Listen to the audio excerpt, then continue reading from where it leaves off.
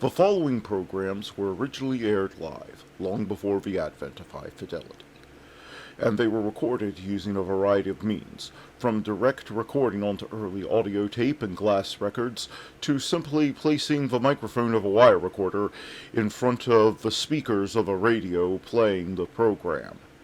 I hope, however, that any variance in audio quality will not take away from your pleasure in listening to these, some of the all-time favorite shows.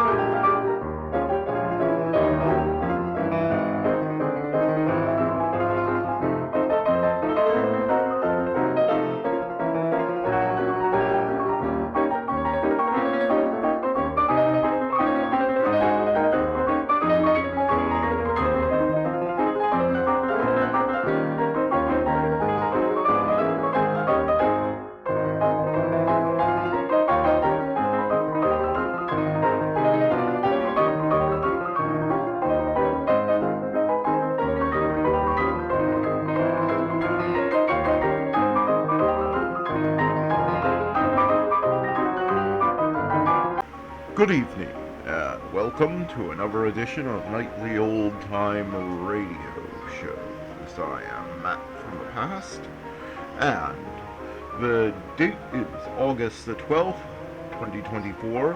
Here is what happened on this day in history. In 1121 AD, Battle of Dagari, the Georgian army under King David the Builder wins a decisive victory over the famous Seljuk commander Ilgazari. In 1480, Battle of Otranto, Ottoman troops behead 800 Christians for refusing to convert to Islam. In 1851, American inventor Isaac Singer patents the sewing machine. In 1908, Henry Ford's company builds the first Model T car. In 1981, IBM introduces its first personal computer, PC and DOS version 1.0. In 1927, Wings, one of only two silent films, the other being The Artist in 2011, to win an Oscar for Best Picture, opens starring Clara Bow, although Best Picture was called Outstanding Picture 1929 at the time.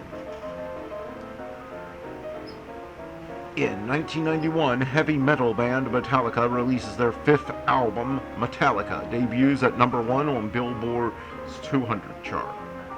In 1964, Mickey Mantle switch hits home run record 10th and final time in a game with one going up 502 feet. And that was this day in history. Now let's get on with the shows. Hey, Maya, who's on first? Why, it's Bud Abbott and Lou Costello who are up next. Hey, Abbott, what time is it? It's time for the Abbot and Costello Show. We're on the air for ABC here in Hollywood. Well, what are we waiting for? Let's go with the Abbott and Costello Show.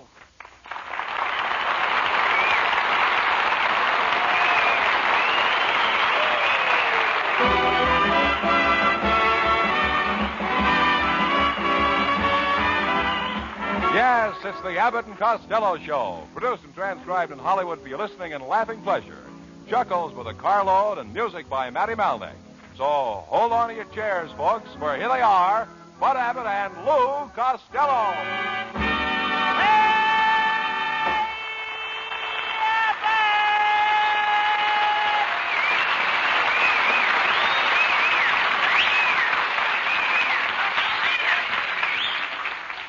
right, Costello. Abbott! Get up. Hey, Abbott! Costello, here I am. What are you so excited about?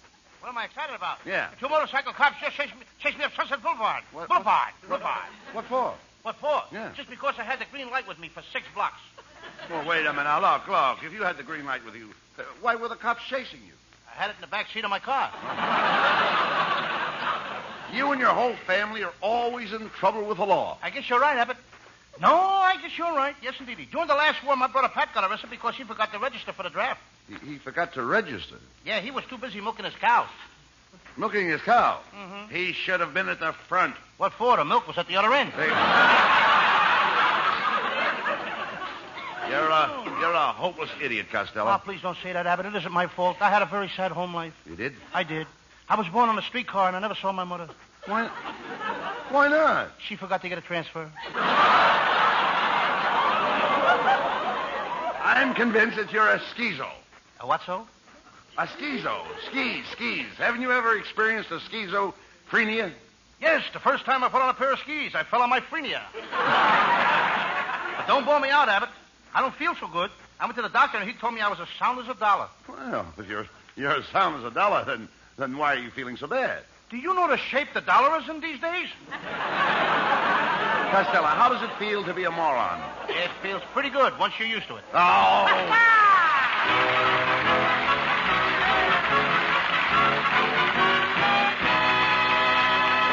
Well, there's a sample of the high-grade nonsense you'll be hearing for the next half hour. But before we get back to it, listen to this.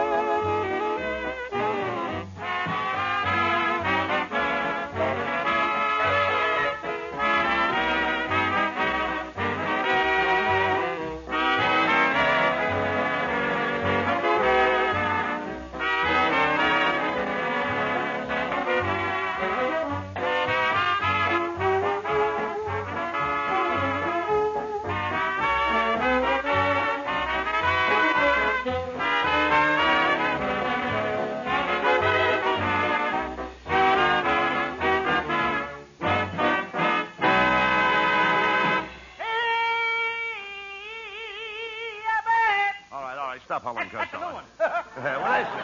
Stop howling. Where'd you get that black eye? Oh, I met Marilyn Williams at the country club, and she asked me if I'd like to play around with her. Yes? How did I know she was talking about golf? You look terrible, Costello. I do? Yes. Well, I had a bad day, Abbott. When I left Maryland, I ran into a tough guy with a gun. He said, "Give me your money or I'll blow your brains out." What did you do? I told him to blow my brains out. Why? In this town, you can get along without brains, but you gotta have money.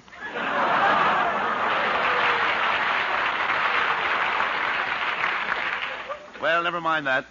There was a phone call for you. Some girl from the Burbank Theater. Must be Reenie the Pooh. Reenie the Pooh, the bubble dancer. What a girl. She makes $1,000 a week. Oh, that's ridiculous. How can a bubble dancer make $1,000 a week? Big girl. Small bubble.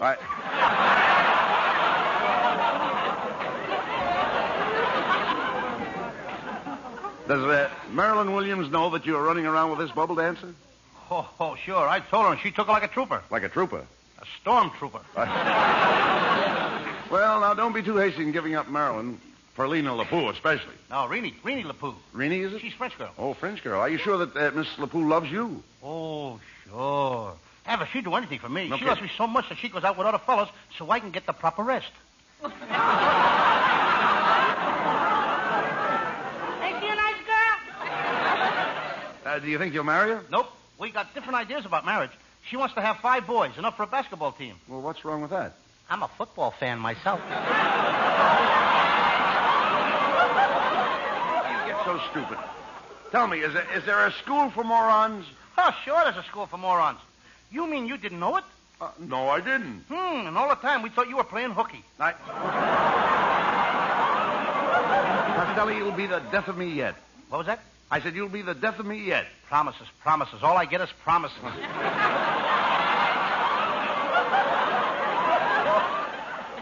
Hey, you guys. You see a crazy man around here? What does he look like? He's a skinny guy, 3 feet 2 inches tall and weighs 520 pounds. Just a minute. How can he be skinny and weigh 520 pounds? I told you he was crazy.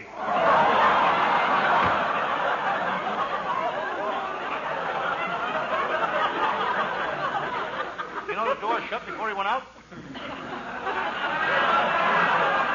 2 to 1, the sound guy's got the script upside down. Well, he's crazy.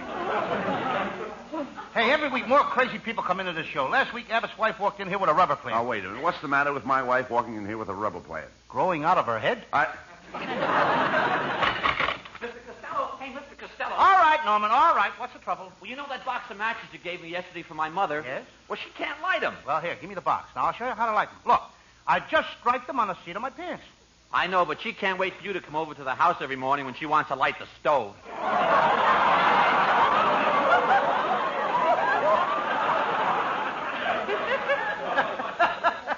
Norman?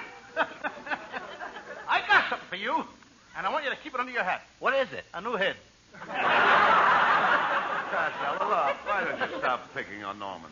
Oh, why don't he get out of here and get himself a job? Norman, when I was your age, I was working in a store for $3 a week, and in 5 years, I owned the place. Yeah, but you can't do that nowadays, Uncle Louie. And why not? Now they've got cash registers.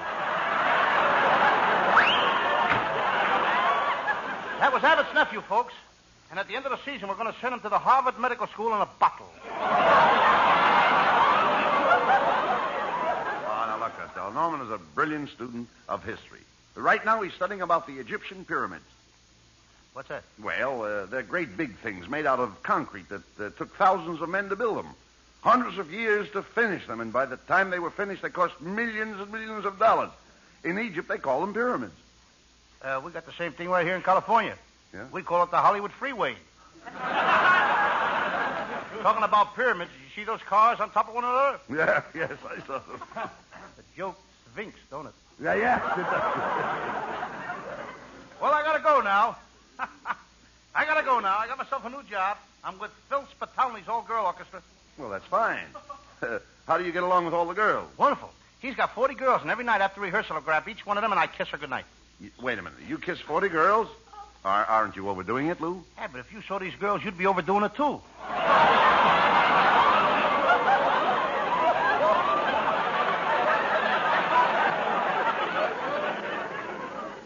What's your job with the orchestra, Lou? Well, I tell you, I'm in charge of the girls' cello section. I'm the head bender. Head bender. Yeah. Every night when they get through playing, I help get their legs back in shape.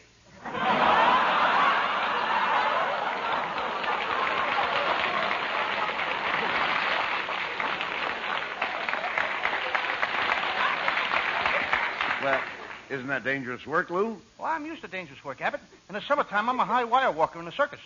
Do you use a net? No, my hair is just naturally curly.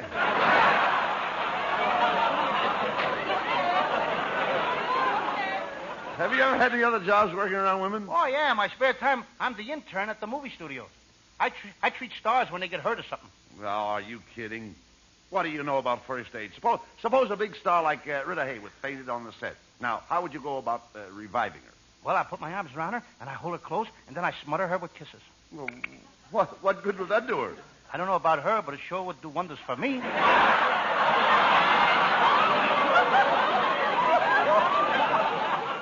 Hello, boys. Well, look, Costello, it's our singing star, Marilyn Williams.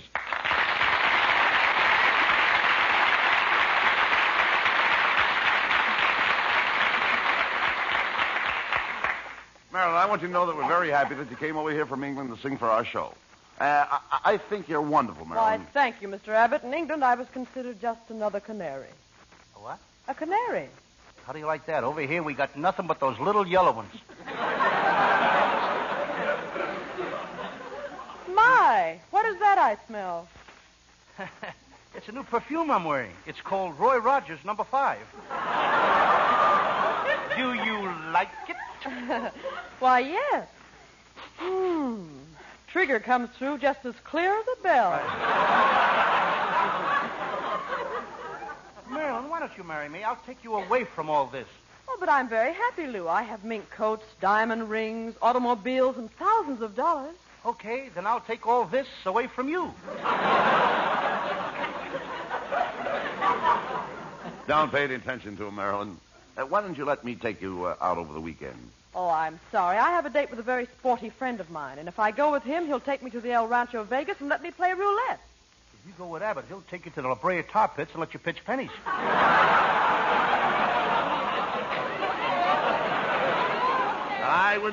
I wouldn't blame Marilyn if she left this program and went back to England. You haven't done a thing for her since she's been with us, Lou. Oh, no? No. What about that lovely big present I sent you? You mean that manhole cover? That was no ordinary manhole cover. That one came from Beverly Hills.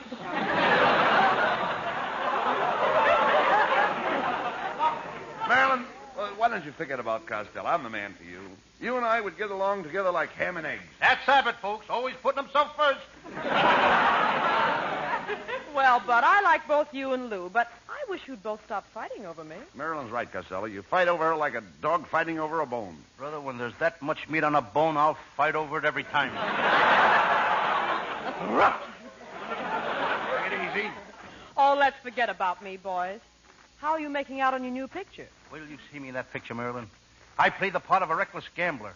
I'm a big plunger. You're a what? A big plunger. Oh, that's fine. If our sink ever gets stopped up, I'll give you a call.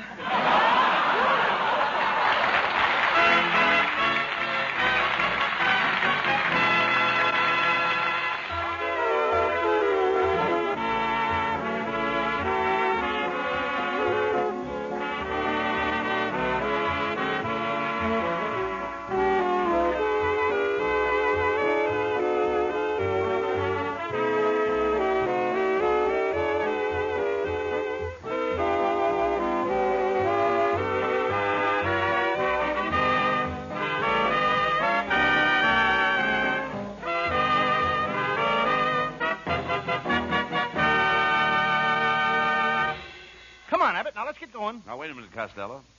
Let's turn on the spotlight. Let's turn it on our singing gal from England. Oh, that's great for us, and it's great for everybody listening. Here she is, folks, Marilyn Williams with Matty Malnick's music. From the new Broadway musical, Where's Charlie? Here's a song I like. My darling, I've wanted to call you my darling for many and many a day. My darling, I fluttered and fled like a starling. My courage just melted away. Now all at once you kiss me, and there's not a thing I'm sane enough to say, except my darling, get used to that name, my darling, it's here to stay. My darling, I've wanted to call you my darling for many and many a day. My darling, I fluttered and fled like a starling. My courage just melted away.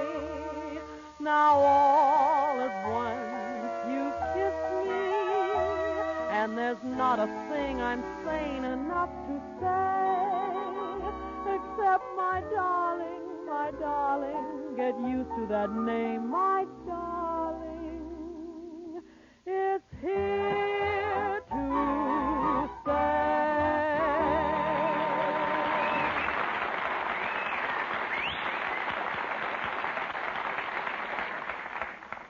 Yeah, but I just got myself a swell job, washing the windows of the chorus girls' dressing rooms at Earl Carroll's Theater. Some job. Washing windows of the chorus girls' dressing room. What could you see in that? Plenty, after I get them clean. My Uncle Mike got me the job. He's a pretty big man in this town. Your Uncle Mike is a nobody. Is that so? Well, last night, my Uncle Mike was invited to a big Hollywood sneak preview. But your Uncle Mike is not in pictures. Why was he invited to a big sneak preview? He's one of the biggest sneaks in town. And he's also just like you, always broke. He is not. My Uncle Mike has a great reputation. He can walk into any bank in Hollywood. All he has to say is 4 words, and they give him all the money he wants. What are the 4 words? This is a stick-up.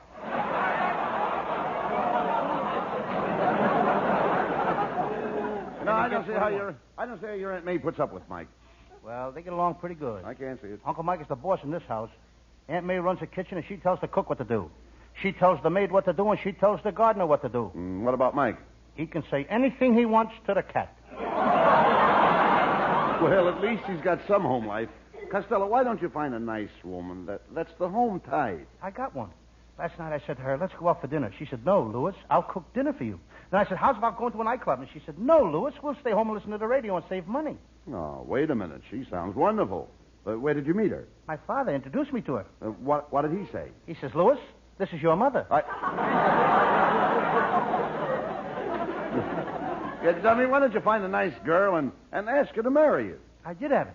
I asked that little blonde school teacher next door to marry me. Then what did she say? She said, ask my father. Well, did you ask her father? He didn't appeal to me. Oh,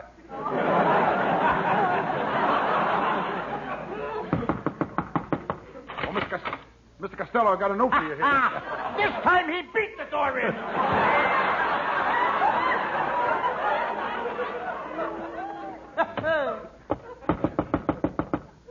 Oh, Mr. Costello.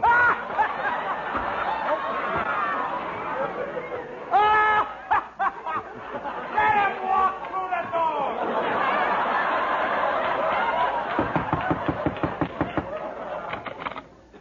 Oh, Mr. Costello, I got a note for you here. I'm not answering you. I like it the other way.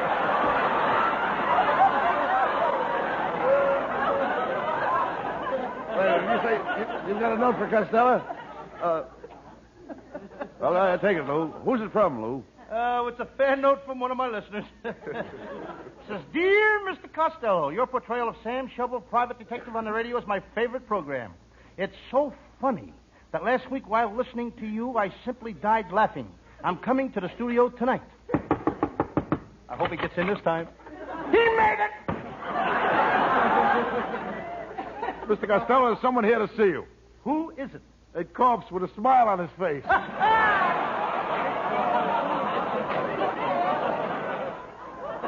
Abbott, a Sam Shovel detective. I'm scaring half the people in the country to death. What about the other half? The Thomas Committee will take care of them. Well, never mind that. What is your Sam Shovel story for tonight? It's one of my most famous cases. I call it the case of the boy named Tony, whose mother kept him locked in a closet, or Tony's home permanent.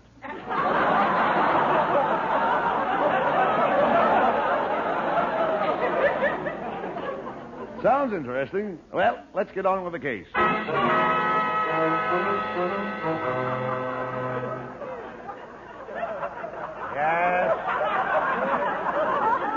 Yes, I'm Sam Shovel, private detective. I'm sitting in my little office with my legs crossed. The hard way. Behind my back. I'm sitting here typing a report on a famous criminal.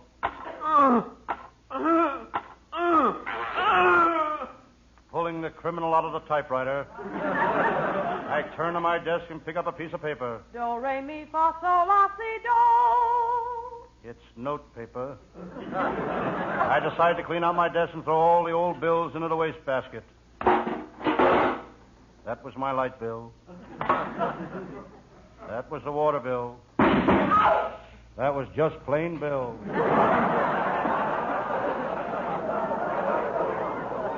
I glanced down at the desk. There lies a full run of one of my early cases. The case of the murderess with the long golden hair. I made a lot of money out of that case. She was a beauty. I was dying to meet her. I spoke to her in Kansas City, but she gave me the brush. I tried to talk to her in Cleveland, but she gave me the brush. In Washington, she gave me the brush. In Buffalo, she gave me the brush. I never got acquainted with her, but I made a fortune selling her brushes. It's about time for my pal, Lieutenant Abbott of the Homicide Squad, to show up. Every day he drops into my office to chew the fat. I wish Abbott would stop chewing the fat. My arm is full of teeth marks. The door closed. Hello, Sam. Sam Shovel. That's Lieutenant Abbott. He's a brilliant man. He hasn't spoken for 3 pages. Now he comes on with a line bristling with humor saying, "Hello, Sam Shovel."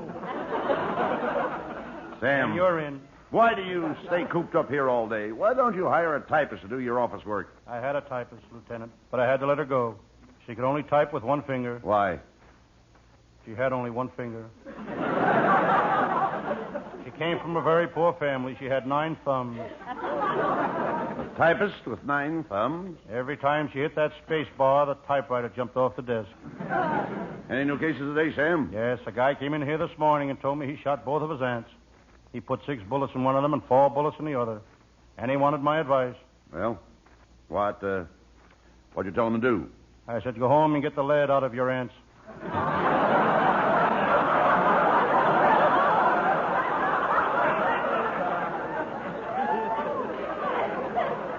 Sam, I've got a case for you. The chief wants you to shadow Striptease Susie, the burlesque queen, and see if you can get something on her. What? Clothes. You know Striptease Annie?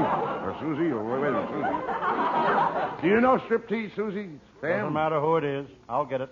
I saw her on the stage once. She came out to do her fan dance. A mouse ran out in front of her, and Susie dropped her fans. What happened? The mouse fainted.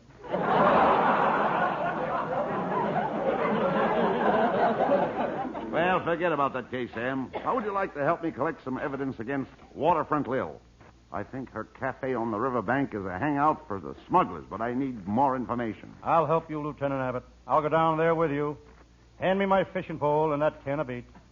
What do you want with the bait? I'm going to worm the information out of her. Sam, you're a tough detective. Waterfront Lil used to be your girl, and here you are ready to double-cross her. Yes, Lieutenant Abbott. I'm a detective through and through. Why, I'd double-cross my brother. Hello, Sam. Get out of here before I double-cross you. Who was that? My brother. Now, come on, Sam. We're going to Waterfront Lil's Cafe.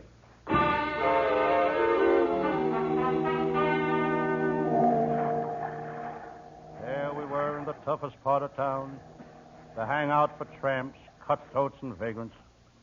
Suddenly, the exciting odor of taboo perfume fills the waterfront air. I wonder where it's coming from. It's me. I'm covered with taboo perfume. Who are you? Oh, just a fragrant vagrant.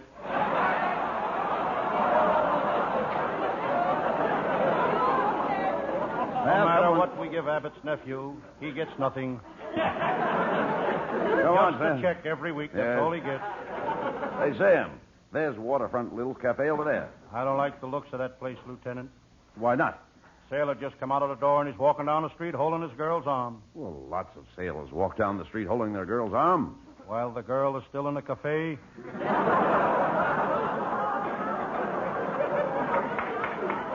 We walked toward the cafe. Lieutenant Abbott was looking left and right. He has shifty eyes. He shifted him in a second. Together we entered the saloon through the doors. They were swinging doors. They were really swinging tonight. The place was full of tough mugs. A guy 8 feet tall walked toward us. He was a longshoreman. He was the longest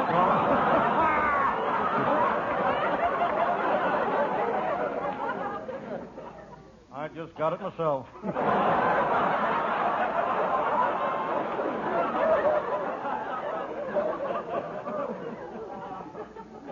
We should read the script once in a while, Abbott. He was the longest shoreman I ever saw. He took a punch at Lieutenant Abbott's chin. Abbott has a glass jaw. I wasn't going to stand there and let that man do that to my friend Lieutenant Abbott. This man was 8 feet tall, so I hit him with a left, I hit him with a right, I hit him with another left, another right. I knocked him down. Then I took his crutches away and broke his pencils.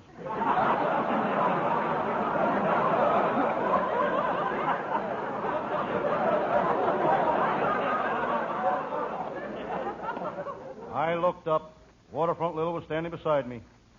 She was more beautiful than ever. She spoke.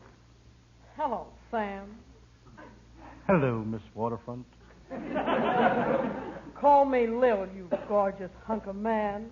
Okay, Lil, you gorgeous hunk of man. Never mind the romancing, Sam. You've got to find out if she's a smuggler. Okay. Be subtle. Don't let her know you're after information. Okay, take it easy. All right. Okay. Lil, are you a smuggler? Sam, I'll tell you if you promise not to turn me over to the police. Now, promise you won't turn me over. Why should I turn you over? You can't look any better on the other side. Oh, Sam, you're so sweet. Come here. I'm going to give you a kiss that will take the curl out of your hair. Well, Sam, speak to me. Lieutenant Abbott, call up my mother and tell her I'm no longer a Tony twin. Well, Lil, we've got you at last. I'm taking you in. Oh, no, you're not. You'll never take me alive. Quick, Sam, put the handcuffs on her. She got me. I'm shot. Oh, I'm sorry, Sam. Quick, Lieutenant, call an ambulance. We'll take Sam to the hospital. No, not the ambulance. Sam, don't you want to go to the hospital? Yes, but I ain't riding in no ambulance through that Los Angeles traffic. A man can get killed that way. I'll walk. Oh, quick, get him out of here.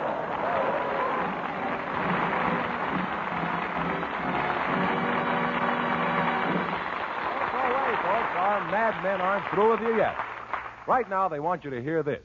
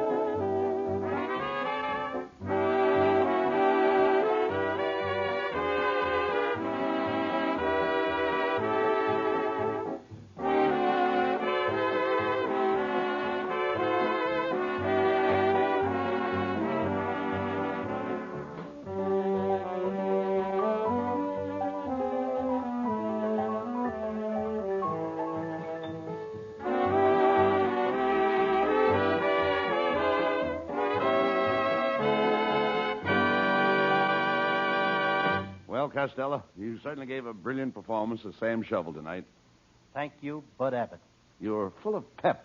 Yes, sir, you certainly were effervescent tonight. Did you ever see me when I ever wasn't? Ever wasn't? Now I know what happened to Baron Munchausen's riders. We've got them. Oh, good night, folks. Good night to everybody in Patterson. Good night.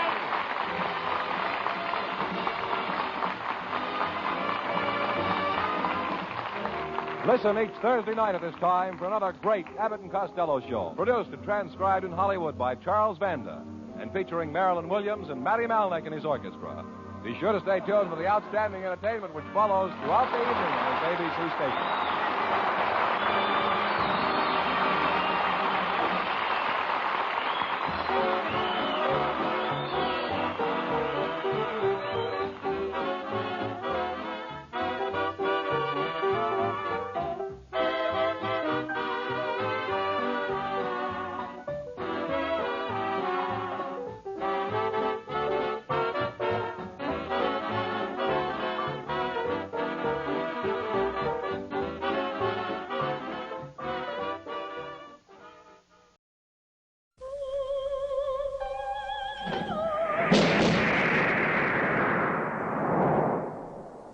I do not know what price I shall have to pay for breaking what we alchemists call silentium. The life experiences of our colleagues should warn us not to upset laymen by imposing our knowledge upon them. The book!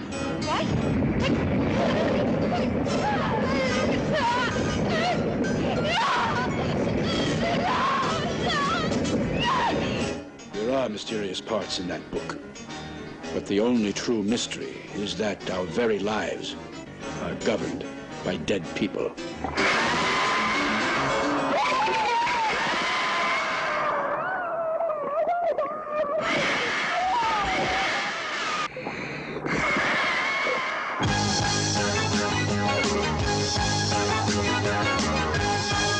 beginning, there were 3 mothers, the same as there were 3 fates and 3 furies.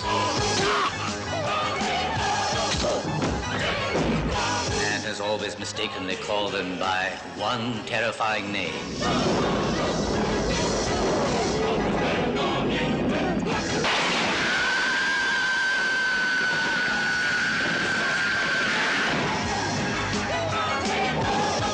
I'm afraid. I'm afraid to be left alone. Carla?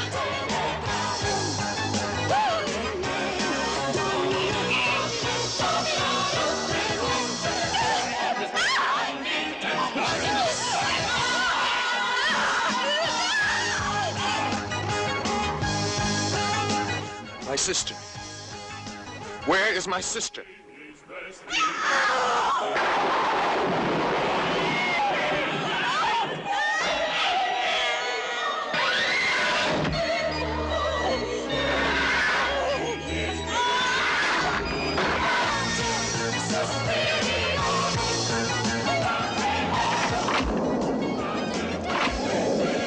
It's as if I were constantly being watched. And at times, I think I actually feel a presence. As if someone were in the room with me. Who lives in this damned house? Someone who is waiting. But who? You are being watched.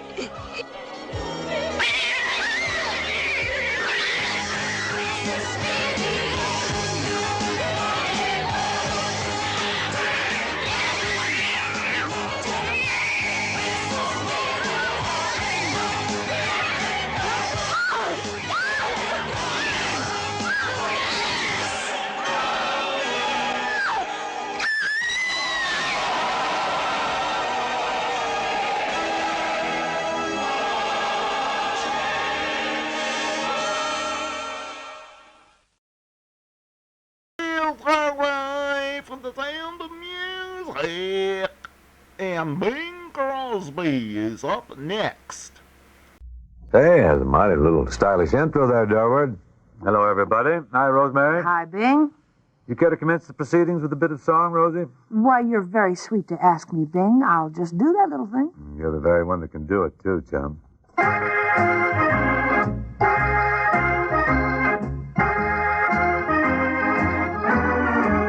What did we do last night? Tell me, what did we do that makes me feel so great today? Tell me, what did we do that was different and new, that has me feeling this way? Saw a show and then we had a bite, just another date. Gonna meet again next Friday night. I can hardly wait. What did we do last night? It was something all right. It's all that I keep dreaming of. All the time we were out simply wondering about. Guess we must have been falling in love.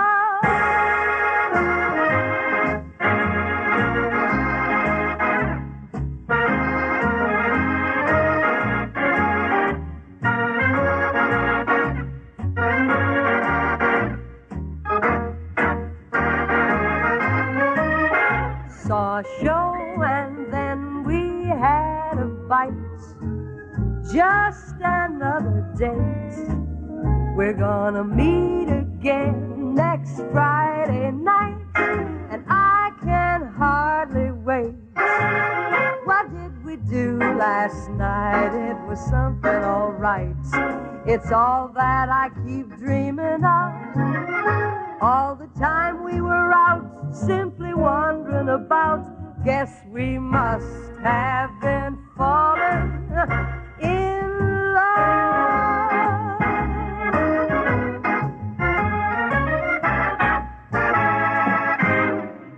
Today we're going to clear up a mystery. Mystery called Where Are the Lady Barbers? Lady Barbers, what are they? Barbers who were ladies, Rosie. She's too young. Oh. And which way'd they go, Bing? Ken, they've just vanished. Of course, many years back, there were hundreds of barber shops where the ladies did men's hair cutting. You remember that? Sure. I remember I had my hair cut by a lady barber when I was a boy, and took me years to get over it. She was beautiful and you were smitten, eh, Ken? No, she was a learner and I was wounded.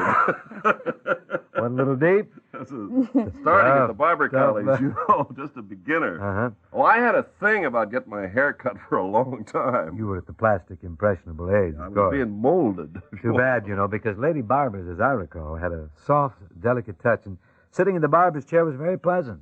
Really something that I look forward to. Ken, I knew a fella in Spokane who was so smitten with a lady barber, he used to get shaved 5 or 6 times a day. That's what I call true love. Oh, you could see his veins. Oh, that's attractive. Well, this is all news to me, this lady barber bit. Well, it shows you, Rosie. You see, you stick around here and listen to this program, and you're going to learn something every single day. And if you have something to sell, tack a notice there on the bulletin board. We'll move it. I imagine there are plenty of ladies who do some hair cutting in the home, aren't there? Oh, you know it, Rosemary.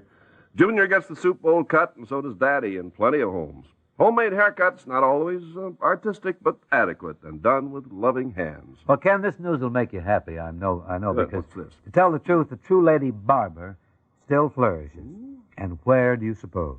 Well, I wonder. In Honolulu, Hawaii. In Honolulu? Honolulu, Hawaii. Honolulu. Yeah. I may just fly over there and try again. Good for you, Ken. You'll have a big choice, too, Ken. Yeah, wide field, because more than half of Honolulu's 1,000 master barbers and 180 apprentice barbers are ladies. I tell you something, I don't want another apprentice.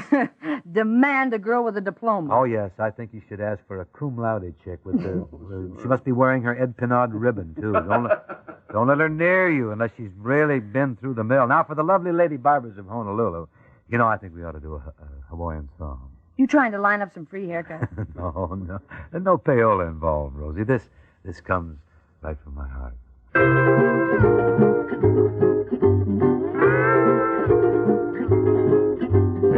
You like a ukulele lady like you. If you like to linger where it's shady, ukulele lady linger too. If you kiss a ukulele lady while you promise ever to be true, she see another ukulele lady fool around with you. Maybe she'll sigh, maybe she'll cry, maybe she'll find somebody else by and by to sing to, where it's cool and shady, where the tricky wicky wackies woo.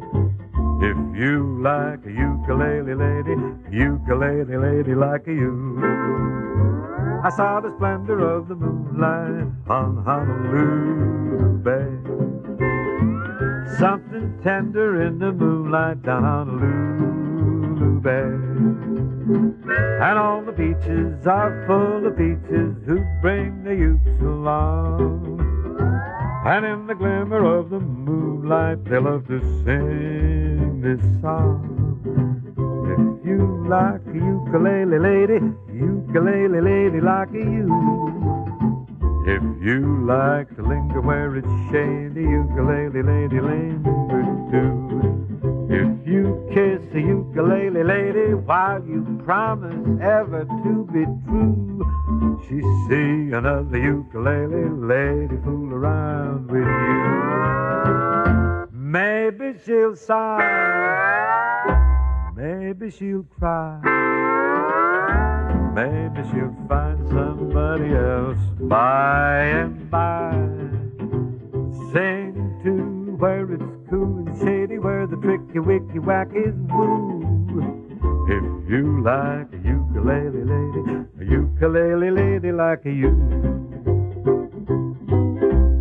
Remember when it was stylish to be stout? Oh, but now we know it's downright dangerous. Because those extra pounds make your heart work harder. They increase the chance of heart trouble.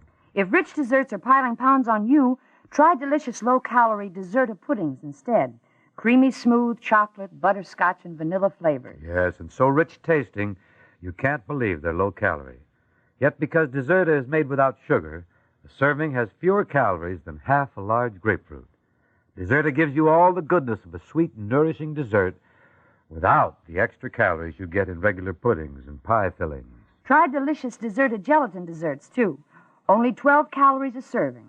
Look for Deserta, D-Zerta, in the low-calorie section of your grocery store. Remember, Deserta is made without sugar to let you enjoy luscious desserts with a clear conscience. At mealtime, bedtime, anytime.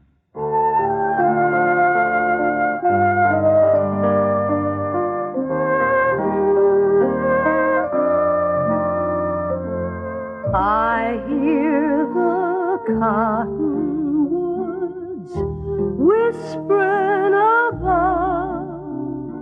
Tammy, Tammy, Tammy's in love. The old hooty owl, hooty hoos to the dove. Tammy, Tammy, Tammy's in love. Does my darling know what I feel when he comes near? My heart beats so joyfully, you'd think that he could hear. Wish I knew if he knew what I'm dreaming of. Tammy, Tammy, Tammy's in love.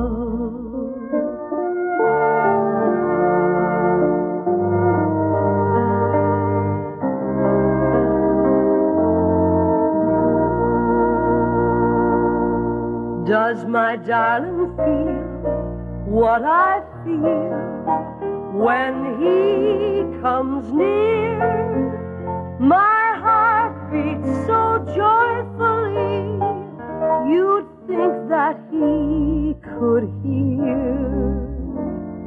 Wish I knew if he knew what I'm dreaming of. Tammy, Tammy, Tammy's in love.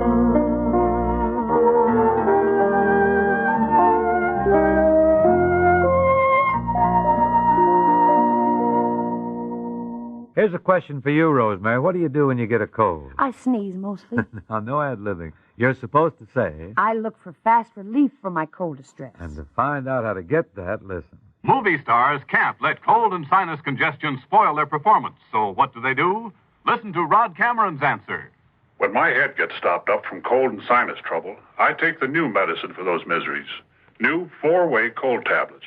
Today's 4-Way contains a decongestant to drain sinus congestion while it relieves cold distress. Then you feel better fast. Tests show 4-Way acts faster than any other leading cold or sinus tablet. In minutes, 4-Way speeds pain-relieving medicine all through your body. In the same time, no trace with other brands. Only 4-Way starts so fast to relieve muscular pains, reduce fever, relieve headache without upsetting stomach. And 4-Way drains sinus congestion to restore free breathing, too. Right, Rod Cameron? It sure is. With 4-Way, I start to feel better right away. To relieve cold miseries while you drain sinus congestion, get new 4-Way. Fastest acting of all the leading cold and sinus tablets.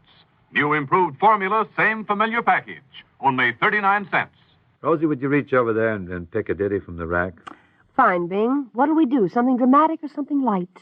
I'd like to go a little heavy. I seem to be in the mood for something with depth.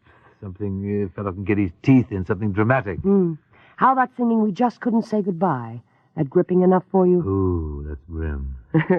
Stark, somber. You know, I may even peel an onion to induce a few tears during the number. Don't you dare. We thought that love was over, that we were really through. I said I didn't love her. we'd begin anew. And you can all believe me, we sure intended to, but we just couldn't say goodbye. The chair and then the sofa, they broke right down and cried. The curtains started waving for me to come inside. I tell you confidentially, the tears were hard to hide, and we both couldn't say goodbye. The clock was striking 12 o'clock. It smiled on us below. With folded hands, it seemed to say, we'll miss you if you go. So I went back and kissed her. When I looked around, the room was singing love songs, dancing up and down. And now we're both so happy because at last we found that we just couldn't say goodbye.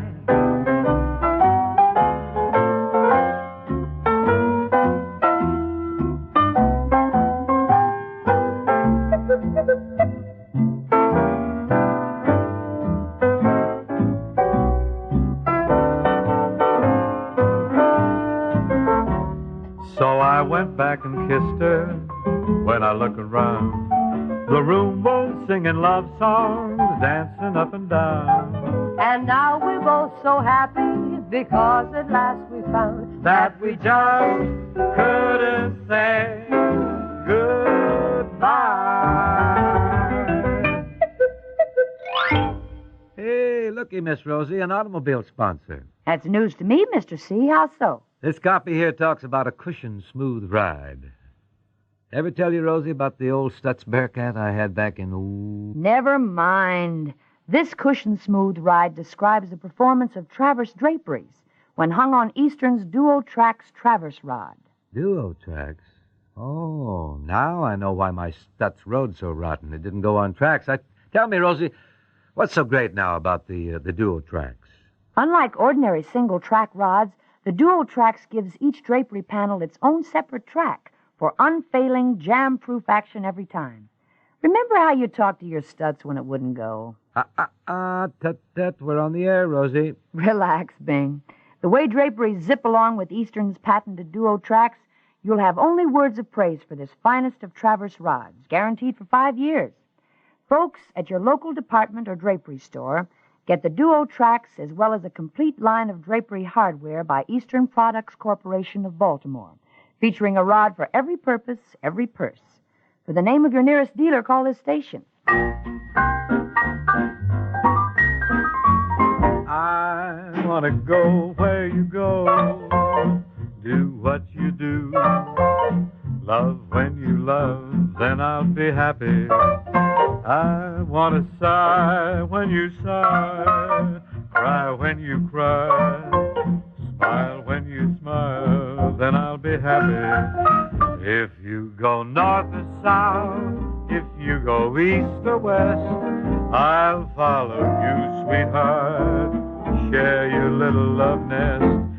I want to go where you go, do what you do, love when you love, then I'll be happy.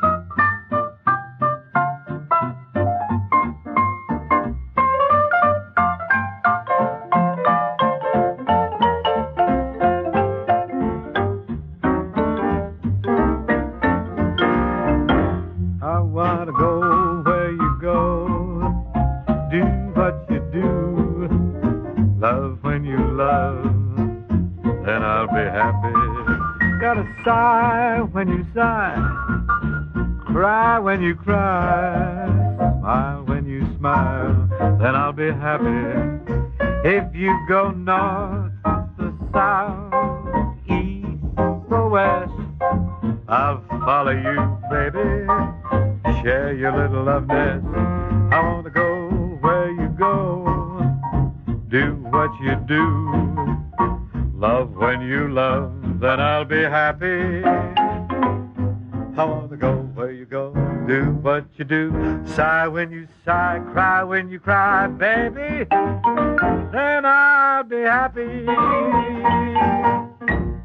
Time to cut on out now, Rosie. That's it for today, friends. But we'll be back right at this very same spot at the very same time tomorrow. Let's all regroup then, shall we? Yes.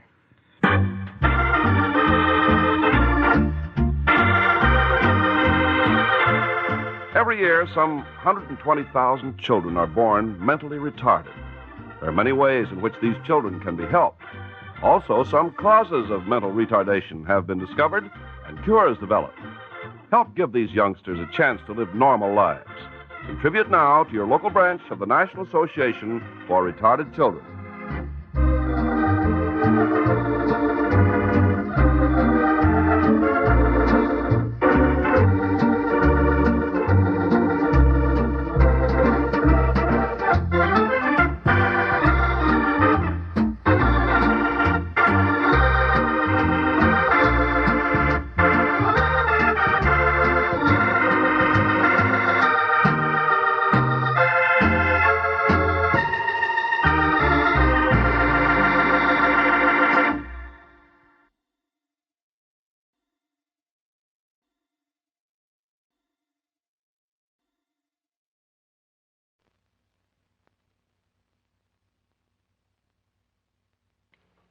Ladies and gentlemen, my name is Stanley Kramer.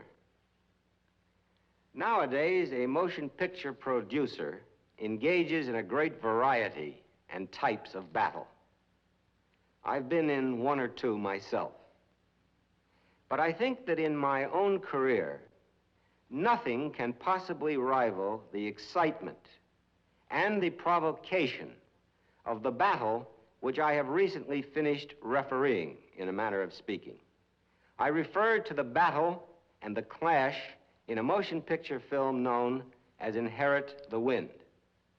Now, the protagonists or antagonists in this battle are Spencer Tracy and Frederick March, both two-time winners of the Academy Award.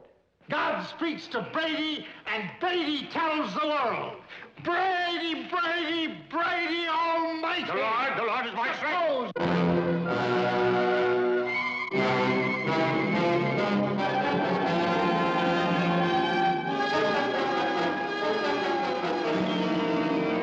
I object, I object, I object. On what grounds?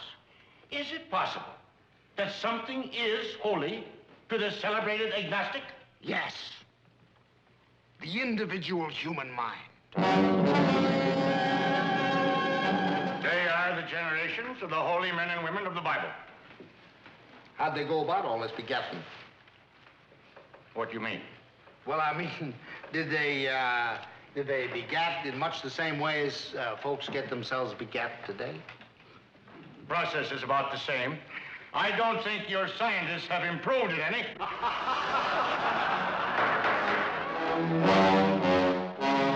You'll win no victories here. I've been a lawyer long enough to know there are no total victories anywhere. There's only one man in this town who thinks it all, and he's in jail. That's why I'm here. Inherit the Wind makes news everywhere. London, celebrities arrive for the world premiere. Producer Stanley Kramer arrives. Gregory Peck. Filmmakers Otto Preminger and Walter Wanger. Gene Kelly, co-star of Inherit the Wind. And Jeff Chandler. Berlin. Inherit the Wind electrifies the Berlin Film Festival. Record throngs turn out, and a gala list of celebrities and dignitaries, headed by Berlin's mayor, Willy Brandt. Inherit the Wind becomes the first picture ever to win 2 awards at the festival. A coveted Silver Bear Award presented to Stanley Kramer by Harold Lloyd, chairman of the festival jury. And a special youth award for the best picture voted by teenagers all over the country. For its brilliant performances and dramatic power, unprecedented acclaim for Inherit the Wind. Oh, God speaks to you? Yes. He tells you what is right and wrong? Yes. And you act accordingly? Yes. So you, Matthew Harrison Brady, through oratory or legislature or whatever, you pass on God's orders to the rest of the world. Well, meet the prophet from Nebraska. Is that the way of things? Is that the way of things? The winner, you'll have to make that decision for yourselves when you see Inherit the Wind. But I would promise you an experience in screen performance beyond anything you have ever seen.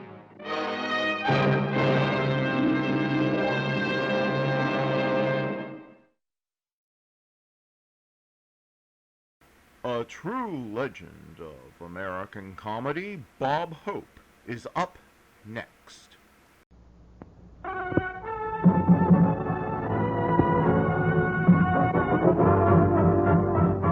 The Bob Hope Show, transcribed from Hollywood, California, with Les Brown and his band of renown.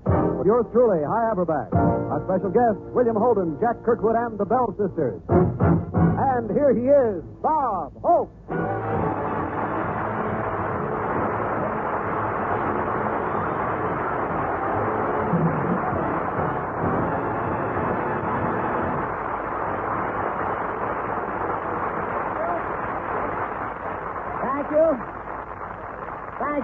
Thank you, ladies and gentlemen. Well, here I am back in Hollywood. How dramatic, huh?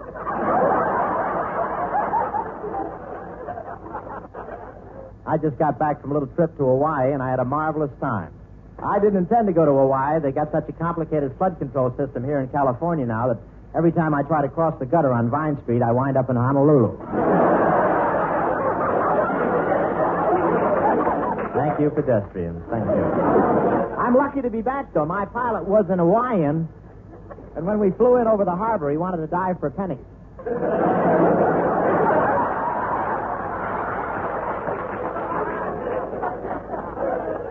And they held a luau in my honor. A luau, that's a Hawaiian expression meaning as the sun sinks in the west, we say aloha to our stomachs.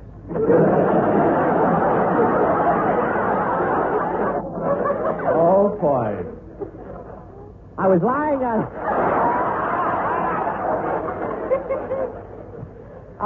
on the beach all covered with sand with just my head sticking out, and a lady tourist from Iowa fell it and said, "Get a hammer, Henry, and we'll see if there's milk in this one." And that hula dance is really exciting. They say that in the hula, every movement has a message. I don't know if that's true, but it sure made it tough for Western Union. And those Polynesians over there are such wonderful, simple people. They think if they lead a good life when they die, they'll go on the Arthur Godfrey program.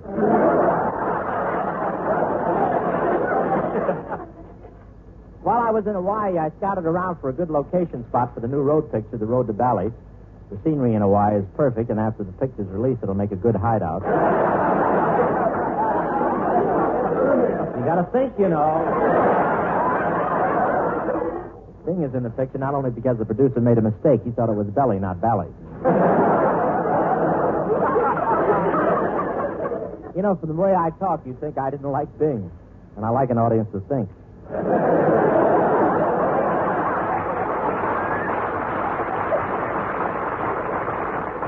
Crosby sings in this picture, but Paramount isn't taking any chances. They're going to have Gary standing by in case of a power failure.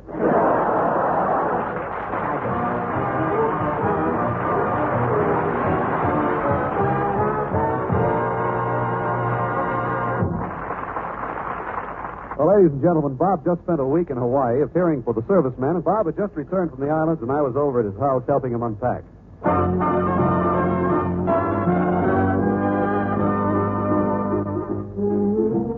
Say, don't they make nice things over in Hawaii High? Look at these beads made out of coral. I got a dozen strings for the girls in the front office of the studio, and I got several pairs of cufflinks carved out of coconut shells for the fellas over there. Well, gee, Bob, you brought a lot of stuff for everyone else, so why didn't you bring something back for yourself? Well, I wanted to, but I couldn't because of a little technicality in the customs law. It seems you can't bring a grass skirt into the country until you remove the contents.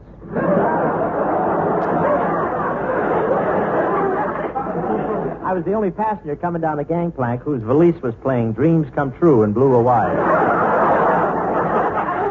me those seashells high in that native spear. I'm going to put those in the den. Hey, looks like you did get around over there in the islands, huh? What do you mean? Well, this picture here.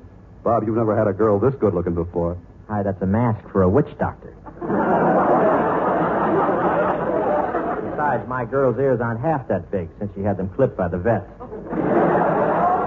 Oh, well, Bob, we've unpacked just about everything. I've got to run along. I'll see you later. Okay, Hi. The nerve of that guy making cracks about my girl's looks. I'm nuts about Charmaine. What a beautiful name that is. Charmaine. Charmaine Finkenstunk. Gee, my secretary, Miss Hughes, hasn't seen any of these things I brought back with me. I think I'll call her in. No, I've got a better idea. I'll put on this witch doctor's mask, and I'll open the door and scare her. There. Oh, you startled me. Mr. Hope isn't here right now. Why don't you sit down and wait for him, Charmaine?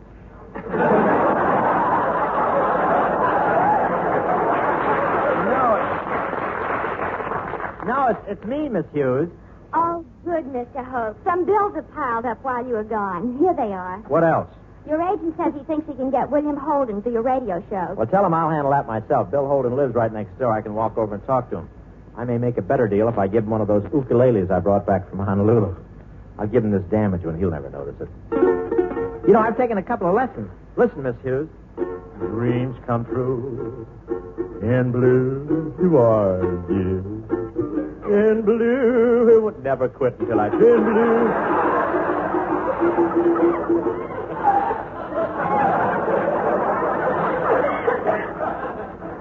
You know, I can have Godfrey here just like that.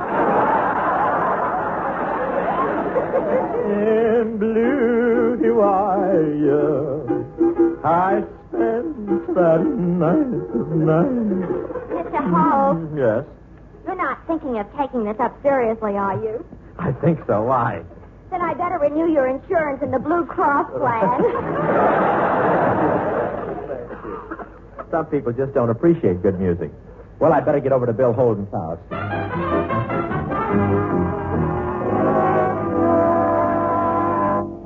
Gee, this place looks very impressive from out here in front. I've been waiting for Holden to invite me over, but then he's only been here for 3 or 4 years. Sign says, danger, electric gate, do not touch. 5,000 volts. Oh, I know how to get through those electric gates.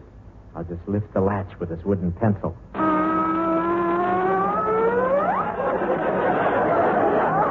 Oh, well, my coat looks more casual without sleeves. Stay, please. Let me open gate for you. Oh, good. It's the Japanese gardener.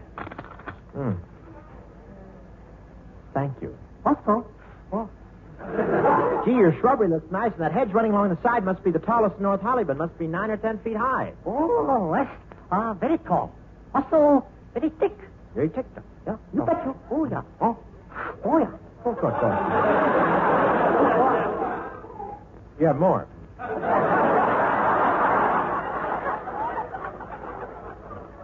Nothing. Yeah. Nothing. My lord, oh, yeah.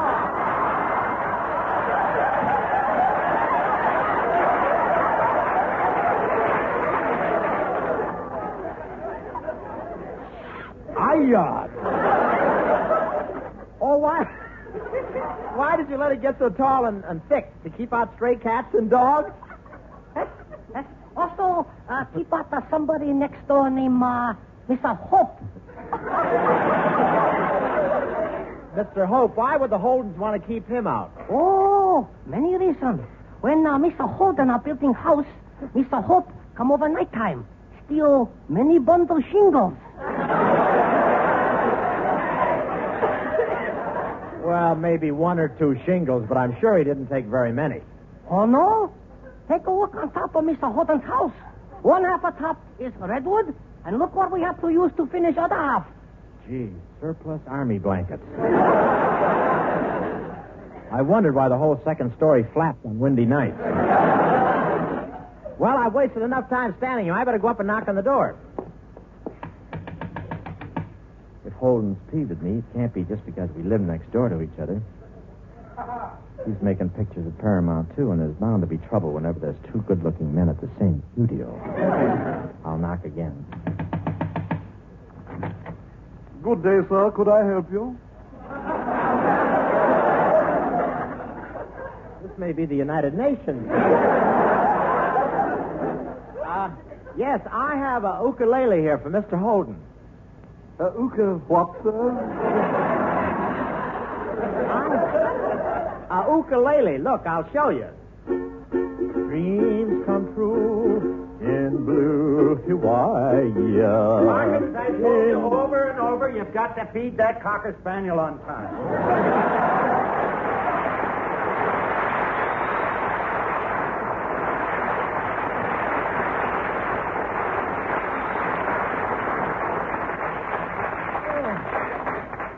What's going on here, anyway? Well, as you know, I'm Bob Hope, and I just got back from Hawaii, so I thought I'd come over and say hello. Hello. No. Open up. Let me in. I want to talk to you. What do you want? Well, could I come in? Well, I guess so. Come on in. But Mr. Holden... It's all right, Parkins. The children have all been vaccinated. Look, I don't know why you're taking this attitude. I'd feel a lot friendlier toward you if you were a better neighbor. Since I've lived next to you, a lot of things have turned up missing around here. Are you insinuating that I took them? Well, all I know is that last year most of the fruit on my trees disappeared. Yeah? Well, the birds around here eat a lot of fruit. I know. And according to my wife, you've got the biggest beak in the flock.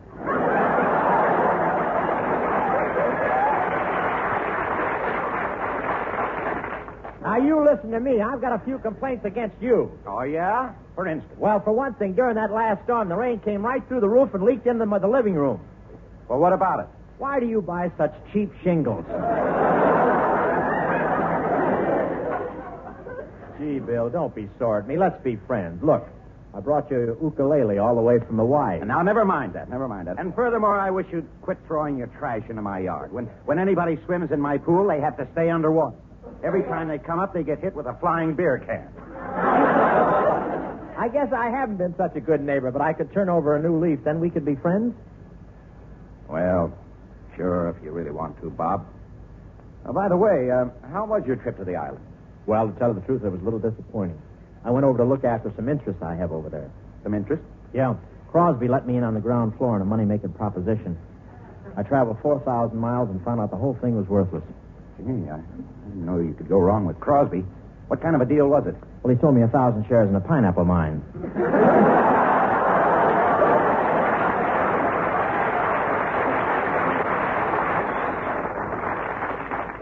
At first, I couldn't believe that pineapples came from a mine, but Bing was very convincing. He even explained that the hole in the middle of the slices came from blasting. Well, I gotta go. My agent will call you about being on my show. Oh, by the way, coming in your front gate, I got quite a shock. Oh, yes, the front gate is electric. Why don't you go out the back gate? Right over there. Oh, thanks. That's it. Now, just reach in and lift the latch.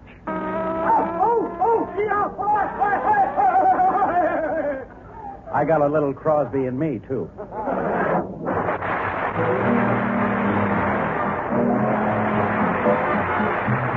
Here's a very welcome return of those two talented tablet-eating song wizards, the Bell Sisters, backed by popular request, Cynthia and Kay Bell.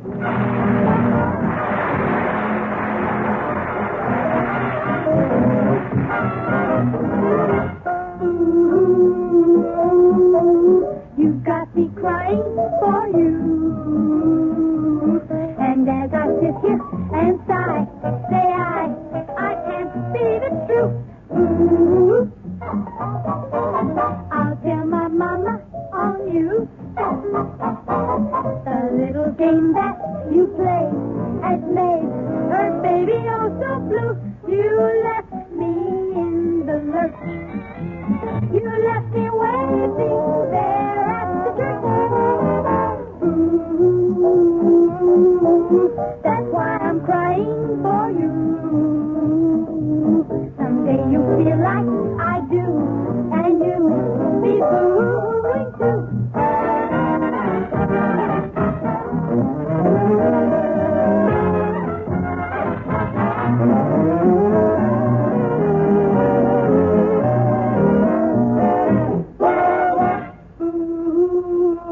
You've got me crying for you. And as I sit here and sigh, say I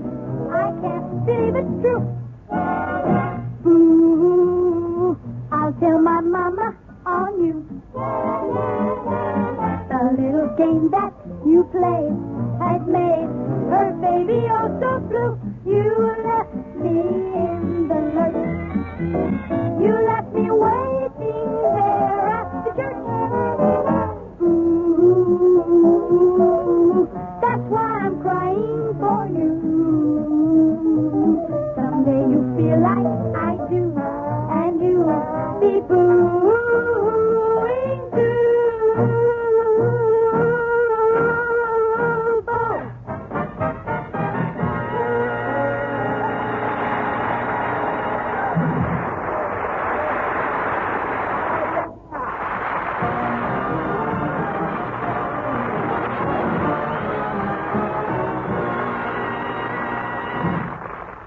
And now, ladies and gentlemen, we present one of the truly great personalities of our time, a man beloved by all. The fair side.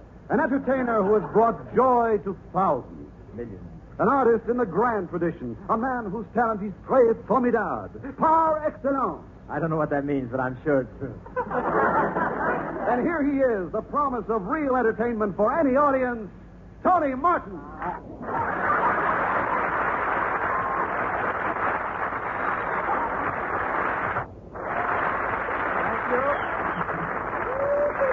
Thank you, Hyde. Thank you, ladies and gentlemen. Hi, turn in your ashtray. You're through. Thank you.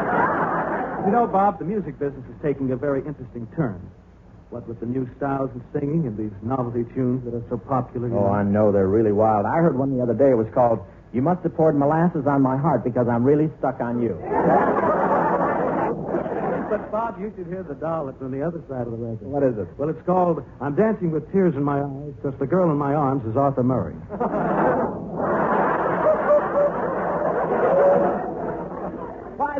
By the way, Tony, there's a sensible little song that my brother Jack wrote with Lyle Moraine for the picture Son of Paleface. Oh, Son of Paleface. Mm-hmm. Isn't that the wonderful new Paramount picture starring Jane Russell, Roy Rogers, Trigger, and Yule? Yeah. I hear it's great. Oh, well, it's very kind of you to say that. Kind. Before we went on the air, he tattooed it on my eyeball. But I didn't know your brother Jack wrote music. Everybody in my family's got talent, Tony. Jack writes songs, another brother dances, I'm a comedian, but my brother in Cleveland makes all the money. What does he do? He's a butcher. He's loaded. Once a year he sends his son out to California for a tan.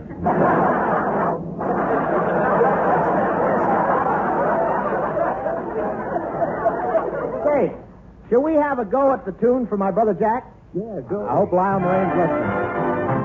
There's a cloud in my valley of sunshine.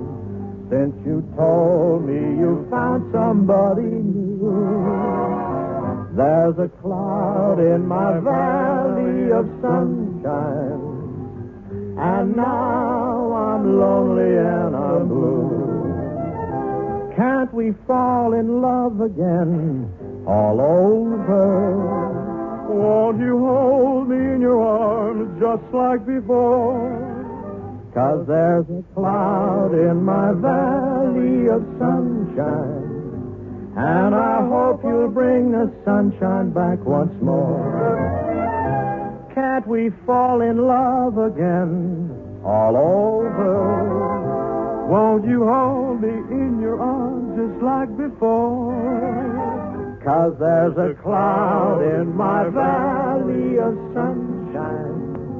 And I hope you'll bring the sunshine back once more.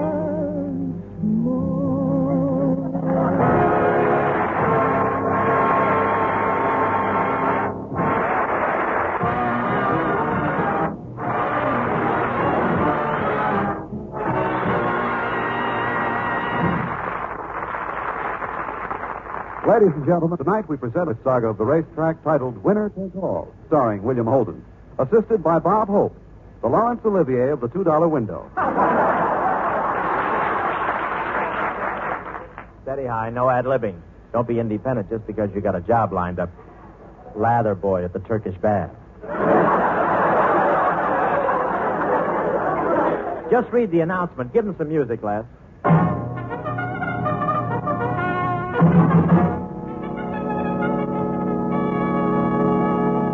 We take you now to the racetrack. Not the grandstand where the banners are flying, but back to the barns and the stables, where the real life of the track is carried on.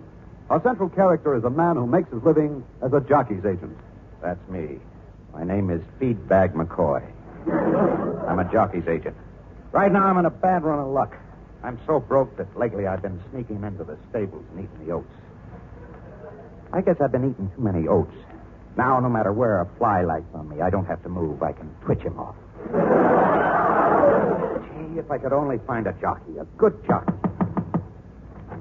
Oh, excuse me, are you Feedbag McCoy? That's right. Did you put this ad in the paper? Wanted someone who knows how to win a race against big-time competition? Yeah. You a jockey? Jockey?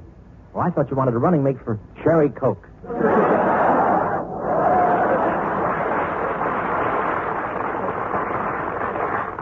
Go on, get out of here. Just a second, Feedbag. This guy might be just the one we need. Yeah. Hey, you. Do you think you could get down to 97 pounds by Thursday? 97? Sure. How much do you weigh now? 212? How can you take off 115 pounds in 2 days?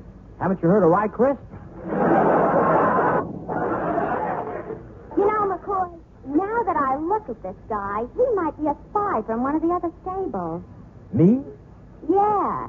If you haven't done any riding, where'd you get those bow legs? Well, I used to be a tree surgeon, and I didn't have a ladder. Okay, kid, you're hired. Put your suitcase in that bunk over there.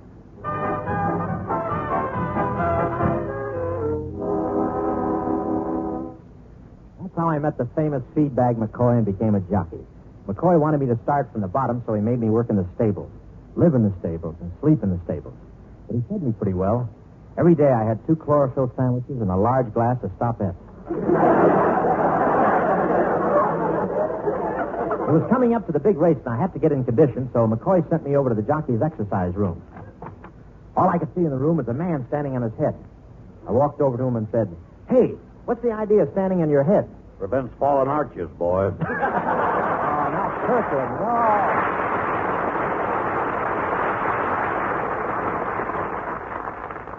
Well, I got to get in shape. I'm going to ride in the big race Saturday. Aren't you a little chubby for that sort of thing? Well, I guess I would have to take off a few pounds to be a jockey. You'd have to take off a few pounds to be a horse.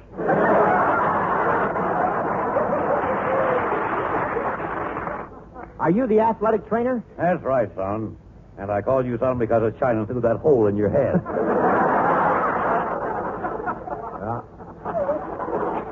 I'm ready to start. What do I do first? Well, you can't exercise in all those clothes. You mind if I take off your shirt? No, I guess not. Gee, this is a nice place you got here. Oh, this is the most up-to-date gymnasium in America, boy. We've even got parallel bars. Yeah, but all gymnasiums have parallel bars. One for scotch and one for bourbon. Now, first, I'll hold this stethoscope to your chest. Breathe in. Okay. Breathe out. That's fine. Congratulations. For what? You'll know in the morning. I'm a spy for your draft board. Now, remember, I'm very particular who I train. You have to pass a difficult entrance examination. You must answer all these questions. First, do you have muscular reflex coordination? No. Do you have 20/20 vision? No. Have you supernormal reflexes? Have you above average hearing? Have you first class stamina? No. Have you got $10? Yes. Shake hands, boy. You made the grade.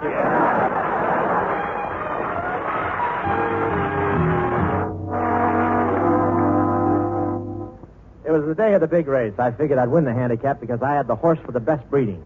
Cherry Coke. Cherry Coke. He was out of Fizzwater by Large Burke. A big crowd had turned out for the handicap. I was proud as I rode into the paddock. I'd been a poor kid all my life, and here I was dressed in jockey silks. Silk cap, silk shirt, silk pants, and underneath burlap shorts. Feedbag McCoy came over to me and said, I got $10,000 bet in this race. If we win, we'll be rich. I'll do my best to make the horse go fast, sir. Oh, he'll go fast. I've got electric batteries under the saddle. I fed the horse a bucket of Benzedrine, and instead of a whip, I want you to use this ice pick. This would sound very suspicious, sir, if I did not know that you were honest. Well, good luck, kid. I'll be waiting at the finish line. This race will start any second, folks. They're all lined up. And there they go. My horse was the first one out of the starting gate. In no time at all, I had circled the track and was back in the starting gate. Yeah, boy! We were going past the grandstand for the first time. My horse was running on 3 legs. I could never break into the habit of waving bye-bye to the crowd. The horses are going down the straightaway. They're really moving. Come on, Cherry Coke. You gotta win. Keep going. Look, Cherry Coke is going around the first turn. Yeah, and Hope's Nose is going around the second turn. Gee, Cherry Coke, we're 100 lengths ahead and we're going to win. We're going to win the big handicap. Gee, only a few yards to go. What happened? Somebody shot my horse. That's right, boy. I did. But Cherry Coke almost had that race won. We'd have been rich.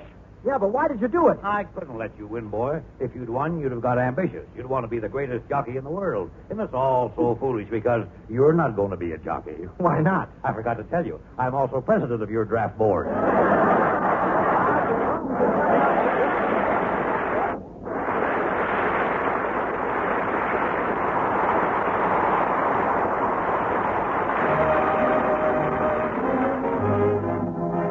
Thanks for being with us, and join us again next week, same time, same station.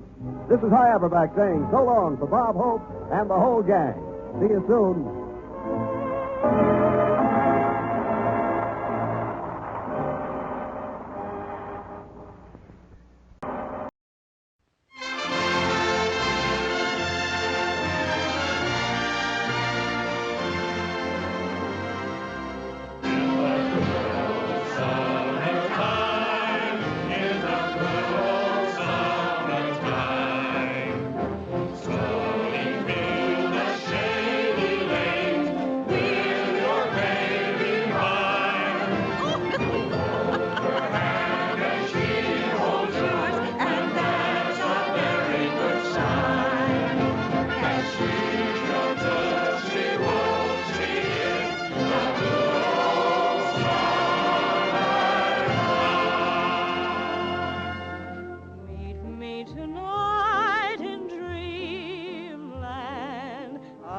The silvery moon. It's the good old summertime, and Judy's getting ready to open her heart to a blind date. What will he be like, Judy? He'll be tall and dark, terribly, terribly handsome, and sort of sad.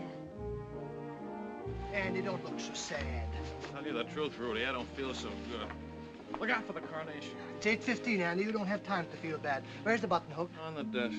I don't think I should go, Rudy. Oh, Andy. And on a lovely summer day, they meet and fall madly into each other's arms. Ah! Here's my card. That's where I work, see?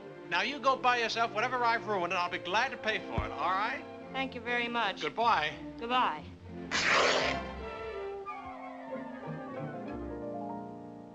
Put your arms around me, honey, hold me tight, huddle up and cuddle up with all your might. Oh, babe, won't you? Excuse me for a minute. Would you like a little help? I don't care if people frown on me. Perhaps it's the lone way, but I go my own way. That's my philosophy.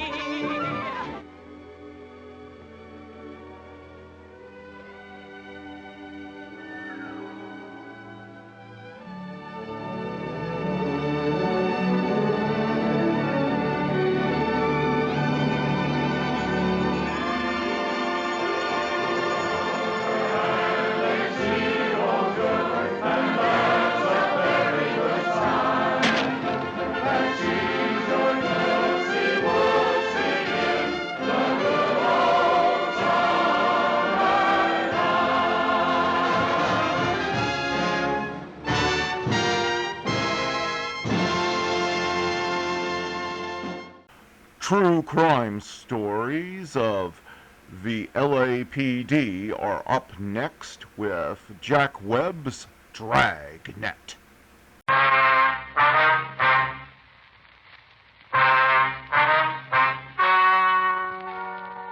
Ladies and gentlemen, the story you are about to hear is true.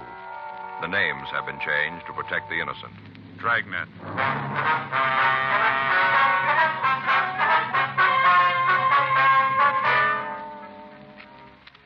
You're a detective sergeant. You're assigned to homicide detail. A young girl has been found in a cheap hotel room, apparently an attempted suicide. There's reason to suspect foul play. Your job, investigate.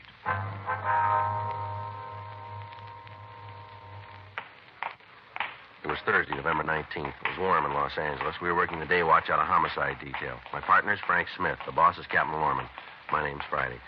We'd just gotten a call from Georgia Street Receiving Hospital, and it was 9:46 a.m. when we got to the second floor. The treatment room. Yes? Could I see Dr. Hall, please? Come in, Joe.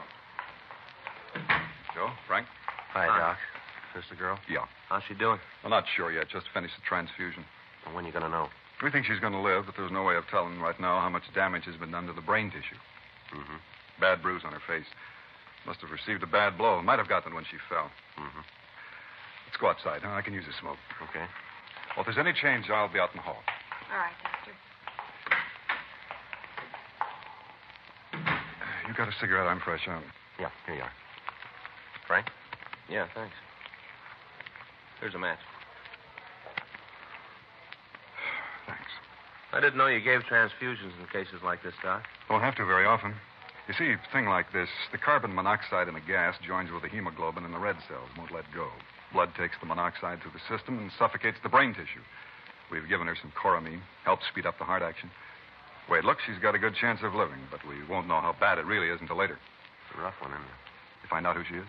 Well, according to the stuff we found in her wallet, her name's Mona Fenton. Another thing that doesn't make much sense, Doc. She registered into the hotel as Mrs. John Norris. Near as we can find out, she wasn't married. How'd you come up with that? Well, when the office got word about it, we tried to get in touch with her husband. We called the phone number on the ID that we found in her wallet, talked with her mother. She says the girl's single. Well, how about the guy she was with? You been able to talk to him? No, haven't found out who he is. Name doesn't check out, huh? Not that we can find. How about the mother? She give you anything? Well, we just talked to her for a minute. We're going over there when we leave here. Maybe she can come up with some answers. I sure hope so. A couple of more questions you can ask her. Yeah? What's that? Find out if the girl's been under a doctor's care. What do you mean? Checked her over when she came in. Found marks. On her arms? Yeah. I think she's an addict.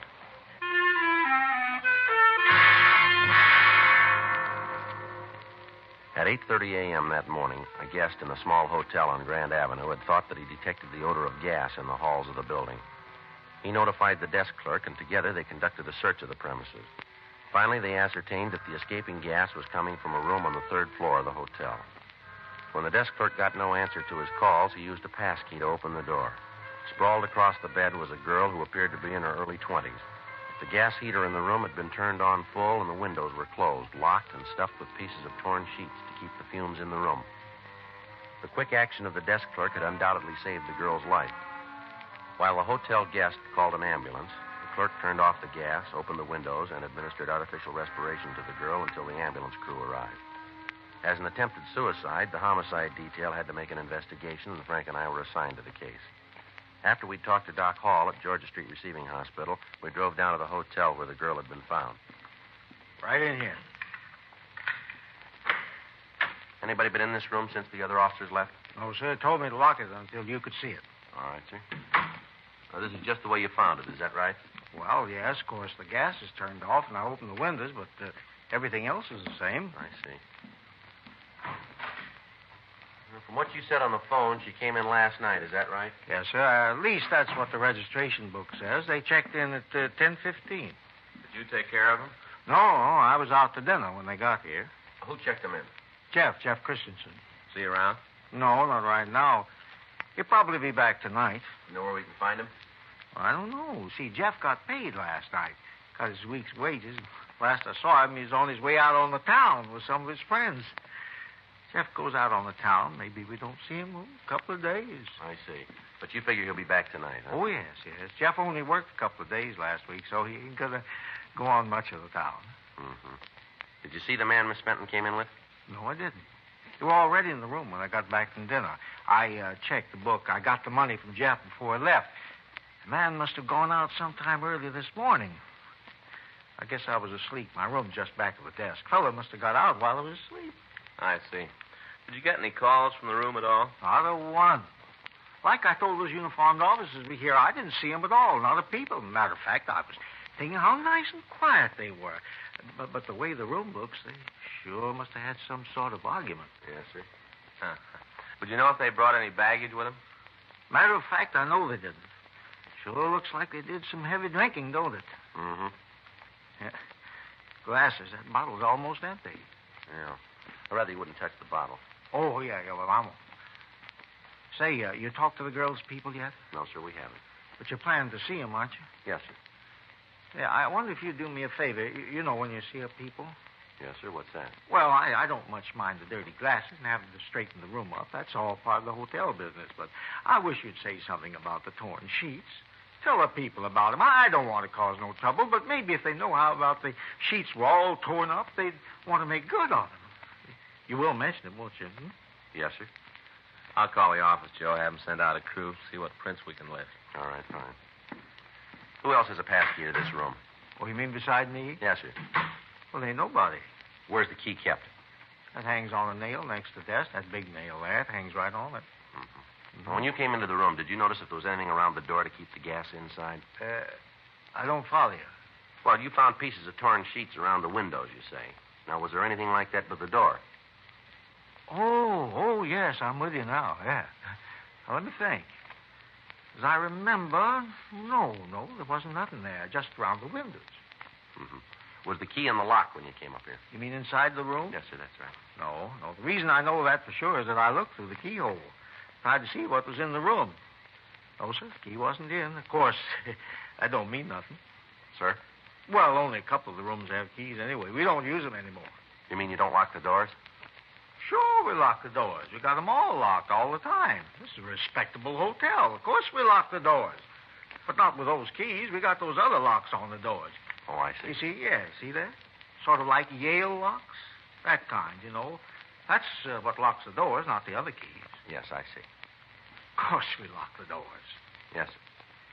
The locks catch when the door is closed, though. Is that right? Yeah, locks them tight. I got in touch with Lee Jones, Joe. He sent a crew right over.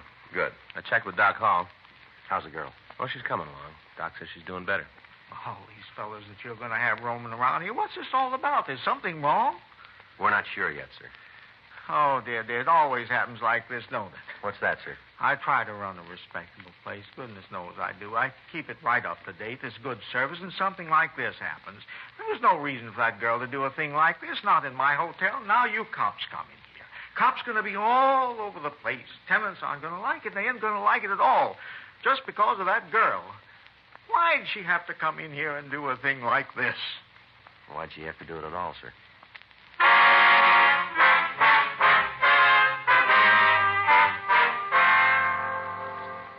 "11:26 a.m. We questioned the people in the hotel.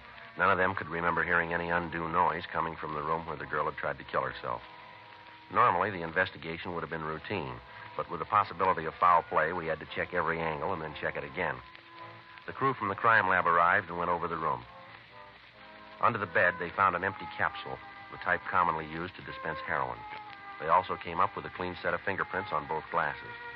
They were photographed, and the water glasses themselves were removed to the crime lab to be booked as evidence. The registration card the couple had signed was turned over to Don Meyer in handwriting. The name was checked through our record bureau, through the phone book, and through the city directory, but when the leads were checked out, we were no further in knowing who the man was who'd taken the room with Mona Fenton.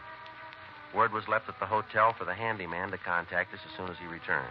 Word was also left that if the man who'd registered with the Fenton girl returned, we were to be called. 11:45 a.m. The men from the crime lab finished their investigation and returned to the office to compile the results. Frank and I left the hotel and drove out to the address listed on the girl's identification. It was a large white colonial home near one of the colleges. We rang the doorbell and waited. Yes? Mrs. Fenton? Yes, that's right. What is it you want? Police officers would like to talk to you. Oh, come in. Thank you. It's about Mona, isn't it? Yes, ma'am. I knew something like this would happen. I knew it all along. Beg your pardon? she first had this crazy idea, when she first told me about it, I knew. Kids, try to tell them. Just try, and they tell you that times have changed. They say that you're not keeping up with the time. They know it all. Nobody can tell them anything. Well, what idea is this, Mrs. Fenton? When she wanted to quit school and take the job in that drive-in restaurant, the most ridiculous thing I ever heard of. But nobody could talk her out of it. Lord knows I tried. I knew something like this would happen. I just knew it. Yes, ma'am. Do you know any reason why your daughter might want to take her own life? Are you a policeman, too? Yes, ma'am. I'm Frank Smith. This is my partner, Joe Friday. How do you do? Do you know any reason why your daughter might want to kill herself? It's a little hard to say, Mr. Friday. What's that? Mona and I had quite an argument about her leaving school. It was one of those silly things that starts and gets all out of hand, you know. We both have pride, and neither one of us was going to back down. Mm-hmm. I haven't seen Mona to talk to for over a month. Does she live here, ma'am? Yes, she does, Mr. Smith. But there's an outside entrance to her room. She comes and goes as she pleases.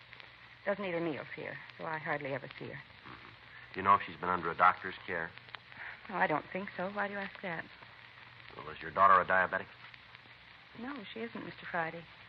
Why all these questions about Mona and a doctor? What are you trying to find out? Does your daughter have any special boyfriends, Mrs. Fenton? She did have. Who was that? Richard Burdick, nice boy. Mona and he were planning to get married when they got out of school. Then, along with everything else, that just blew up. Everything seemed to go all at the same time. Did your daughter have any trouble with this Burdick? No, nothing you could call real trouble. It's just that they agreed to disagree. It was Mona's idea. Richard didn't want anything to change. He was very much in love with her. Uh-huh. Does he know about this? I don't think so, Miss Fenton. We haven't told him. I don't know what he's going to do when he hears about it. It's going to hit him awfully hard. He's the sensitive type. Does your daughter have any close friends that she might confide in? I suppose she does. She's talked about some of the girls where she worked. Would you give us their names, please? Well, yes, I will. I'll write them down for you, those I can remember. All right, fine. Has your daughter been in good spirits lately? As far as I know, yes. She's always seemed happy enough when I saw her. I told you we haven't said much more than hello the last month, but she's seemed happy. Uh-huh. You said that she broke up with this Burdick boy. Is that right? Yes. When was that? 6 weeks, 2 months ago. You know what caused it? The job, all the other things. Mona kept making dates with him and then breaking them at the last minute. I guess Richard just got tired of being stood up. Well, did he and your daughter have any arguments that you know of? No. They just decided that it wouldn't work out for them. They just decided to stop seeing each other. Did your daughter have any other steady boyfriends? Anyone that she saw quite a bit of, maybe? Well, there was one boy. He was quite a bit older than Mona. She saw a lot of him the last couple of weeks. You know who he was? No, I never met him. I only saw him once. What if you could describe him for us? No, I'm afraid I can't. He drove by for Mona one night, going to pick her up for a date. Parked out in front and honked the horn. I see. I went to the front door to tell him to come in. Mona wasn't ready yet, but he wouldn't. Just sat out there and waited. I didn't get a good look at him. Could you describe the car for us? Not good. It was one of those foreign cars, a convertible. I think it might have been a Jaguar. I'm not sure about that, though. But you're sure it wasn't an American automobile? Yes, huh? I'm sure about that. All right. How about the color of the car? Can you tell us that? It was awfully dark out there. I'm not sure. I'd rather not say, officer, if I can't be sure. You understand that. I wouldn't want to tell you something and then have it turn out to be wrong. You can understand that, can't you? Yes, ma'am, of course. Did you see Mona this morning? Yes, we did. Is she all right? They think so, yes. Aren't you sure? Well, when we talked to the doctor, they were doing everything they could. They seemed to think that she was going to be all right. Thank God. It's so hard, Mr. Friday, to know that your child is sick, that she tried to kill herself, to want to go to her and not be able to. It's so hard. Try to take it easy if you can, Miss Fenton. If you'll just give us the names of the girls that she might know, we'll be on our way. Yes, I'll write them for you. Thank you. Excuse me? Shirley? Hello? Yes, it is. What? Yes, they're here. Just a moment. For you. I'll get it, Joe. I'll get those names for you, Mr. Friday. All right, fine. Did your daughter ever refer to this man in the foreign car by name? No, I don't think she did. All I know is that whenever she went out with him, it was the big date of the bunch. How often did she see him? Maybe a couple of times a week. Might have been more. I had no way of knowing what she was doing. She kept pretty much to herself when she met him, but I could tell he was the big thing in her life. He was it. Joe? Yeah. See a minute? Yes, excuse me, Miss Fenton. I'll finish this list. Thank you. Call was from Jack Smyers at the office. Yeah. Just removed her to General Hospital. Yeah. She had a relapse. They don't think she's going to live.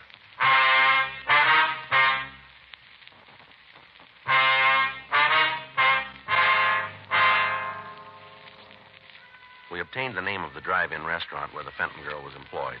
We also got the names of the girls that she worked with and the address of her boyfriend, Richard Burdick. Mrs. Fenton also gave us a list of names of persons who might be able to aid us in the investigation. Under further questioning, the mother was still unable to furnish us with a motive for her daughter's attempt to take her own life. The apparent lack of a motive, or any type of a suicide note, coupled with the bruise on the girl's chin, made the likelihood of foul play more than possible. 12:57 p.m. We left the Fenton home and drove over to the drive-in. We stopped on the way and put in a call to the office. There still hadn't been any report of the handyman at the hotel, the only person who could give us a description of the man who'd registered at the place with the Fenton girl. When we got to the drive-in, we asked about a Peggy Griegson, one of the girls on the list. After a few minutes, the girl came over to our car. You want to see me? You Peggy Griegson? Yeah, why? We'd like to ask you some questions about Mona Fenton. Who are you guys? Police officers. We'd just like to talk to you. I got to get it okayed with the manager. I'm on duty now, lunchtime. Pretty busy. I got to get it okayed. I'll take care of it. All right, fine. I'll check with the manager, Joe. Right. Hope this isn't going to take long. I got a couple of customers waiting for orders. My partner will take care of it. Well, ain't the manager knowing that worries me. It's the tips they're going to leave. You make what I do, and the tips are important. Yes, ma'am. What's all this about Mona, anyway? What are the cops after her for? Well, she tried to kill herself this morning. Mona? Yeah. Why? Why'd you do a thing like that? Well, we thought maybe you could help us there. Why, me? I haven't got anything to do with it. Well, we understand you were pretty friendly with her. Oh, sure, I was a friend of Mona's, but I don't know anything about no suicide. I don't know anything about it, and I don't want to. Do you know any reason she might try to take her own life? Not a reason in the world. Not Mona. Do you know if she was under a doctor's care for any reason? No. I mean, I don't know. Didn't say anything about it, never said a word. Was she? Well, that's what we're trying to find out. Can you think of any enemies she had? Anybody who might have wanted to hurt her? How far is this going to go?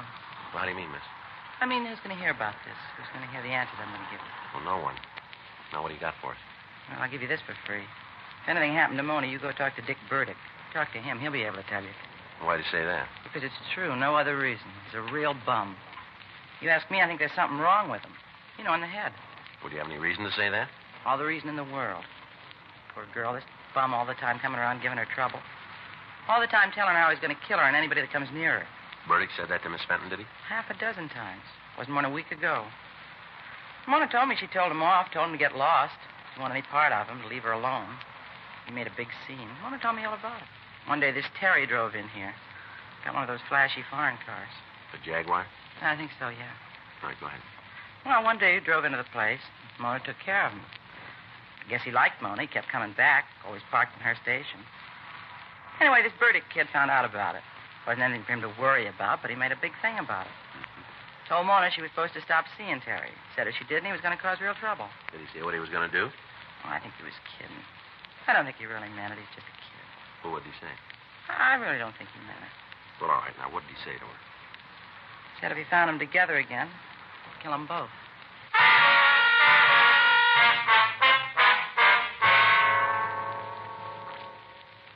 We talked to the other girls in the drive-in. From them, we got the same story about the scenes that Richard Burdick had created. We got more information about the threats that he'd made against the Fenton girl and Terry Hamilton. From one of the girls, we got the address of Hamilton. 2:45 p.m. We left the drive-in and drove over to the address of the girl's boyfriend, Richard Burdick. We talked to the landlady. She told us that the Burdick boy had regular habits. He paid his rent on time. He never had any visitors. She told us that he wasn't in his room at that time, but she said that she'd let us in. In her company, we went upstairs. She unlocked the door, and Frank and I went in. Want to check the bedroom? I'll take the kitchen. Yeah.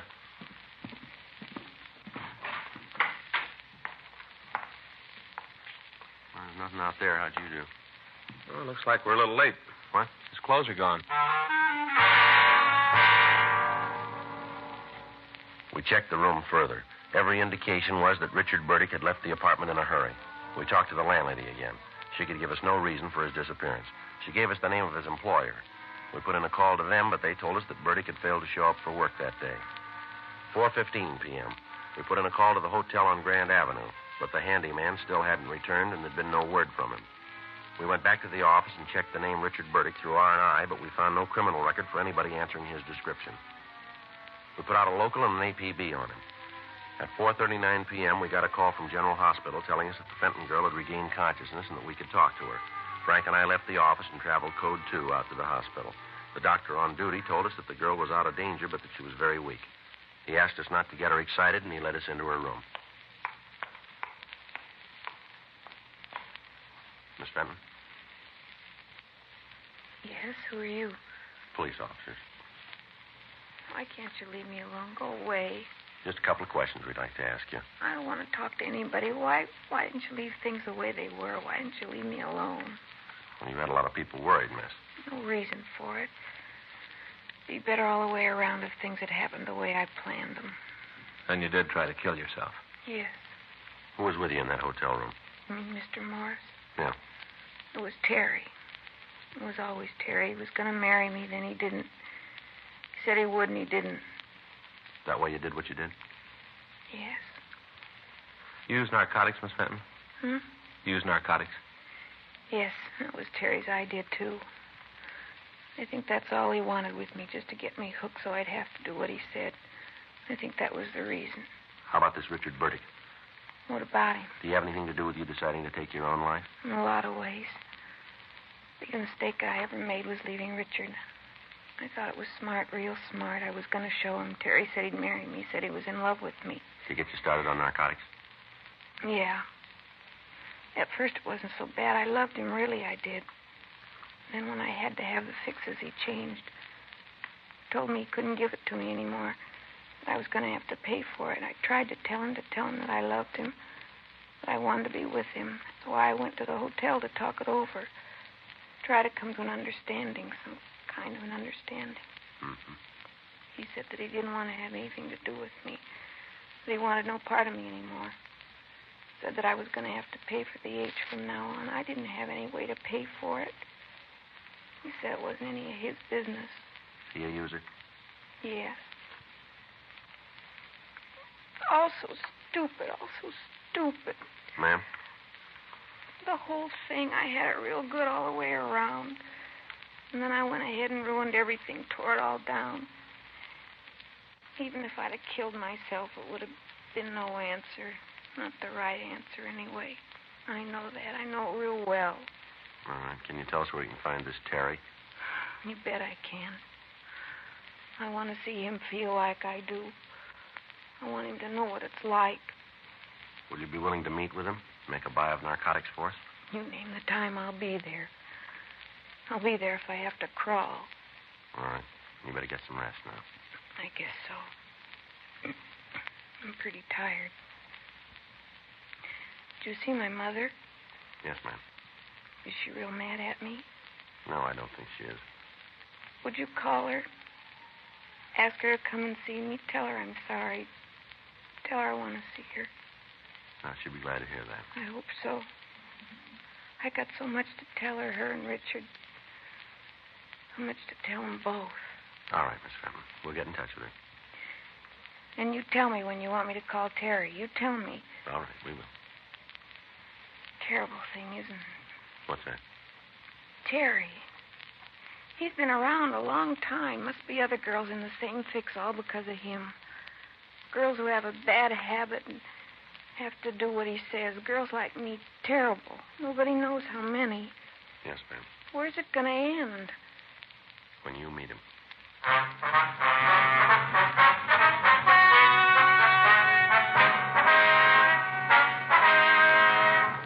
Terry Norris Hamilton was tried and convicted of violation of the State Narcotics Act, a felony, 1 count. He received sentence as prescribed by law. Violation of the State Narcotics Act, a felony, is punishable by imprisonment in the state penitentiary for a period of from 1 to 5 years. Mona Irene Fenton pled guilty to the same charge and was placed on probation for a period of 3 years with the provision that she be placed under the care of a competent psychiatrist. Dragnet.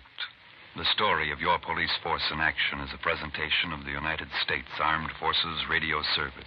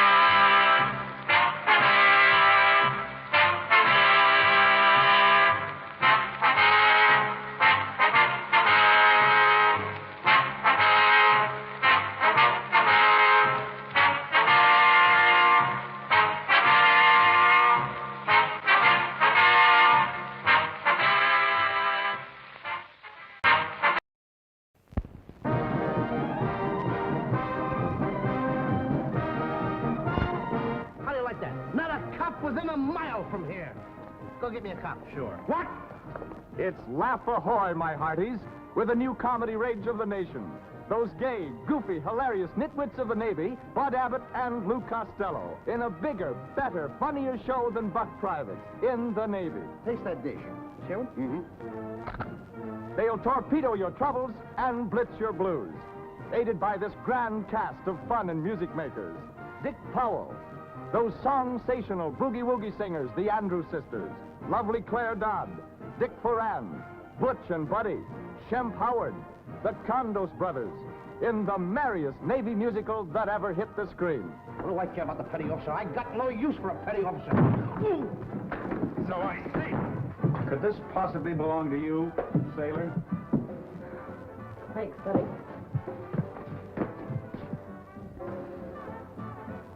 Attention to bridge. Manned battleships. Launch aircraft. So long, goodbye, sailor, see you again. 'Cause you're off to see the world and see what makes it tick. And earn your promotions, but do it quick. So long, but not forever, goodbye.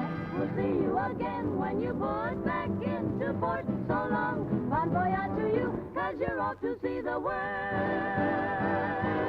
We're in the Navy, watchdogs of liberty. We're in the Navy, scrappy, happy-go-lucky sons of the sea. First in line and set to clear the deck. Any galoot who wants to dispute will get it in the neck. So gangway, don't cross our bow. We're in the Navy now.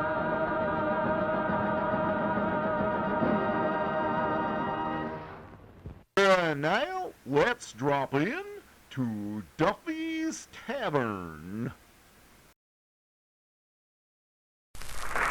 We take you now to Duffy's Tavern.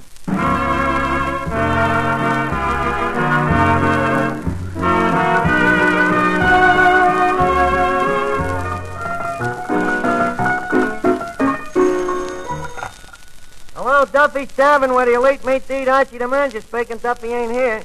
Oh, hello, Duffy. Tonight, Deems Taylor. Deems. Like in Deems, Dem and Does. Look, Duffy, the guy is a big shot in music, you know, an expert on operas, philharmonicas, intermezzos, concertos, symphonies, things. Huh? No, I can't ask a guy like that to fix the jukebox. Deems Taylor fixed the jukebox. Can you imagine what he charged? Now, this is an important guy, Duffy. Deems is to American music what au gratin is to cheese. Certainly. Well, I'm going to let him listen to an opera which I have just wrote. Well, after the way Hollywood gave me Picture the Cold Shoulder, I figured that a successful opera will help me save face. If it's the same face I used in the picture, why do I want to save it? Look, Duffy, please, I better hang up before I am forced to irk you.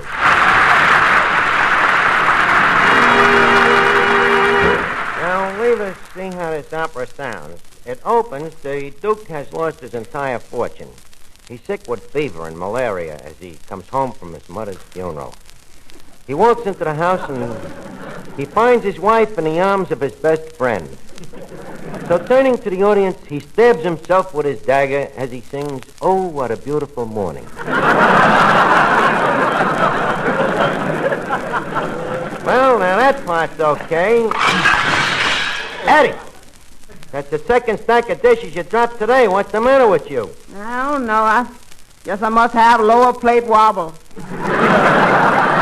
But I'm sorry, Mr. Archer. The government spends $2 billion to split the atom.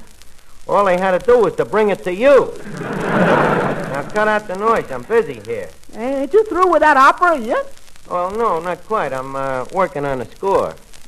Who's the head, you or the opera? Okay, scoff me, knave. I fire upon you. Hey, whoa, what's this with this opera stuff anyway? Is your Hollywood career finished? Well, no, they're still annoying me. Annoying you? You call them up and they ain't in. You write them letters, they don't answer. Well, wouldn't that annoy you? But this opera will change all of that. You see, Eddie, you're going to have a background before they respect you in Hollywood. Background, huh? Well, sure, like Esther Williams used to be a swimmer, you know. Frederick Murray was a saxophone player. Laura Smokey was an opera star. Lionel Barrymore. What about him? Well, he was an actor before he became a doctor. And there's one you forgot. Who? Lassie. What was she? He started as a dog. See what I mean? Of course, I didn't have that kind of a background. Oh, no?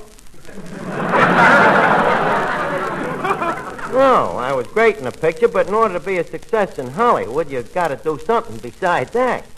Well, according to the critics, that's just what you did. Thanks, Eddie. So that's what I say. I think this opera will do great things for me. How? Well, look, if Deems Taylor likes it, and I think he will, and if he sponsors it, as I think he's bound to, and if the public goes for it, as I think they should, and if the critics like it, and... Then what? I don't know. Where was I? I don't know where you was. At them altitudes, my radar stopped working. Eddie, I can see you like all of the rest. Nobody understands me. I don't think there are 5 men in the world that understand me, living or dead. Well,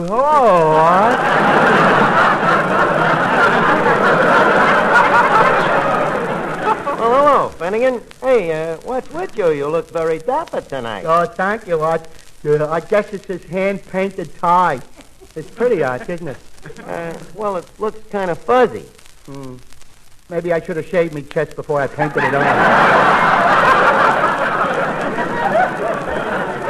Hiya, Dee. What are you writing there, Rod? An opera, and if you don't mind, I'm trying to concentrate. Well, if you're writing it, Arch, don't worry about it. Oh, thank you, Clifton. Yeah. Everything you write has a stamp of your personality on it. Thank you. Your work is always so, what's your word? Individual? No. Unique? No. Clever? No. Finnegan, your vocabulary is pretty lousy. That's the word, lousy.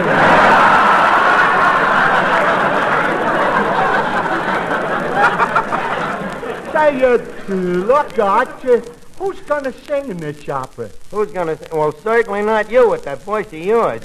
Just a second, Arch. I bet you if I took the trouble, I could be a very good soprano. A soprano yet? Yeah. Finnegan, in order to sing soprano, you got to be a dame. Oh, then it wouldn't be worth it. You a singer. You wanna hear me sing up the scale? Perish forbid. Oh, listen. Do, re, mi, fa, sol, la, si, do. That was up the skin. Leave us hear you sing down the scale. Do, re, mi, fa, sol, la, si, do. Well, your voice ain't bad, but you got a horrible sense of direction. Where did you ever learn to sing, anyway? From listening to the birds. To the birds? Why, certainly. Birds can sing better than anybody. What are you talking? People can sing rings around the birds anytime. Take that Lily Punch. He can hit an F above a high C.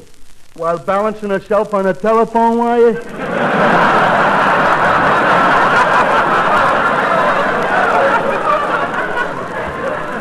Finnegan, please, leave us not discuss your singing no further. Hello, Archie. Oh, hello, Miss Duffy. Say, Miss Duffy, I seen you last night with that poet Falstaff Openshaw at the hot dog stand. At a hot dog stand? Yeah. Yes, that's the beauty of Falstaff. The poet in him loves those little sidewalk cafes. And a cheapskate in him don't object neither. You're wrong, Archie. Falstaff isn't like that at all. He's like all poets. He never thinks about money. Never once has he said to me, Miss Duffy, how much did that meal cost you?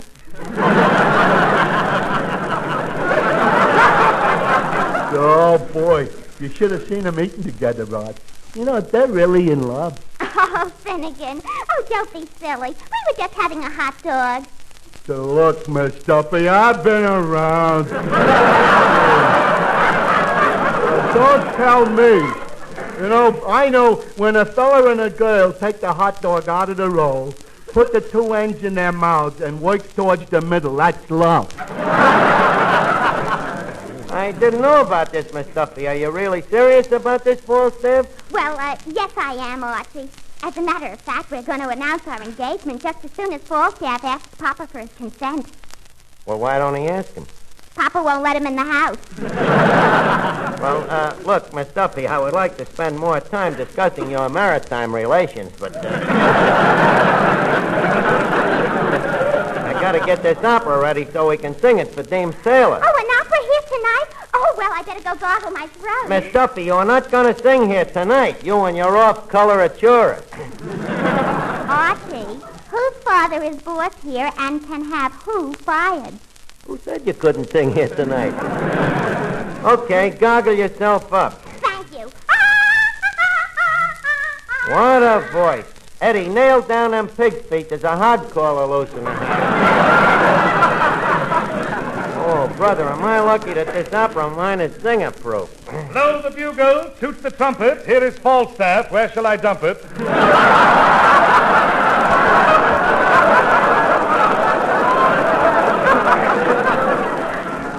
Falstaff, where do you get them poems? Does Miss Duffy inspire them, pray chance? Oh, no, Archie. I am a true poet.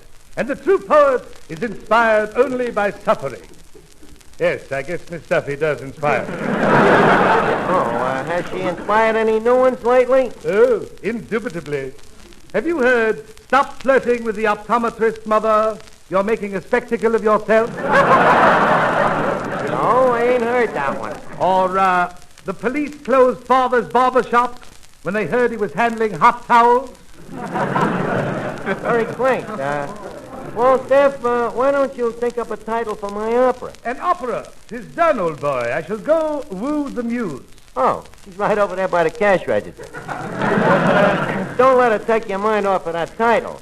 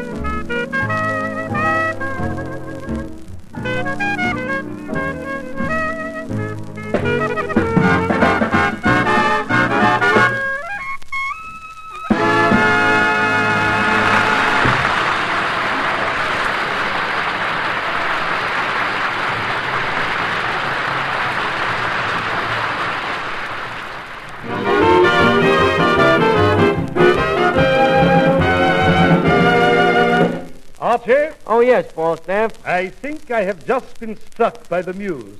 Well, it's your own fault. With a dame like Miss Duffy, you gotta work a little slow. No, old boy. What I mean is I think I have a title for your opera. Title for the opera? Let's hear it, sir. Death in the Delicatessen, or Salami, where she hung.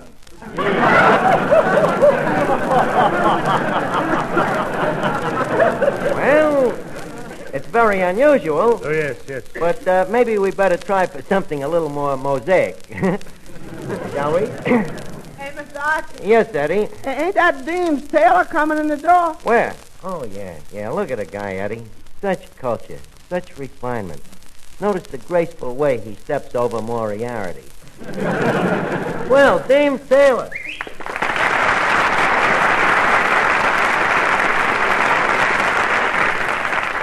Well, Deems, in behooving myself to bid umbrage to a man of your ilk and crudeness, I feel ashamed of my lack of verbosity. Archie, it went that way. What? The English language. The same old Deems. You ain't changed one iota. Tell me, what brings you down here tonight, Deems? Oh, I don't know. I guess just lack of willpower. Deems, that could be an insult. It is. Oh, well, I was just checking. Oh.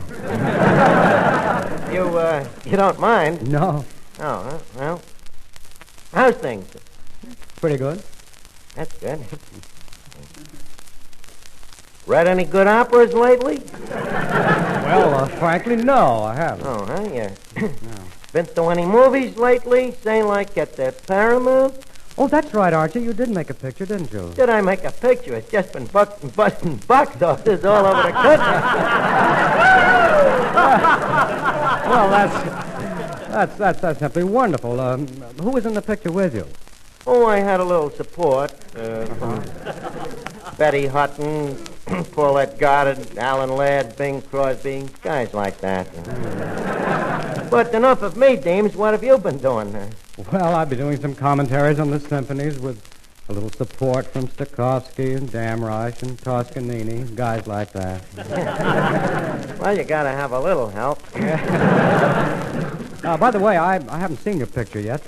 Tell me, Archie, how was your performance? Well, frankly, Deems, some of the critics didn't like me. But on the other hand, a lot of them didn't mention me. The New York Times, for example, ignored me. Oh, well, you know the motto of the Times, all the news that's fit to print. Yeah. Tell me, Archie, what did you think of Hollywood? Oh, come see, come saw, gorgeous limousines, sumptuous parties, swimming pools, diamond Terraras, beautiful dames, and yet not entirely without glamour. You don't sound very enthusiastic. Well, Deems, this is strictly entre vous, but the warmth of my reception was somewhat chilly. They wasn't too kind to me. Jealousy? What else?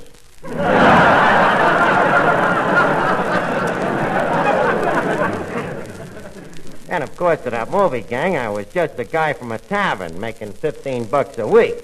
And that didn't impress them? No, their standards are different out there. To you and to me, $15 is a lot of dough. Oh, yes. But in Hollywood, you can't swing a cat without hitting 5 guys that make that much. Gets a little discouraging. Well, Deems Taylor, as I live and breathe. My goodness, you do, don't you? Simultaneously, too. By the way, let's see, you're Finnegan, aren't you, young man? Young man? Deems, you not only know who he is, but what? Say, Mr. Taylor, why do I always get you confused with Spike Jones? Because you're a jerk. Oh, that's it. I couldn't quite put my finger on it. Archie, you're much too intolerant. Finnegan ought to be treated with understanding and patience. Finnegan, my boy. You see, Spike Jones is an exponent of jazz and musical burlesque, while I, on the other hand, am, what they call long hair. A long hair? Oh, yeah? So what you do, leave it home?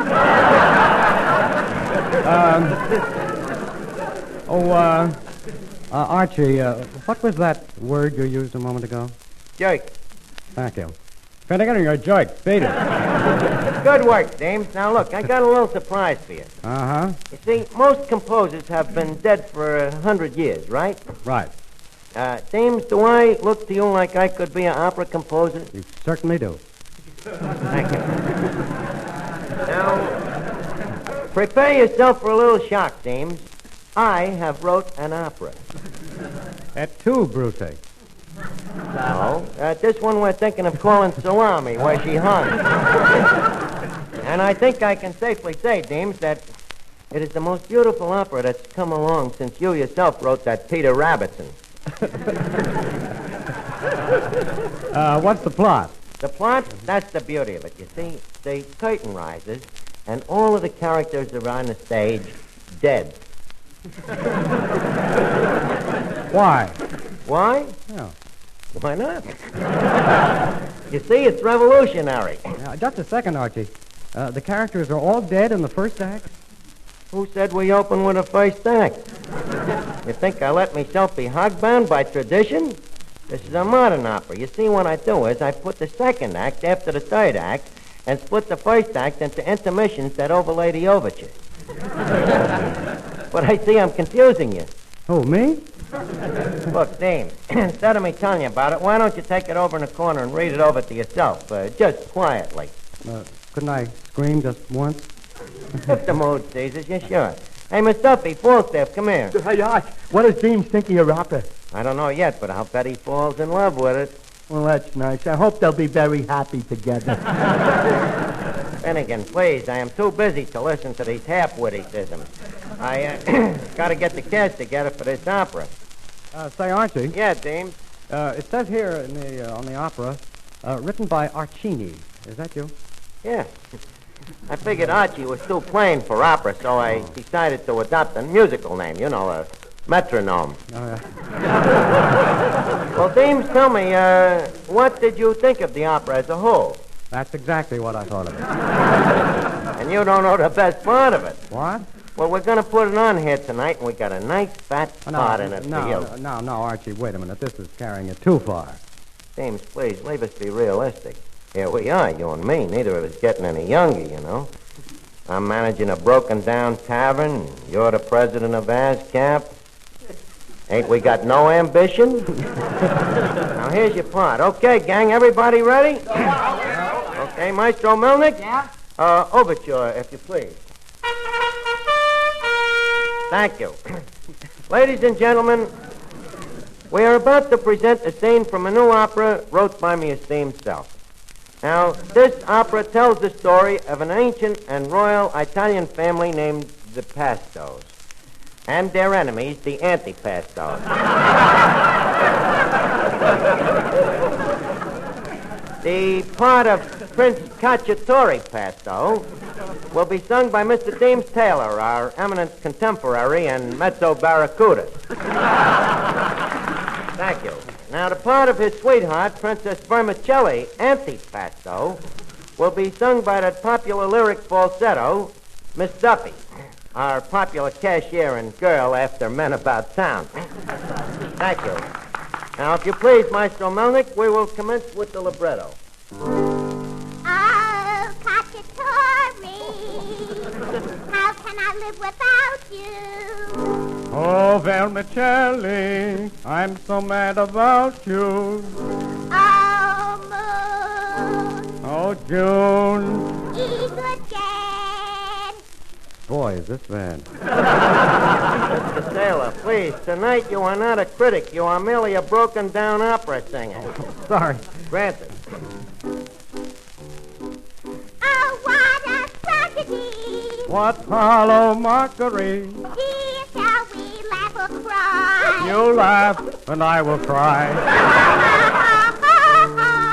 Boo hoo hoo hoo hoo. Hoo hoo. Hollow mockery.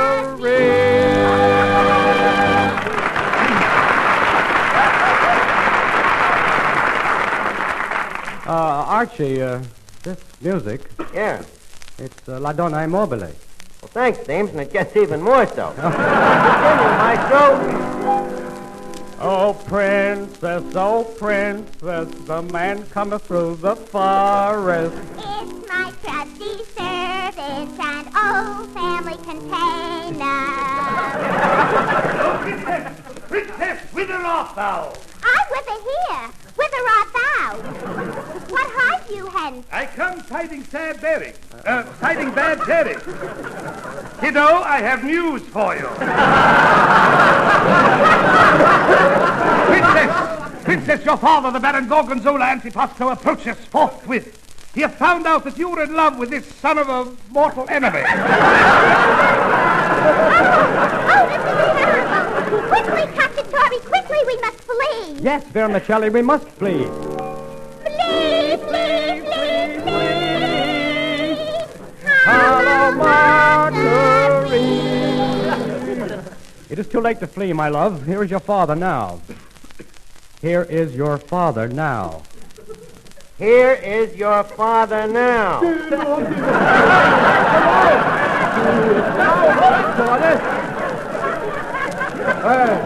What are you doing with the son of the man I hate? Prince Cacciatore, whither is your father? I wither right here, Antipasto. Wouldst make aught of it? Please, no scene, Pop. Why, so I hate you.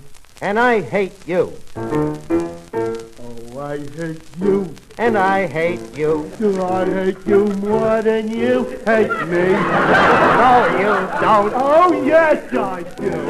We hate each other with a love that's true.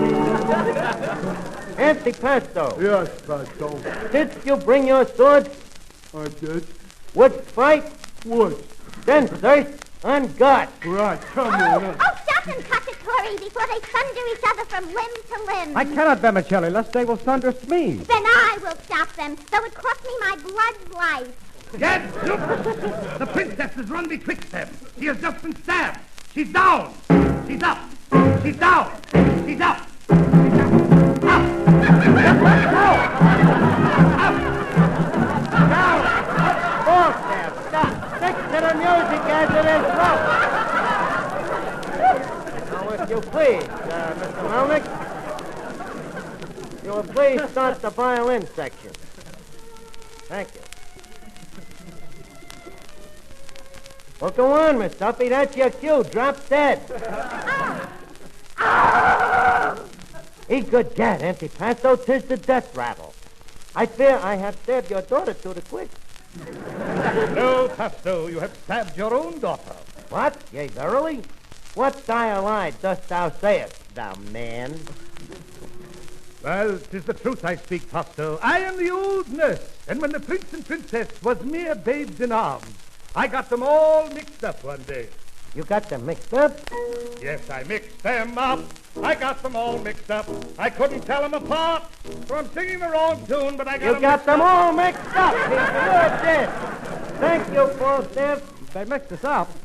Well, then, Vermicelli, I am you. Yes, Cacciatore, and I am you. Then he is she. And she is he. Oh, T for two and two for T. Oh, Eddie! Please, don't massacre this noble music. Now, go ahead, Miss Duffy. Please, resume dying. Oh, Cacciatore, I am dying. My tide is ebbing fast away. Please, Princess, do not leave me. I'm sorry, my prince, but the time has come when I must die. To find that long-lost soul mine in the sky. Oh, Princess, do not leave me like this. Oh, no, you can't die and leave the prince like this.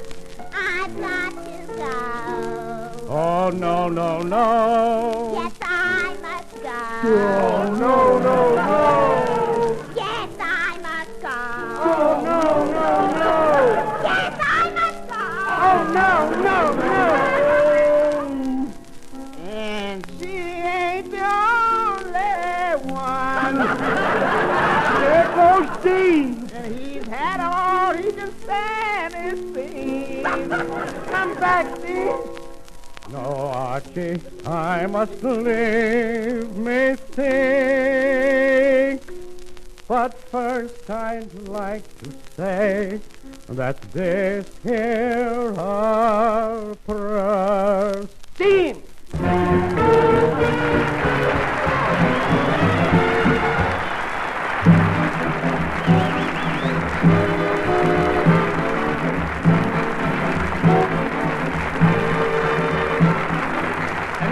Gentlemen, it's time to leave Duffy's Tavern for this evening, but let's meet here again at the same time next week.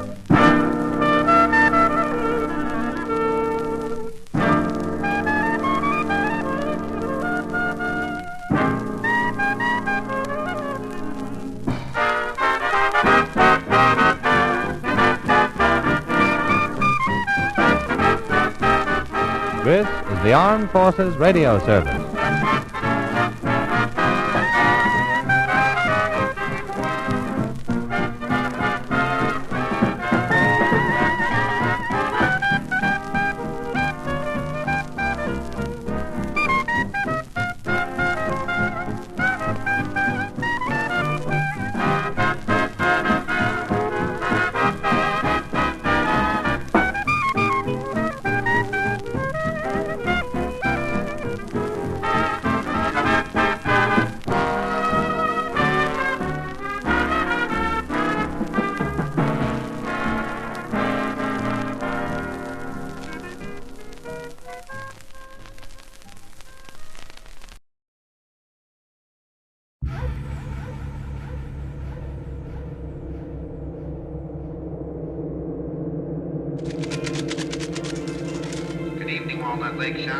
It's closing time. The store will be closing in 15 minutes. But the night crew still has work to do. We're gonna get in so much trouble. Because there's one last customer who isn't satisfied. No, this creep keeps calling her. He's driving us nuts. Leave me alone. He wants to slash their prices. Who's there? He wants to cut their inventory. You're crazy! He wants to chop until they all drop. I saw him kill Linda. And now, he's turning their retail store There's gonna be one more killing here tonight. into a wholesale slaughterhouse.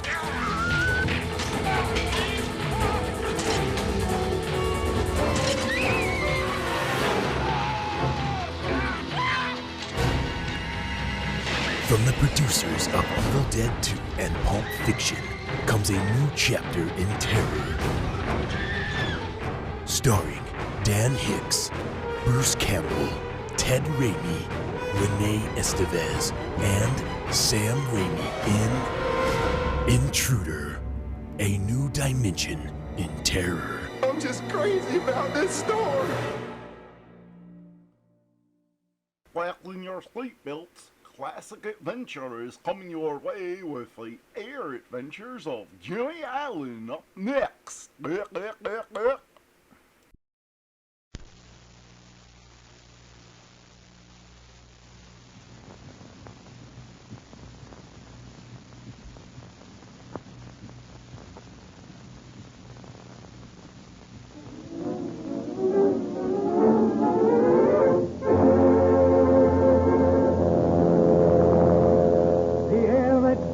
Of Jimmy Allen.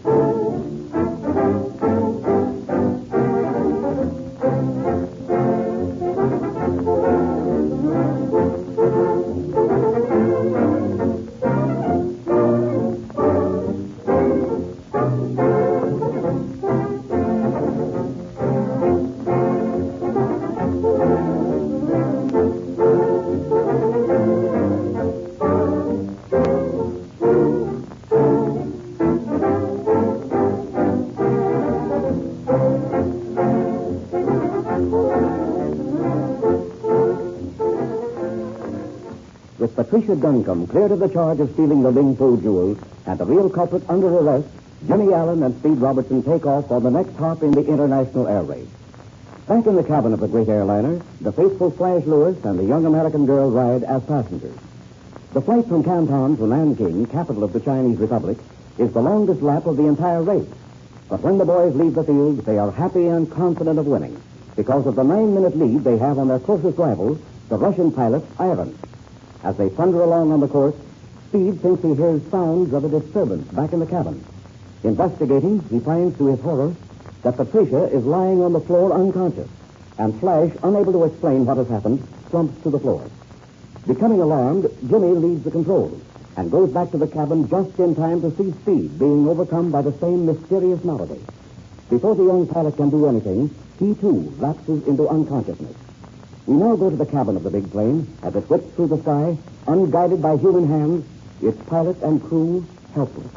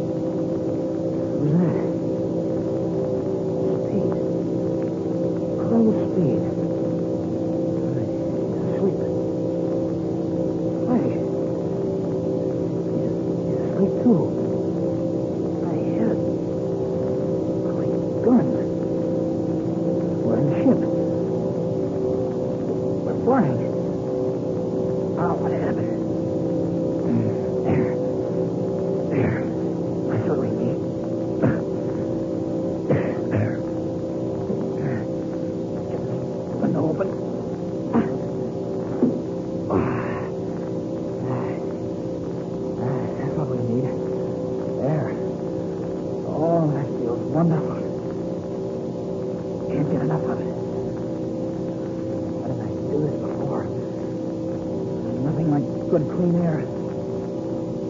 Why? What are they bound to us? It's flying in a race. Oh, I have to get Speed up. Get him over to this window. Speed. Come on, Speed. Get up. Get some of this air. You'll be all right. There you are, Speed. That's what you need. Up. Drink in the air, old fella. There, that's better. My head. What happened? Oh, I feel good. There. You'll be all right. Oh, shoot. Where are we, kid? What's that going? The engine. We're flying. Flying? Oh, sure. We're always flying, Jimmy. We're always flying. Oh, my head will be clear up. There, you're all right now. Air is what you need. Yeah, that's better. Oh, that air feels wonderful. I'm all right now. What happened, kid? Are you really all right? Oh, yeah, everything's okay. Don't worry about me. Here. Help me get another window open. Oh, great Scott. There's Patricia and Flash on the floor. Yeah. Come on. Let's open these windows so they can get some air. All right, Jim. There we are. Now help me with Flash. Get him over here. Yeah. Come on. Come on, Flash. Boost him up this way. Yeah. That's it. There. He's coming too. My head. I feel awful. Where am I? You'll be all right, Flash. Let's get some of this good air into your lungs. That's better. My head feels like a great wall of china fell on it. Hey, did we crack up? No, we're flying. We're in the race. Oh, yeah. The race. Can you stand up now, Flash? Yeah, I'm all right. Just let me get a little more this air. Okay. Come on, Speed. Let's help Patricia over this window here. Yeah, that's what's up. He's coming around all right. What's the matter, boy? Is the airplane full? No. You're all right. Come on. We'll help you over to this window. My head feels so funny. Come along now. You'll be all right. Here, get this air. There. That's the girl. There you are. You feel better now? Oh, that air's wonderful. I'm so sorry. I must have fainted. Where are we now? Why, where? Great guns. Where are we anyway, Jim? Why, gee, I don't know, Speed. Hey, who's flying the ship? Quick, up to the cockpit. Come on. The ship must be flying itself. Well, blow me down. The cockpit's empty. It's the autopilot. Oh, it's steady as a rock. Well, thank heavens for that. It saved our lives. Oh, gosh, that's wonderful. How are you feeling now, Patricia? Not better. Was I ill known?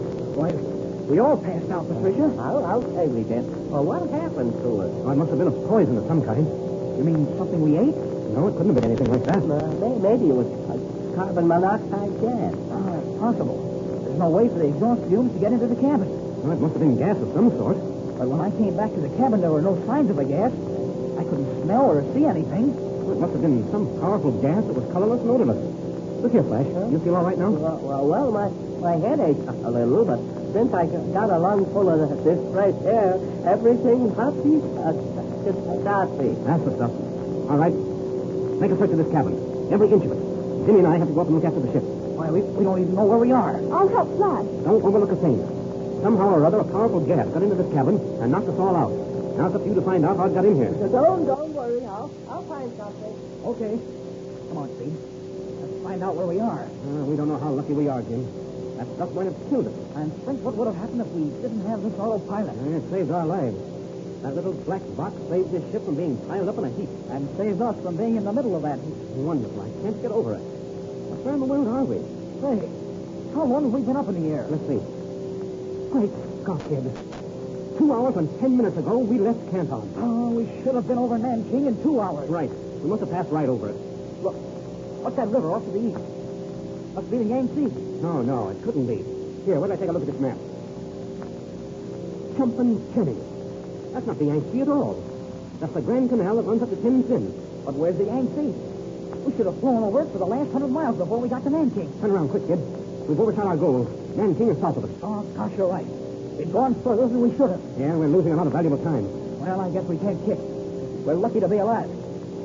Now we're headed south. Nanking should be right ahead of us. Oh, this autopilot's a marvelous thing. It held the ship right on the course. We must have flown over the field at Nanking. Well, they're still after us, Jim. But what a way to get rid of us. The ship might have cracked up and no one would ever know what had happened. I tell you, Steve, this auto... Look. There's Nanking dead ahead of us. And there's the field. Cover nose down. I see it. Right you are. Well, they haven't put us out of the race. Thanks to this autopilot. Well, we've lost a lot of valuable time. Too much. This is going to hurt. And look, there's that big Russian job on the line. Yeah, and the rock bus is right next to it. Oh, this is tough, kid. Just when we had this race with a bag. Speed, we've got to catch the guy that pulled this trick on us. If it's the last thing we ever do. Shake on that. We're not leaving China until we find out who's behind all this crooked work. Right you are. Yeah, it's a big crowd out there. And look at all the Chinese army ships. Yeah. Shoot her across the line, kid. Oh, boy, this is a heartbreaker. Coming in last. Here we go. Okay, swing her around and land. I'll get the wheels and flaps. Are they down? Yeah, go ahead. Cut your engine. I'll bring her in right next to the National Airways hangar. Yeah, we'll put our own guard around the ship. Oh, gosh, I'm afraid it's too late now. The damage has already been done. Even if we were faster than the Russians, we couldn't make up much time on the short hop from here to Shanghai. It's only 155 miles. Of all the confounded luck. It just looks as though it was never intended we win this race. Well, set her down.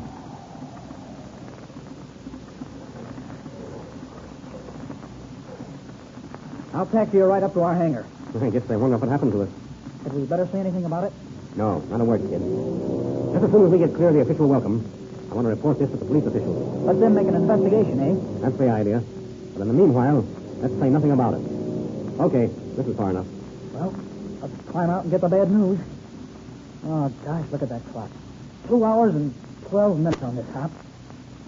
Flash, did you find anything? I just found a little metal box. I was bringing it up to you. A little metal box, huh? What? Well, keep it hidden. I'll pick it up in a little while. In the meantime, say nothing about what happened. How do you feel now, Patricia? I'm a lot better now, thanks. Well, that's good. Let's climb out and meet the officials. Come on, Patricia. Watch your step, Patricia. Uh-oh. Here comes our friend, the Russian. Remember now, Jimmy, not a word about what happened to us. Well, my friend. You got lost. Your eyesight's not good. Yeah, I went to sleep on this lap. That is most unfortunate. I am surprised the great Americans get lost. Now we'll see who wins the race. Tragedy was averted by modern science in the form of the ingenious automatic pilot. But it appears that this contemptible act will cost the boys victory in the race. Will the gloating Russian win after all? Be with us for the finish of the International Air Race.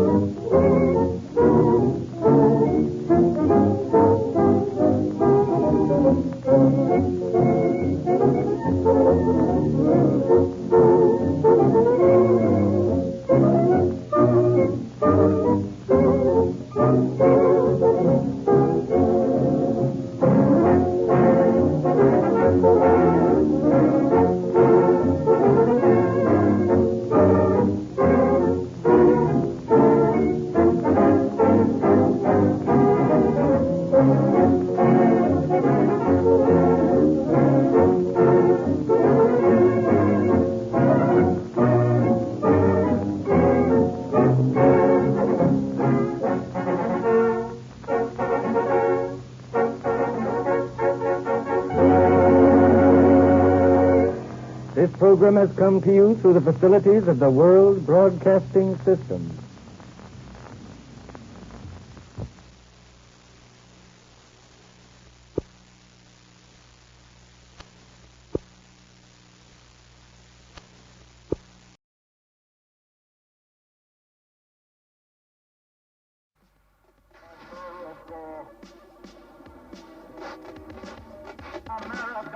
One hot New York night in 1953, an incredible meeting took place. She was a famous actress.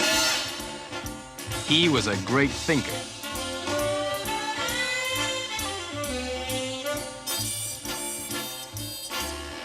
What they learned will tell you everything you need to know about life, death, sex, and the universe. Relatively speaking.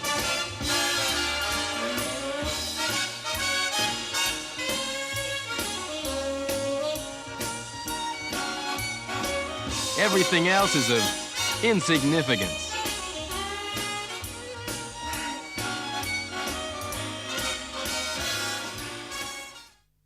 Hey, man, how about we check in with Fibber, Magee, and Molly next? That sounds good to me. 10 seconds. Oh, we got lots. Ooh. The Johnson Wax Program with Fibber, Magee, and Molly.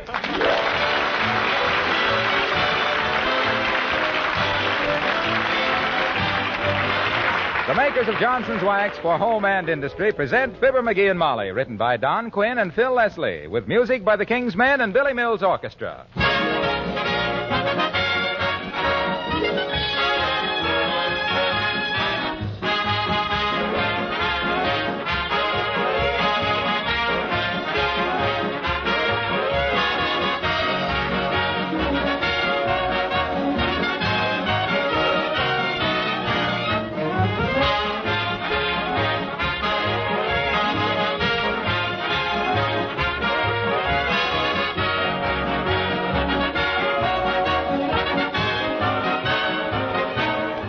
The holiday season is a time when you want your home as bright and cheerful as you can make it. It's a time that proves, as much as any other, the value of protective wax housekeeping. If your floors, furniture, and woodwork have been waxed regularly with Johnson's Wax, then it's a very easy matter to put on the finishing touches and have that richly polished kind of home that everyone admires. There are many accessories from one end of the house to the other that you can protect and beautify with Johnson's Wax, either paste, liquid, or cream. Your windowsills, for example, picture frames, ornaments, lampshades, Venetian blinds, refrigerator. Well, many of you know the list as well as I. When you wax all these surfaces, you protect them because the wax itself takes the wear and the surface underneath is safe. When you go over your house tomorrow, try out several of these extra uses for Johnson's Wax.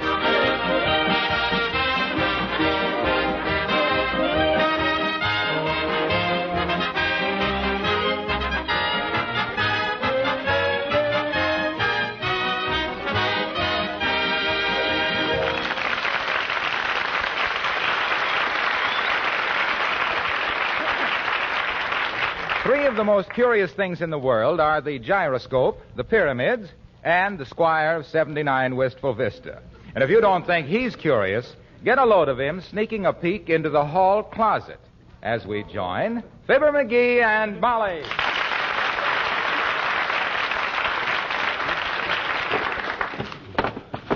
Boy, oh boy, oh boy, oh boy. Look at all these Christmas presents. From Molly to Fibber with love. To Fibber from Molly with best wishes. To the best husband a woman ever had. Wonder who that's for. I thought I was the only husband she ever... Oh, well. Uh-oh. An envelope. Do not open before Christmas. Looks like it might be a war bond. Flap isn't sealed very tight either. If somebody's thumb ever got caught in there, it'd flip open like a... Oh, my goodness, it did it. Well, maybe she didn't even mean to seal it. And if it ain't sealed, I suppose it's okay to read it. My dear husband, get out of this hall closet and stop snooping. I like that. To think she'd think that I'd think of stooping to snoop when she knows. Magee! Magee, where are you? Oh, caught in the act. I better put this stuff back in here fast. This must be the new belt I've been hinting about.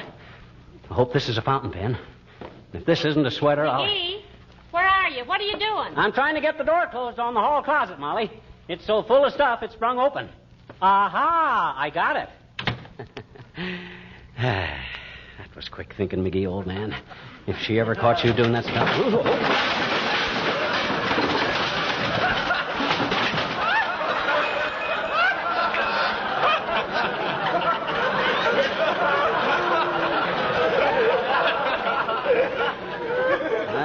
Read it. I got to straighten out that closet right after Christmas. Magee, what goes on here? I told you to stay away from that hall closet. You're much too snoopy. Why, Molly, do you mean to stand there in one of the best-looking house dresses I ever saw and accuse your own husband by marriage of snooping? Dearie, you can pump up more phony indignation than Donald Duck. Now get all that stuff put back in the closet. No, you better let me do it. Something in there you don't want me to see, baby? Well, if there was and I didn't and you already had, what's the difference? I didn't unwrap a thing. I never even shook anything. Only thing that even aroused my curiosity is that big white package with the blue ribbon on it. I don't remember any big white package with any blue ribbon. Magee, stop peering over my shoulder. Go read the paper. Okay, but gee whiz. Oh, hello, Alice. Hello, Mrs. Magee. Hiya, Mr. Magee. Hi, Alice. Hey, what'd you do to your hair? Well, she's just wearing it differently, Magee. Himself here is getting very observant with Christmas coming on, Alice.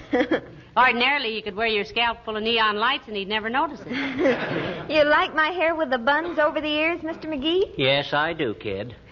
I like the buns over the ears much better than that old sweet roll on top. Or that apple strudel you used to have falling down in back. My hairdresser says they're wearing it this way in Paris now. It's a nice hairdo, Alice. What do they call it? Hair Hitler. because it's more trouble than it's worth. Yes, I think so, too. You got your Christmas counter-crashing all done, Alice? Creepers, I thought I had, Mr. Magee, but now I'm as confused as a kangaroo at a pickpocket's convention. Why, dear? Well, I had a terrific billfold for Harold, but I had to change the tag to Ronnie because I'm giving Ronnie's cufflinks to Rick to take the place of Rick's cigarette lighter because I quick had to give the lighter to Jimmy when he showed up here last night with a simply super pair of earrings for me. That is a little complicated, isn't it? That's like the year when Magee gave me nothing but napkins and handkerchiefs, pillowcases, and tablecloths for Christmas. He took the laundry list downtown instead of the shopping list.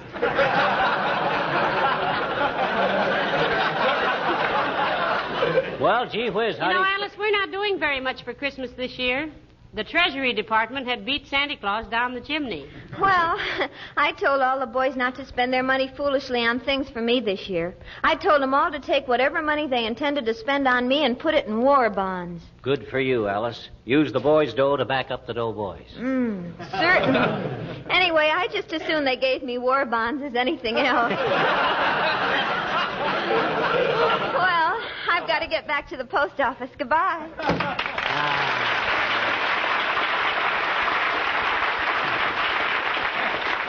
There's a girl who has her heart in the right place. On her sleeve. I don't know. She's a lot like I was when I was a girl, Magee. Except that she has 20 boyfriends and I just had you. Yeah, well, that wasn't because you were unpopular, Snooky.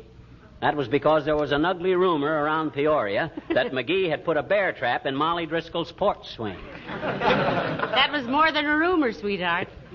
For 15 years after that, my father never sat down without first slapping the chair with his cane. Now, listen, go away while I get this stuff back in the closet. How about that white package with the blue ribbon on it? Magee, I swear I know absolutely nothing about that. You wouldn't kid me, would you? After all, when mysterious packages are hid away in the closet... Heavenly days, what was that? My belt. It busted. Remember how I've been telling you my belt was on its last legs? Well, it's a funny place to wear a belt. But I do remember your mentioning it several times. Looked awful, too. Supposed to have been genuine calf, but I'll bet a cookie its mother was a paper mill. Doggone it, my last belt, too. Oh, well, I can wear a necktie around my waist till I can get downtown and buy a new one. All right, dearie, all right. You win. Here, open this package. Why, this is a Christmas package. Gee, I shouldn't open this till Christmas. Open it. Well, okay.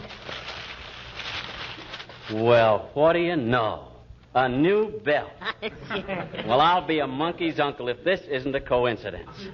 Remember me to your nephew. Gee. And with my initials on the buckle. Oh, this is a beauty, Molly. Thanks ever so much. Don't mention it, and Merry Christmas. First installment. My gosh, this is really unexpected. Well, it shouldn't be. The way you've been talking about a new belt the past few weeks, you should have taken out a hinting license. Here, throw this old one away, will you? All right, I'll put it in.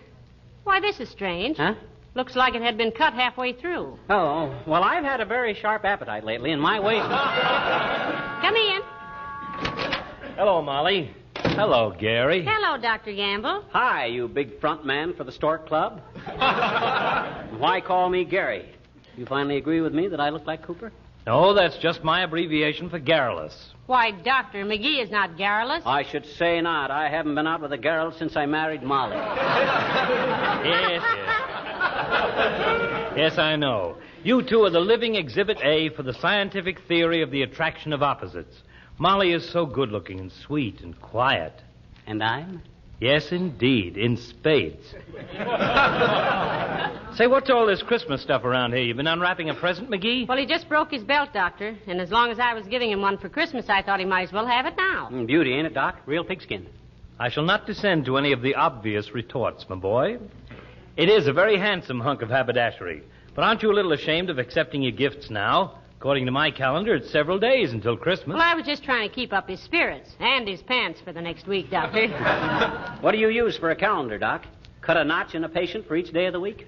No, I just glance in the mirror. If I seem to have aged 10 years, I know another day has crept by. You know, you ought to go away for a good long rest, Doctor. Someplace where you can't get near a telephone, like any drugstore. Don't think I wouldn't love it, my dear, but I've got to stick around for the Christmas rush. What Christmas rush? You running a black market in pink pills? No, but us Cowtown pasteurs expect certain seasonal phenomena about this time of year. Like kids swallowing Christmas tree ornaments. Selfish little animals that they are, and ornaments so hard to get. And then, too, digital callosity is almost an annual epidemic. Heavenly days, what on earth is digital callosity? Calluses on the fingers. From people rubbing them over greeting cards to see if they're really engraved. Well, it's nice to have you drop in, Doctor. Particularly without Magee starting an argument with you. No, just a darn minute. Whom starts all the arguing with whom? Doc always starts them, not me. Oh, now, don't give us that, little Sir Decibel. You're as bad-tempered as a dime store jackknife, and you know it. I don't know any such a dirty thing. Just because you always start snarling at me with your big fat teeth don't mean I got a bad temper. Why, you peripatetic little biological aberration. You have the neurological reactions of a schizophrenic troglodyte. King's X. What do you mean, King's X? Doc don't play fair. I don't know what he's talking about. Well, I'll call it off till I look up some one-syllable words, Magee. Anyway, I gotta get back to my office. It's probably full of expectant fathers. Expectant fathers? Yes, they expect me to tell them beforehand whether to have the nursery decorated in pink or blue. What do you tell them, Doc? I give them an evasive answer. I tell them to go fry a pig. Well, Merry Christmas, folks. Thank you, Doctor. Same to you. And a Happy New Year, Doc.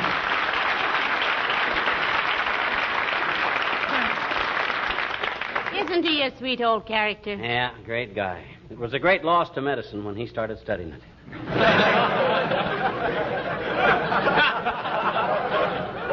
What a patient he'd have been. Say, I wonder if it was he who sent us the big white package with the blue ribbon on it. Are you kidding? You don't have to play coy with me, Tootsie. I wasn't born yesterday. Well, you might as well have been. You're so changeable. Now, if you'll, Magee, if you'll go away someplace while I straighten up this closet. I'll run over to Kramer's drugstore. I gotta buy a new fountain pen. Oh, no, Magee. Don't do that. Huh? Why not? Well, I was... Well, why do you need a new fountain pen just this minute? Can't you use your old one? My old one? I only got one. Well, I meant... Well, what's the matter with it? Well, the point is pigeon-toed.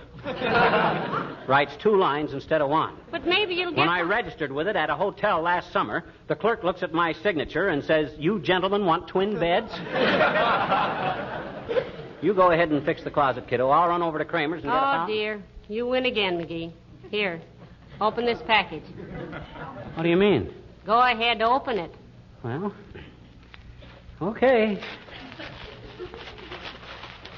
Well, I'll be a new fountain pen.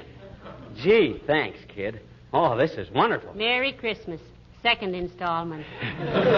Boy, this is a wonderful pen. Just the kind I wanted, too. And just when I needed it. Why, you could knock me over with a feather, Molly. I never dreamed you... Hey, what are you looking for? A feather.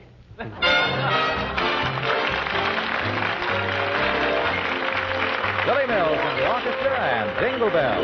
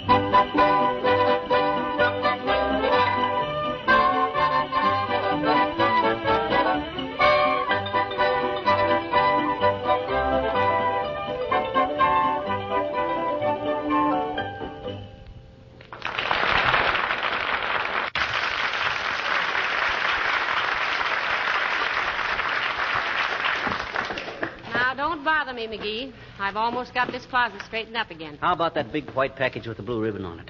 Does it gurgle or rattle or squeak or anything? Well, I haven't touched it. Somebody around here's got to keep his curiosity under control. And as long as there's only two of us, it looks like I'm elected. Hey, this is a wonderful pen you gave me, Molly. You like it, dearie? It's marvelous. Only one thing wrong with it that I can see. My goodness, what's that? I just worked a crossword puzzle with it, and it don't spell very good. That isn't the pen, that's the ink. Oh. Well, I'm really quite gruntled with it. You mean disgruntled? No, I'm very happy.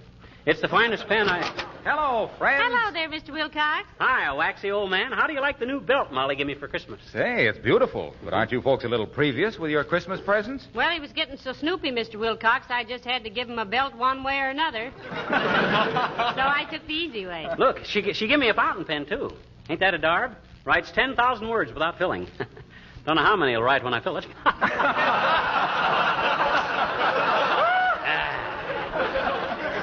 Don't you get it, kids? I says it right. It ain't funny, McGee. I thought it had a kind of a funny taint. You like the pen, Junior? It's very handsome, pal. But better get your name engraved on it. Be ashamed to lose a nice pen like that. Well, I couldn't get it engraved till after Christmas, Mr. Wilcox. I took it to 7 different jewelers, too. Gee, did you really, Molly? Yes, and I got quite an inferiority complex. Leaning over $80,000 worth of diamond necklaces, trying to get a $3 job of engraving done. Well, gee, you should have taken it to my cousin, Big Bill Wilcox, on Oak Street, Molly. One of the finest engravers in the country. I thought all the really great engravers were working for the government, Waxy. Oh, he used to. In Washington? No, Leavenworth. That's why they call him Big Bill. He got caught making 20s out of 10s. They put him to work making little ones out of big ones for making big ones out of little ones, eh? Yeah, he's a terrific engraver, though. Well, here, wait a minute. Here, take a look at this common, ordinary little pin. Well, what about it? Well, look at the head of it. Kind of scratched up, isn't it, Junior? Ha, ha, ha. Look at it through this magnifying glass, which I just happen to have with me. Uh-oh. Well, heavenly days, isn't that marvelous? Let me look at it. Well, I'm a son of a gun. What does it say, Junior? Can't quite read it without my glasses. It says you don't have to be sharp as a pin to know that Johnson's self-polishing glow coat is the finest beautifier and protector of linoleum. Imagine writing all that on the head of a pin. Oh, there's more than that. It says if you're stuck with faded, worn linoleum, bring it back to life and beauty with Johnson's glow coat, the polish that shines as it dries. My gosh, he is quite an engraver, isn't he, Waxy? Well, you know, the funny part of it is, it only took him 20 minutes or less to do it. Oh, that's too much. Same length of time it takes for a glow coat to dry to a mirror-like finish on your linoleum. Now, wasn't that a coincidence? Amazing. Here, let me put the pin back in your lapel, Mr. Wilcox. I'm afraid it might get lost. Oh, ouch. Oh, I'm sorry. It's your story, Junior, and you got stuck with it. Well, here, let me take your fountain pen, pal. I'll have Big Bill engrave it for you. Thank you, Mr. Wilcox. Thanks, Junior. Don't mention it. I'll have it back Friday. Okay. Isn't he a sweet old... Oh, no, that's Dr. Gamble. Look, Molly, no kidding. That big white package with the blue ribbon on it. Is that for me? I tell you, I don't know a thing about it, McGee. Cross your heart? Cross my heart. Well, my gosh, somebody must have... Hey, maybe Beulah put it there. Oh, Beulah. Hey, Beulah. You call me Miss McGee?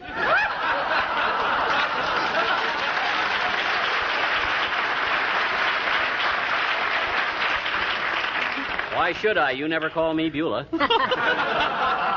Mr. McGee wanted to know about this big white package with a blue ribbon on it, Beulah. Did you put it in the closet here, Beulah? No, sir. That package is a complete stranger to me.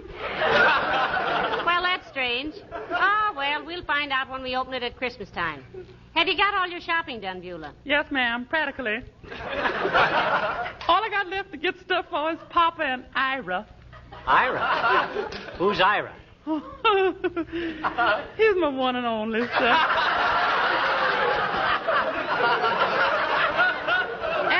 At least he's one of the few and far between. Ira, he's the FBI man. Oh, heavenly days. Federal Bureau of Investigation? No, ma'am. Friendly but ignorant. What does he do, Beulah? He's the insurance man, sir. Mm-hmm. Yeah, he specializes in life insurance with double indignity. Indemnity? Yes, only he may have to give it up on account of a greeting card he got this morning. On account of a greeting card? Yes, sir. You say, from the President of the United States, greeting. What's his present status, Beulah? 5'9.5" in his socks, ma'am. No. No, how's he classified now? I classify him as ready and willing, sir. So he's suffering with flat feet and astigmatism. Tism. Oh, yes, tis, ma'am. He's so short-sighted he don't know his best friend across a taffy pull. Well, they don't pull taffy in the Army anyway, Beulah. He'll be okay if he can see well enough to pull a sergeant's leg. Yes, that's what I mean.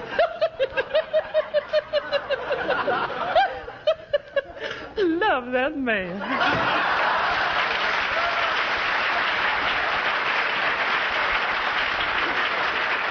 Hey, Molly. I think we ought to open up that package. I think it must have been delivered by mistake. Well, it might have been at that, McGee. There's no tag on it or anything. You think we ought to? Well, I don't know. Yes, I think we ought to. One side, baby. I'll soon solve this mystery. Well, if you really... Heavenly days, it's a beautiful negligee. Oh, my gosh. What's the matter? Oh, gee whiz. Oh, my. That was my present for you, baby. I bought it a month ago and forgot all about it. If I ain't the dumbest bunny now, that ever... McGee, I think it's lovely and just what I wanted. It's the most... Oh, now, Hoon. Come in. Hi, mister. We're all ready. Ready? Who's all ready for what? Kenny and Johnny and Buddy and Reddy and me. Huh? We're all ready to sing. Come on in, kids. Well, folks, 3 years ago, Ken Darby of our King's Men wrote for our Christmas show an original musical setting for the poem, "'Twas the Night Before Christmas." Everyone seemed to like it so well that we've been asked to do it every Christmas since. And we're glad to do it again tonight. Okay, Mr. McGee. Go on. Sit down now. Okay. You and Miss McGee sit in a circle. You sit at the piano, Kenny. Ready, everybody? A 1 and a 2 and a 3.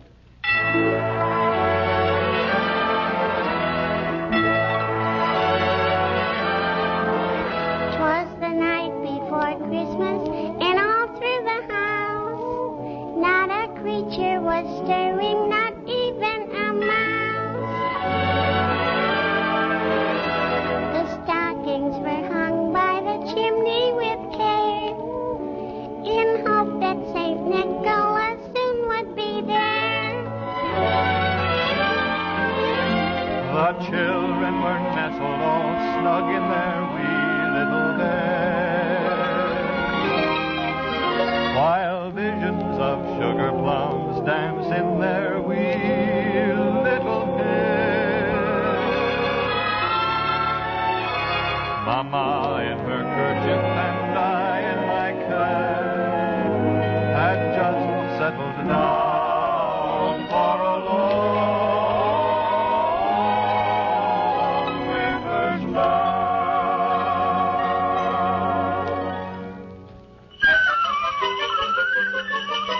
When out on the lawn there arose such a clatter, I sprang from my bed to see what was the matter. Away to the window I flew like a flash, tore open the shutters, threw open the sash. Then, what to my wondering, I should appear but a miniature sleigh and a tiny reindeer, with a little old driver so lively and quick that I knew right away that it must be St. Nick. All bundled in fur from his head to his foot, old Santa was covered with ashes and soot. I drew in my head and was turning around when down the chimney he came with a bound.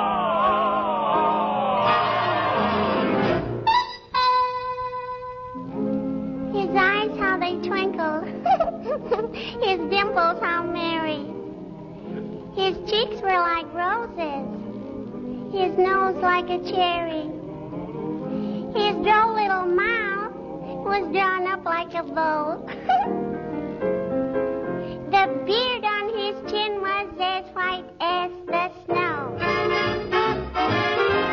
The stump of a little old pipe he held tight in his teeth, and the smoke went around and around and around his head like a wreath.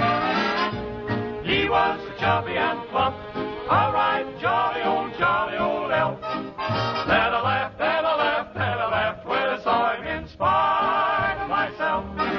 He had a broad face, and a little round belly that shook when he laughed, like a bowl full of jelly. He gave me a wink of his eye and a twist of his head, a chuckle and a smile. I knew all the while I had nothing to dread. He spoke not a word, but went straight to his work and filled all the stockings. Oh, boy. Then turned with a jerk. Then laying a finger aside of his nose and giving a nod up the chimney he rode. He sprang to his sleigh, to his team, gave a whistle, and away they all flew like the down of a thistle. But I heard him exclaim, and he drove outside. Merry Christmas to all, and to all, good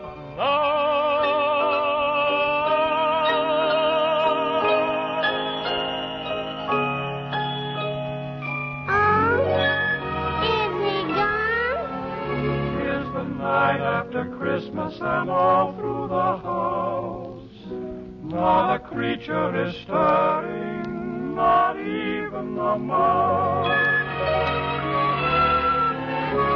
The presents are scattered and broken, I fear, and St. Nicholas won't come again for a year.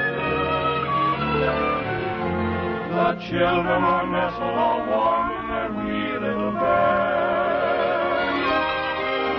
while memories of sugar plums dance in their wee little heads. Mama in her kerchief and I in my cap are settled at last for a long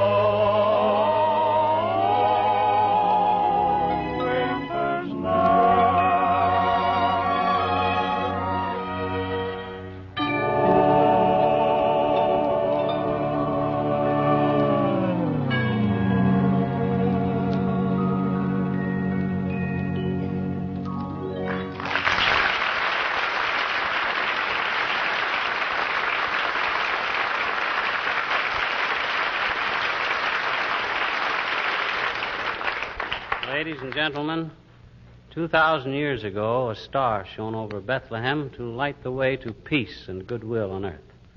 Tonight, that star is reflected in the windows of millions of your homes. So our Christmas wish to all of you is that the men and women who have gone out to fulfill the promise of that symbol may soon return. Mission accomplished. Good night. Good night, all.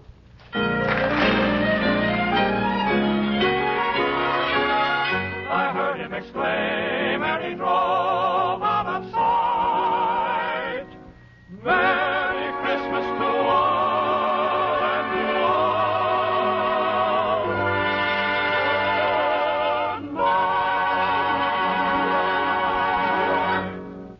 all. This is the National Broadcasting Company.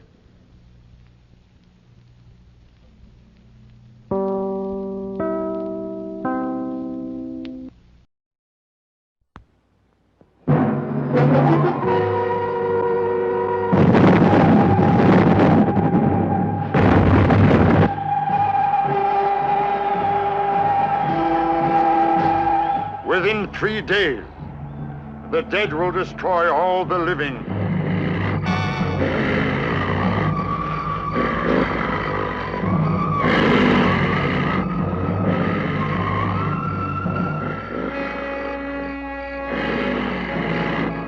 I am from another planet, outside your galaxy. I'm sorry, I just don't understand. Unless Earth surrenders in 24 hours, we will begin a mass invasion. We are invisible. We are invisible, Adam Penner. You cannot see us. From outer space come the invisible invaders, living dead men threatening to destroy all life on Earth.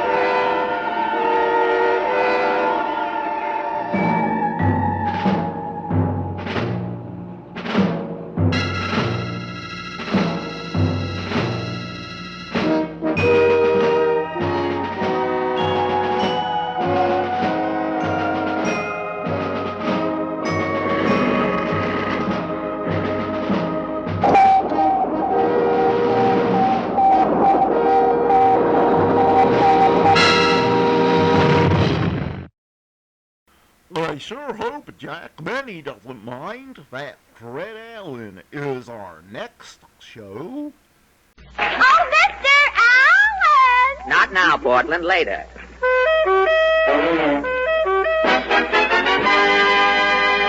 It's Texaco Time, starring Fred Allen, with Adolphe Menjou, Joan Merrill, Portland Hoffa, and Al Goodman and his orchestra.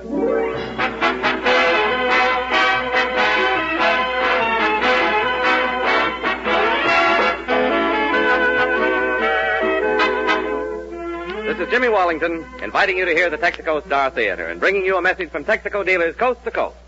A message that can be expressed in 2 words. You're welcome. For you are welcome at your Texaco dealers, ladies and gentlemen. Welcome to all of its practical help in solving today's driving problems and keeping your car in condition to deliver your essential transportation. His regular care and service with Texaco quality products can mean more mileage from your tires, your car, and your gasoline. So see your Texaco dealer regularly. You're welcome to every service he can give to help you care for your car, for your country.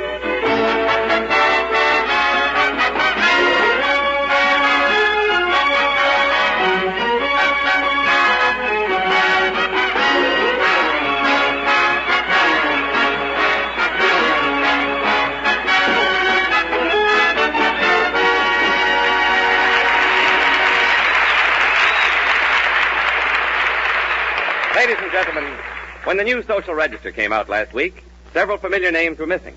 Tonight we bring you a man who can't even get his name in the phone book. And here he is, Fred Allen. Thank you.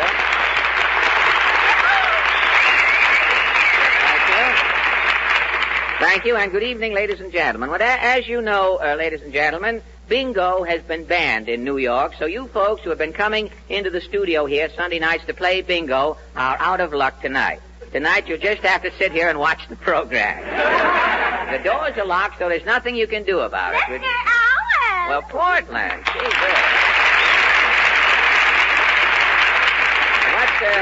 what's up, Portland? You look excited. Well, Arthur Godfrey isn't here yet. Well, I know that, Portland. Arthur made a screen test for 20th Century Fox last week, and it came out swell. Now, Arthur's getting ready to go to Hollywood. Well, who is this new announcer? Who knows? I called up the employment agency. I said, send me a good radio announcer to go with a tall microphone. And this bird showed up.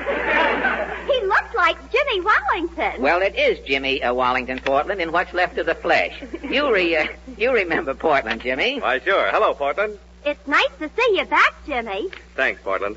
How's the program been going, Fred? Fine, James. How's Jack Benny been doing? Well, he's scraping along. He's working on quiz shows. He was stooging for that comedian with the pop eyes last week. Trying to get the Mad Russian's job, I guess. Did you folks hear Benny's program tonight? No. What happened, Fred? Well, you know how it is with a Benny program, Jimmy. You either like it or you don't like it. I must be getting in a rut. I don't know. Well, the show came from Palm Springs tonight. That's in the desert, you know. It took science 200 years to make things grow on the desert. In 30 minutes, Benny covered the desert with corn. I mean,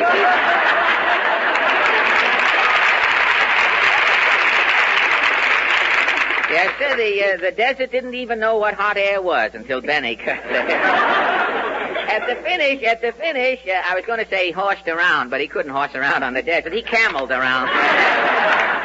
And at the finish of the program, he did a sketch, and in the sketch, Benny captured Rommel on the program. I guess Rommel figured if he gave up, Benny would give up too. Well, so much for the old flaky old grape nut. Let's turn to the latest news of the week.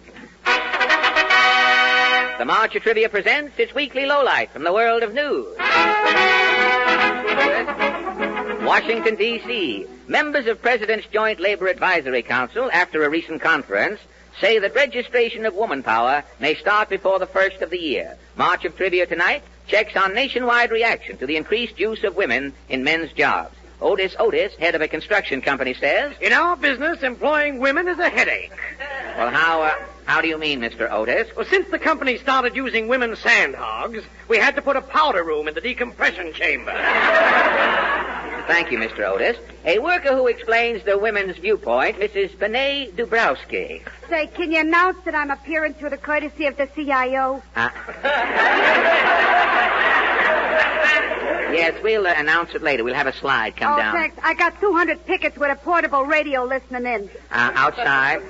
I wouldn't put a duck out on a night like this. Fine. Well, how do you feel about women working, Benet? Well, for married women, it can break up their home. Your home was broken up? Yeah. I was a steam fitter. I was getting $2 an hour. Uh-huh. My husband was a good humor man. Your husband was a good humor man, huh? He was getting a commission and all the pistachio he could eat. Your husband wasn't doing so well. Nah. Some nights he'd come home with nothing but sticky lips. And you? Oh, every night I'm rolling in with 18 or 20 clams. Well, did the difference in your salaries upset your husband?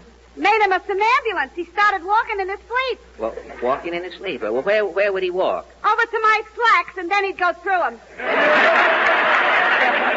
And that broke up your home, huh? There was a big fight.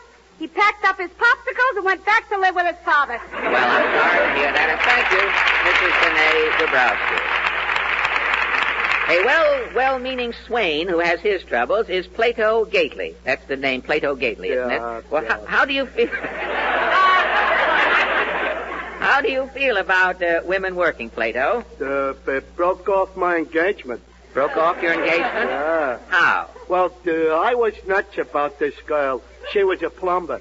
She was a plumber, huh? Yeah. Well, what? I know how she could plumb. What upset your plans? So, every night I take her out to a picture. I had to bring her home at 11 o'clock. Yeah. Last night it was a double feature. I didn't bring her home till 12:30. So? This morning she sent me a bill. A bill for what? An hour and a half overtime.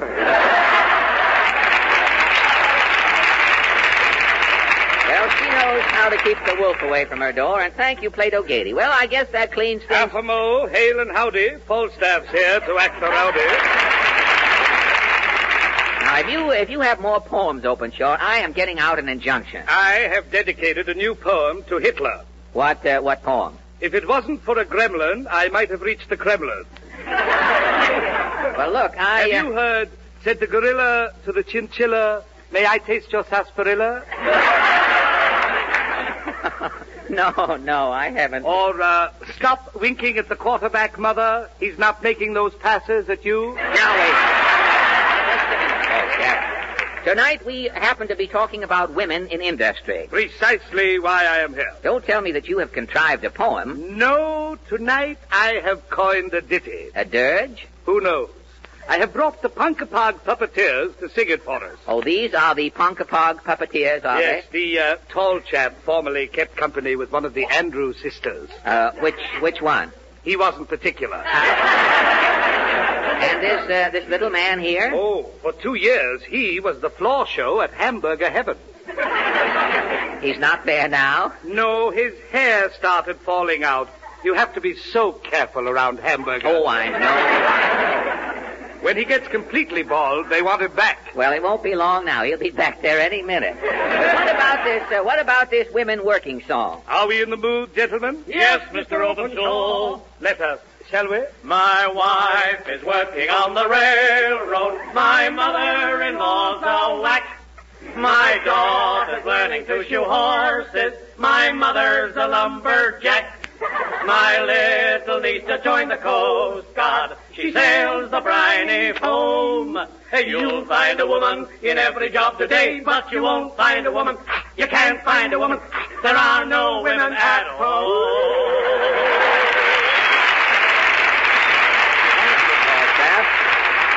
And the Punkapog puppeteer.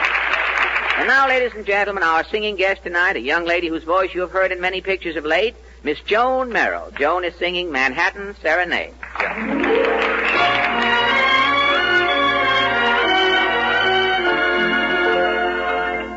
I have a memory of a lovely refrain, and in my heart it will forever remain. Our song was like a blue picture. My darling, do you remember that night in Manhattan was the start of it. We lived it and we loved every part of it. The glow of moonlight in the park, the lights that spelled your name, the autumn breeze that fanned the spark, that set our hearts aflame. Our kiss was a sky ride to the highest star. We made it without touching the handlebar. And I gave you my love to the melody of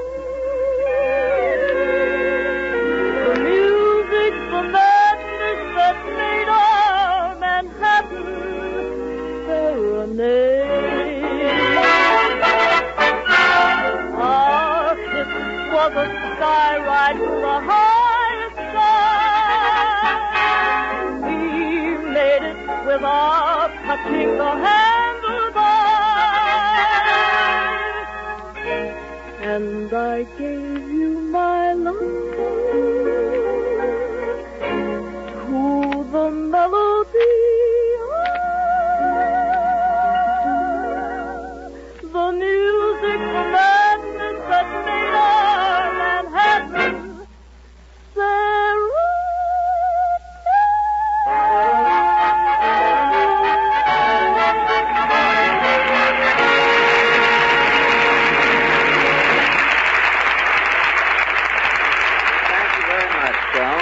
That was lovely. Say, Jimmy. Yes, Fred?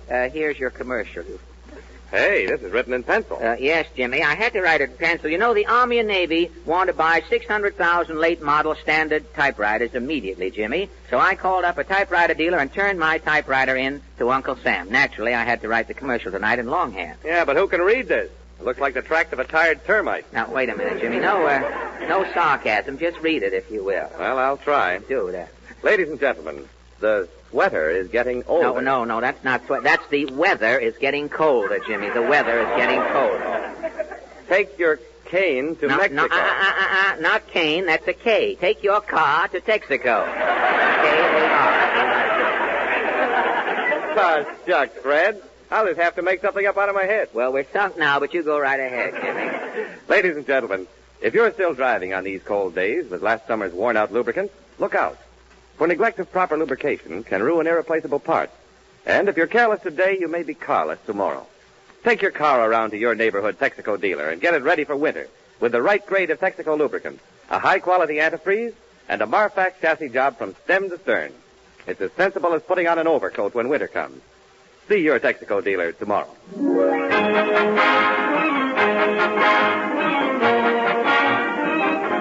That was just a suggestion of Rumba Rumba, played by Al Goodman and 25 relatives on his mother's side.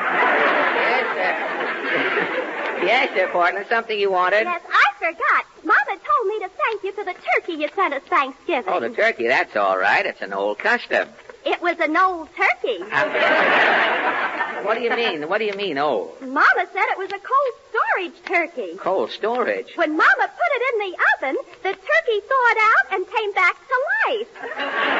No kidding. When Mama tried to baste it, the turkey threw cranberries at her. The turkey threw cranberries? Well, how did your mother kill the gobbler? My Uncle Phil threw rocks in the oven till the turkey died. Threw rocks in the oven at it, did he? Well, how did it taste? Tender, was it? There wasn't any white meat on it. Oh, that's silly. All turkeys have white meat. Not this one. On account of the rocks, this turkey's meat was all black and blue. Oh, black and blue. You had the first Technicolor turkey in town, I guess. Well, all right, Portland, I'm busy now. I have to welcome our guest, Adolphe Monjou, Hollywood's best-dressed man. I know. I wrote an introduction for Mr. Monjou, like they have in the movies with credits. With credits, really? How does it sound? It starts with a fanfare.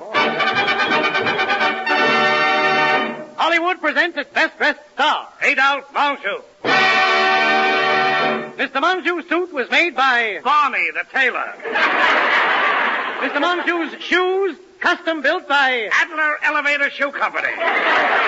Mr. Monjou's necktie by Bloomingdale's Basement. Mr. Monjou's flower by Mrs. Stropopoulos, formerly outside of the automat.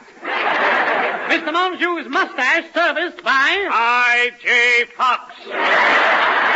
And here he is in person. Mr. Adolph Monjou. Thank you. Thank you very much. Well, Mr. Monjou, I must say that in person, you are sort of a letdown. You mean this plain gray suit, Fred? Yes, Mr. Monjou. I thought surely you'd show up in lavender knickers, a pea green Norfolk jacket, a polka dot shirt, a burned orange beret, and snakeskin wedgies. Now, look, Fred, if you're going to start one of those tired routines about my clothes, I'm getting out of here so fast you'll be left with nothing but a faint aroma of bay rum. Knowing that you have been here. Well, look, Mr. Monjou, or may I call you Adolf? Please don't. Well, why not? Well, a certain bewildered paperhanger has ruined the name of Adolf for all time. And you are not kidding. Well, I'll come right to the point, Mr. Monjou. I read that you have been doing shortwave broadcasts in foreign languages. Yes, Fred, I've been doing some work for the Office of War Information, but how does that concern you? Well, I'll tell you. I go on the air every week telling my jokes in English, you see, just in English. Now, half of our allies don't even know what I'm talking about. If you will translate one of my jokes into some foreign languages for me, you see, I can entertain more people. Well, what is the joke? Oh, any joke will do. Try this one. How can you keep a dead fish from smelling? Cut off its nose. Well, now, that joke isn't even funny in English. Well, maybe it will sound better in Spanish. Well, all right, in Spanish it would be, ¿Cómo evitar que huela un pescado? Pues cortándole la nariz. That is the end?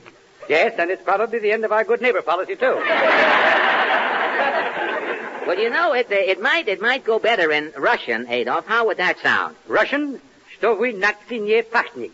Отвечу нос. Now, wait a minute. Wait a minute, Adolf. I asked you to say, how can you keep a dead fish from smelling in Russian? I distinctly heard the word Nazi in there. Yes? Nazi is the new Russian word for dead fish.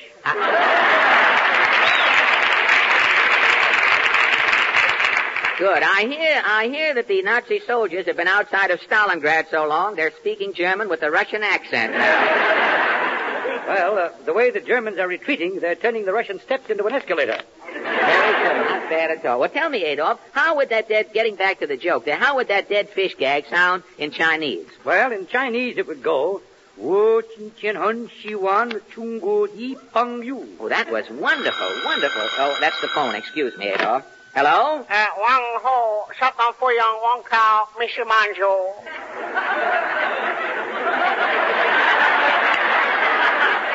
Oh, it's for you, Adolf. Oh, thank you. Hello? Oh, how, hun, how, ding, how, me you fudger.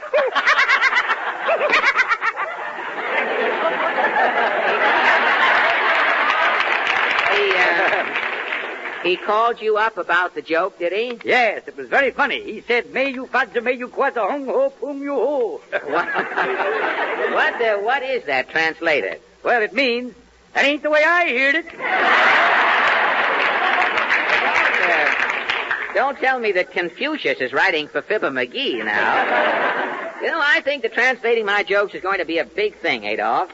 How much salary? What salary would you want to be my translator? Well, it's morale work, Fred. I don't want any money. Oh, you have to get paid. How about $1,000 a week? No, Fred, you can't pull that on me. Pull what, Adolf? I know. With this new $25,000 ceiling, you're trying to get rid of some of your extra dough.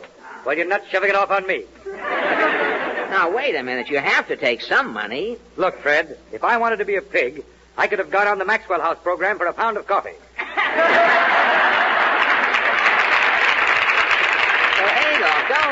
Don't tell me that you Hollywood stars are upset about the salary ceiling. All the stars are worried, Fred. They're cutting down, huh?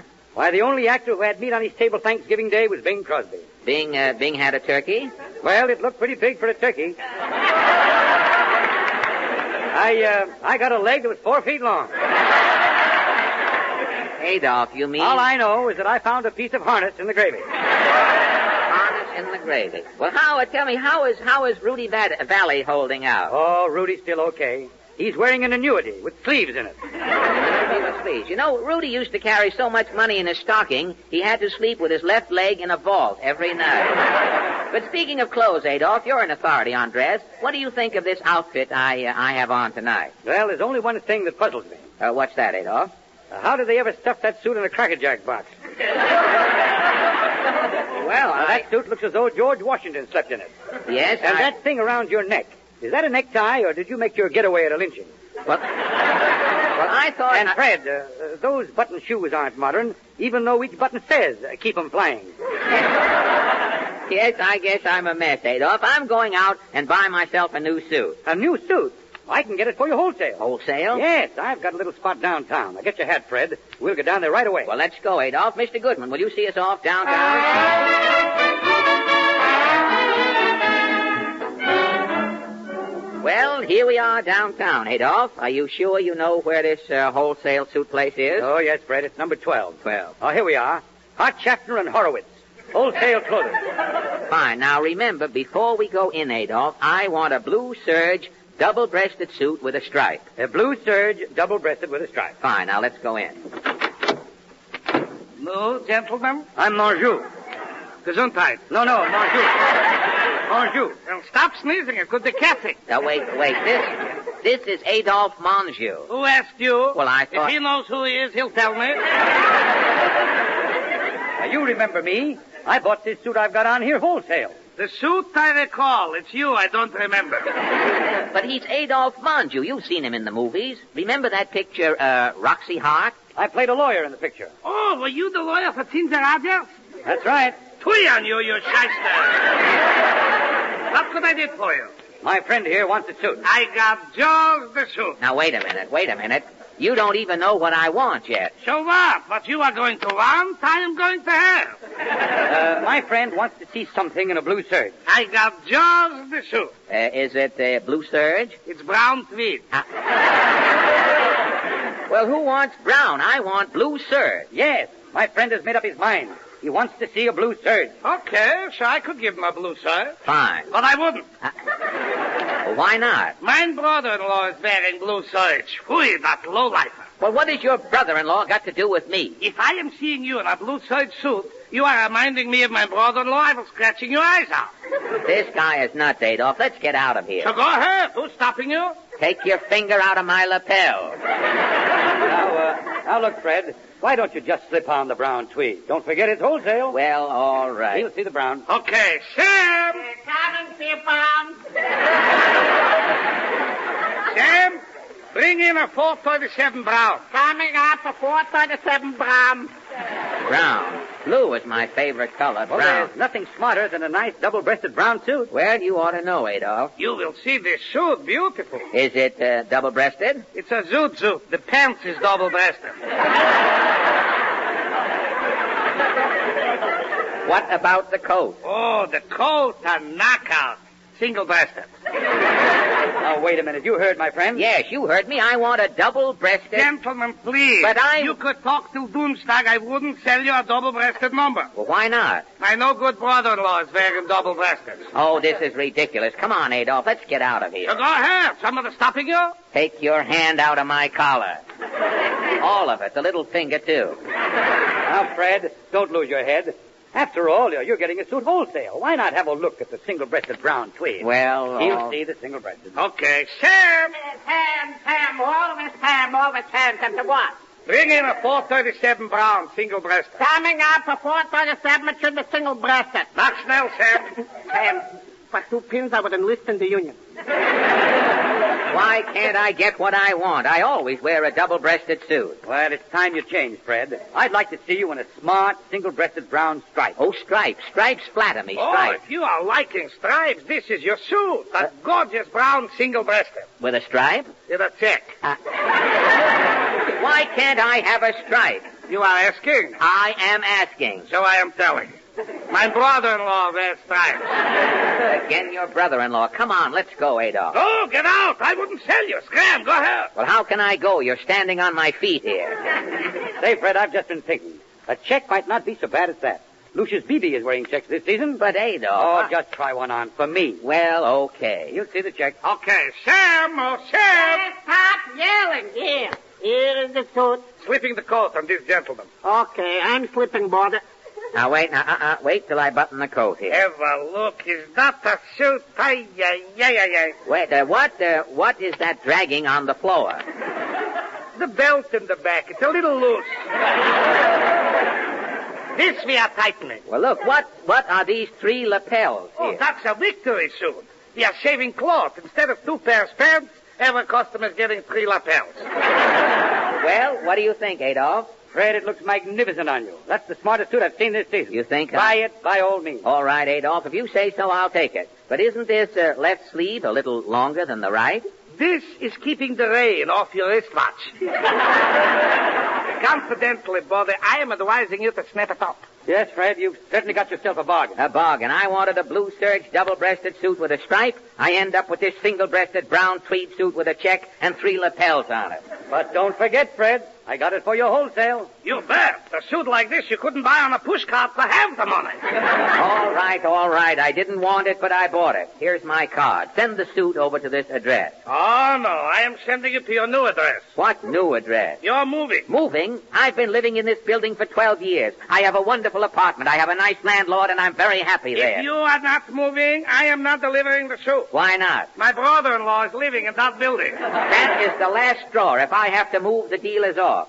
Keep the suit, Fred. I'll move. Adolf, why should you move? I'm the brother-in-law.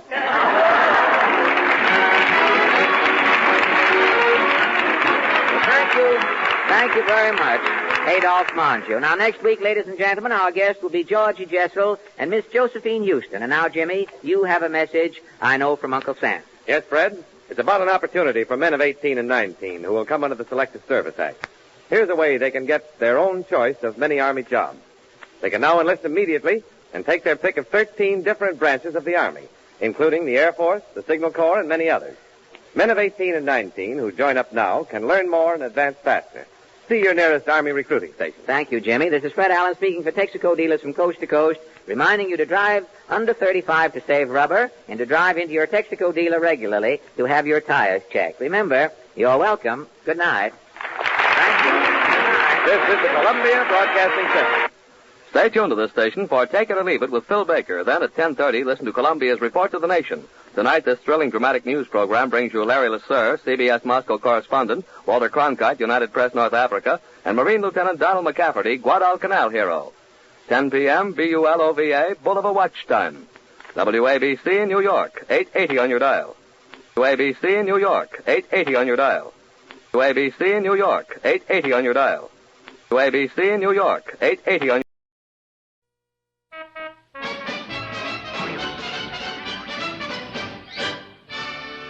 Welcome to Paris. Every year, thousands of tourists come to this city to see the Eiffel Tower, the Champs-Élysées, the Arc de Triomphe, Notre Dame, the bridges of the Seine. The more adventurous visit Montmartre and the left bank, searching for the soul of Paris. But to find the real thing, you must come to Les Halles, the wholesale food market, the stomach of Paris.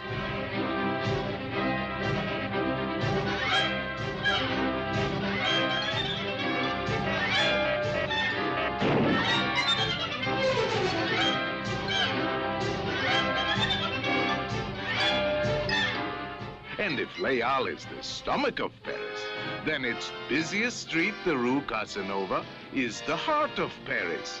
A place of passion, bloodshed, desire, and death. Everything, in fact, that makes life worth living. Just across the street is the local bistro, Chez Moustache. Things are pretty normal tonight.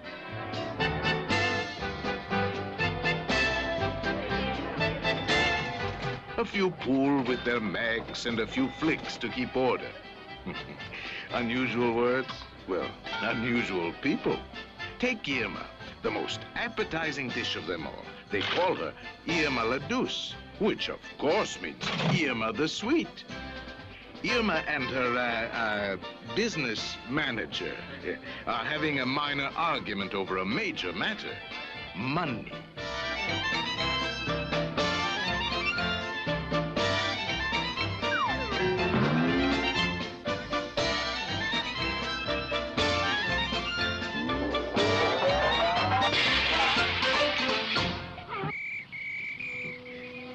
Irma fell in love with a flick. Which would not be so bad, only this flick happened to be a very honest policeman, determined to uphold the law.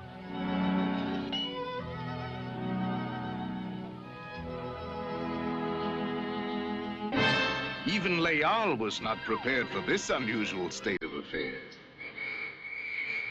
So unusual that a movie company headed by that master laugh-maker, Billy Wilder, came all the way from Hollywood to tell her story unfilmed. Come on. What's at the time? Come on. Up, join hand with the merchandise. Yes.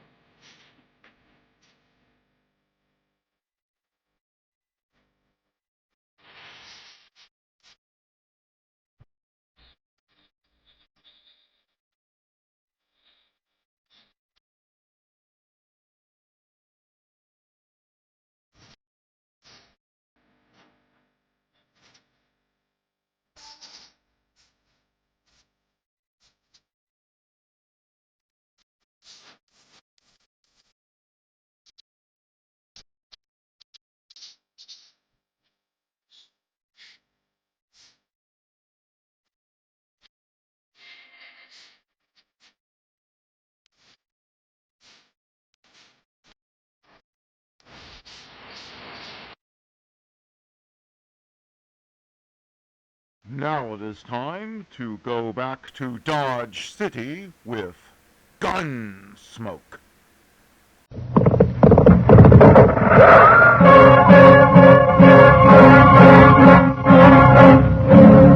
Around Dodge City and in the territory on west, there's just one way to handle the killers and the spoilers, and that's with a U.S. Marshal and the smell of gun smoke.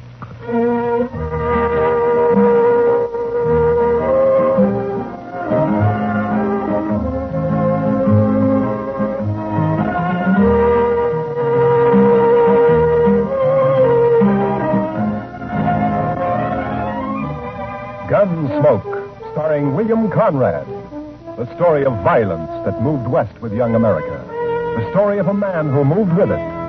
Matt Dillon, United States Marshal.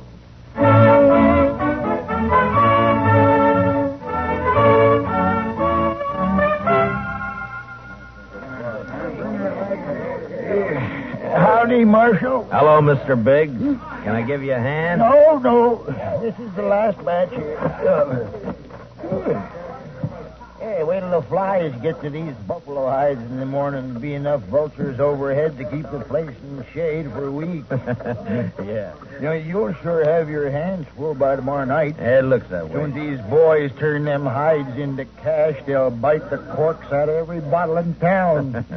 And some of them look mean enough sober. Yeah. Well, you better bed down and get some sleep, Mr. Biggs. Where are your boys? I don't know. Jeff had some trouble with a dry axle up near Pawnee Rock, and Boaz stopped to help him fix it. But they shouldn't be this long behind me. Well, if I see him, I'll tell him where to find you. You can tell Jeff, but Boaz ain't even going to hear you. Why? What's the matter with him? Oh, he's riding higher than an eagle. You know that white buffalo you've been hearing about? The albino? Mm-hmm. Well, it's just Indian talk. Oh, you think so, huh? Well, if it is, Boaz sure shot himself a mighty scared buffalo. White as borax. That ought to fetch a price. Hey, anybody seen Marshal Dillon? Over here, Chester. You better saddle up, Mr. Dillon. What's the matter, Chester? Indian trouble. 2 men dead and a couple of wagons burned up out there. I found this. A war rattle. Made out of buffalo toes. Arapaho. Well, they haven't been making any trouble. Well, these did. I was topping a hill when I saw the wagons go up in fire. It was Indians, all right. I saw one ride off.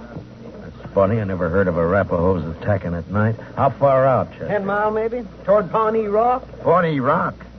Marshal, my sons was coming from there. Easy, Mr. Biggs. Lots of wagons in the territory. Marshal, I didn't see another wagon between here and Pawnee except the ones we had, but the Indians killed my boys. There's only one way to make sure, Mr. Biggs. Saddle up and ride over to my office. I'll be with you as soon as I can get my horse.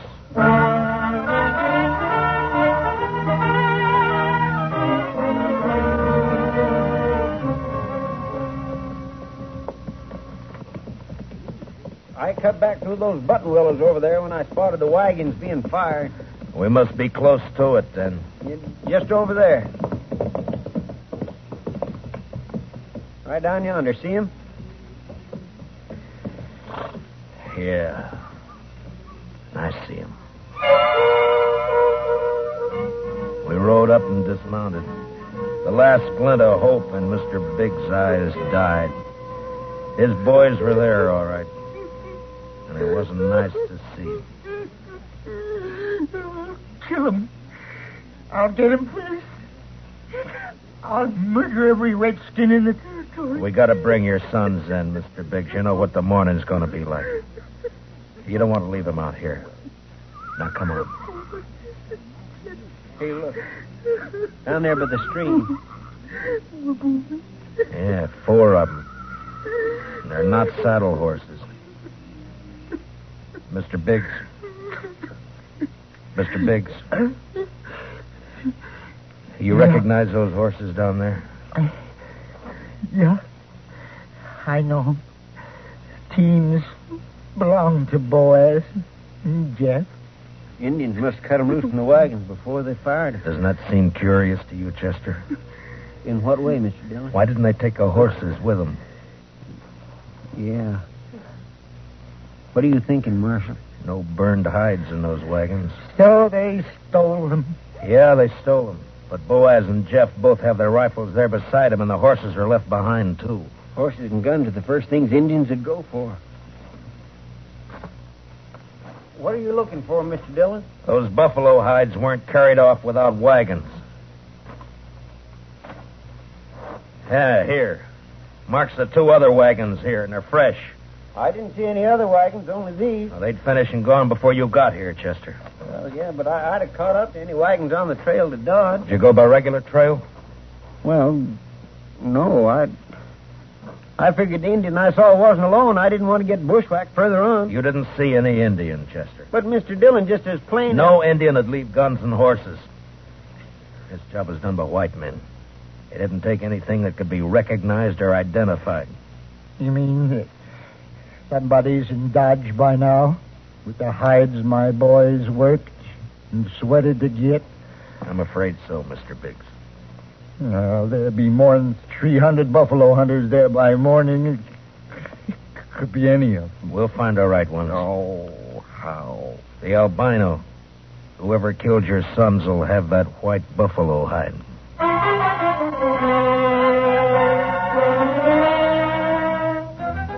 It was almost sunup when we got back to town, and more wagons had jammed the main street lining up for the unloading barns. I rode down the line, looking them over one by one. Howdy, Marshal. Some of the men would take their money, drink it up, and drift away. Few would stay long enough to be buried on Boot Hill. Then suddenly a wagon driver up ahead pulled out a line. Oh, hey, wait a minute. Oh, hold it there. Take your hands on that key. I'll take my hands off as soon as you get back to your place. Oh, I'm tired of waiting now. Let go of that bit, mister. Don't do that, stranger. Get your hand away from that gun. Well, now, you know there's any law around you. There is, so don't try making your own. You got no right grabbing my team. I got plenty right when he tries to horn in front of me, Marshal. That's a lie, Marshal. He cut Never in mind. You both want to cool your heads out in jail? Now, what's your name? Tennessee's good enough. A lot of people from Tennessee coming into the territory. Most of them are pretty peaceful. That sounds like you're saying I'm not. You moved pretty fast for that gun. Man can lose his temper. You lost yours 4 times, according to the notches you've carved into that gun butt, but don't try for number 5, not here. How about you? What are you called? Charlie Kell. Charlie Kell, huh? They ever call you Chuck? No. Heard of a Chuck Kell a couple of years back. Come from Kentucky. Not me. Man I heard about was a gunfighter, so he never wore gloves. See, you don't either. It's pretty rough on the hands. Thanks, Marshal. I'll make sure to take better care of him. Yeah, do that. I'll be around a while, Marshal. Maybe we can have another talk. Anytime. They'd need watching. But what I wanted now was a white buffalo hide. Searching the wagons wouldn't do. There wasn't time, and a search had let the killers know that something in the hides they'd stolen could be identified. The time to find out would be when the buyers checked them. I got Biggs and Chester to cover 2 of the unloading barns, and I covered the 3rd one. Then finally daylight came, and the haggling started. Well, you want to sell those hides and learn how to handle the skinning knife a little better. They're as good as any. They're full of holes, they ain't. Give you $4 a hide for the bunch. You gave that last fellow 8. He looks tougher than you. 6. I'll take 6. 4. Take it or leave it. You think you can rob me, mister? Watch your mouth, boy. Here, none of that. Let me go! Easy, son. Go! Let me have that gun just so you won't be tempted. Here, that's better. Give me that. Give it back. You can pick it up at my office whenever you're ready to leave town. Yeah, you look like a city boy to me. Where are you from? St. Louis? None of your business. When something's got you beat, son, there's no shame to admitting it and going home. Sometimes that takes a real man. Don't tell me what to do. Why don't you watch your own job? Why don't you leave me alone, Marshal? I ain't got a white buffalo hide. What'd you say, boy? You heard me. What do you know about a white buffalo hide? What everybody else knows. That you're looking for one. Everybody in town knows it. How? Because the old man whose sons were bushwhacked is all liquored up over at the other barn, shooting off his mouth.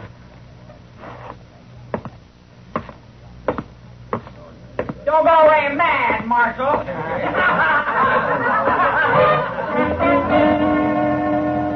Mr. Biggs wasn't at the barn where I'd left him. I cut through an alley to Front Street and headed for the saloons. I never got to him. Mr. Dillon? Mr. Dillon? What's the matter, Chester? Old man Biggs. Where is he? I'm looking for him. Well, he was over by the barn I was watching, drunk, going through the wagon. Yeah, I know about that. I was trying to get him to go back to his own barn, but all of a sudden, he took off. For where? I don't know, but there was one wagon he was watching in particular. The driver walked away from it with a package of some kind. That white hide? It could have been, I don't know, but Big sure thought so. He lit out after the fellow with blood in his eye. Which way? Down there where the boy's been hitching the empty wagon. Well, let's go.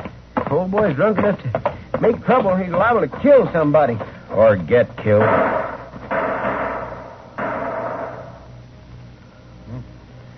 Too late, Mr. Dillon. Yeah. It came from there behind that row of wagons. You stay here, Chester. Be careful, Mr. Dillon. When I rounded the corner wagon, Mr. Biggs was sprawled across a wagon tongue, his eyes dead and open, staring at the ground. And standing over him was Tennessee, a smile on his face, and his gun extended to me butt first. Looks like I'm in the mite of trouble, Marshal. He's dead, Tennessee. That's more than a mite. You take my gun for a while. You mean until after you hang? Wasn't figuring it'd be that serious. Not when a drunk follows me out here and throws down on me. If you're figuring on self-defense, forget it. Look at his gun. It isn't even cocked. Well, it's out of his holster, Marshal. That's enough. Law don't say I have to wait till he kills me.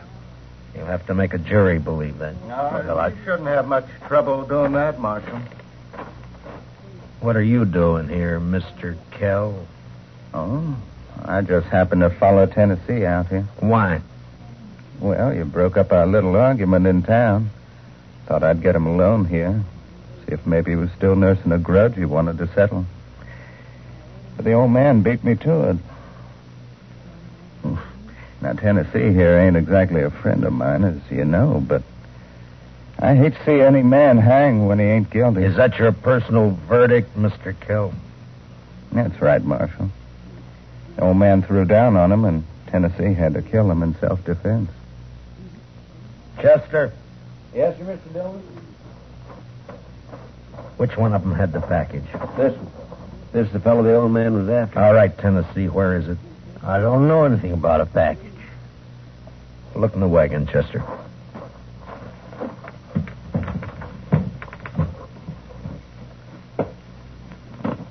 See anything? Nothing here. I reckon you can give my gun back to me now. All right, Tennessee. Here. Thanks. But if you decide to use it again while you're in Dodge or any place else in Kansas, I hope I'm there when you do. Well, now, don't you fret, Marshal. I'm sure you will be.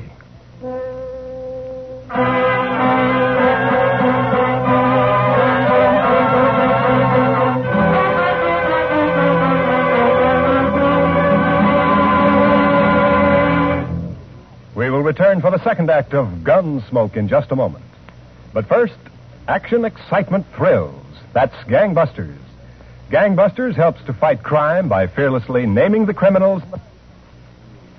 Listen for it later this evening on CBS Radio. Now, the second act of Gunsmoke.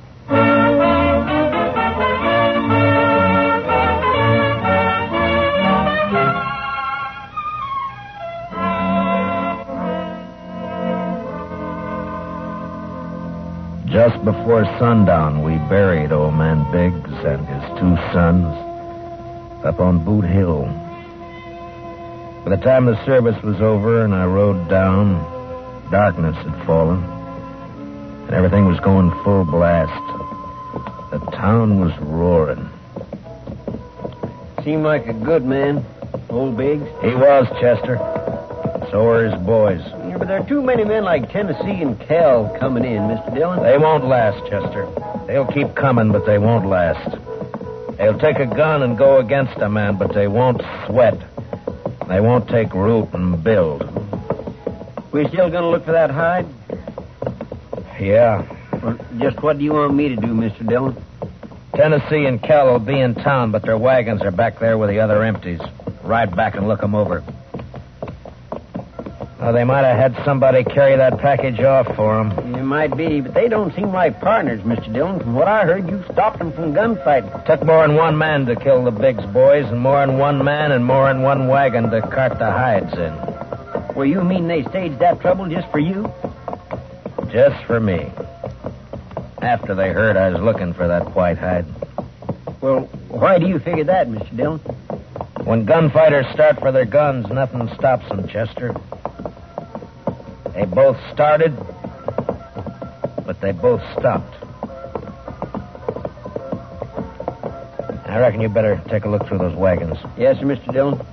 Where'll I meet you? I'll be checking the saloons.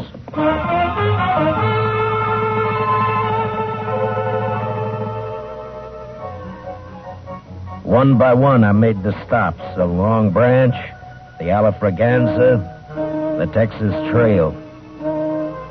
And one by one, they got quieter as I went in. As though each place was holding its breath, waiting for something to happen. The last place was a Mexican hangout. A long, dark walk.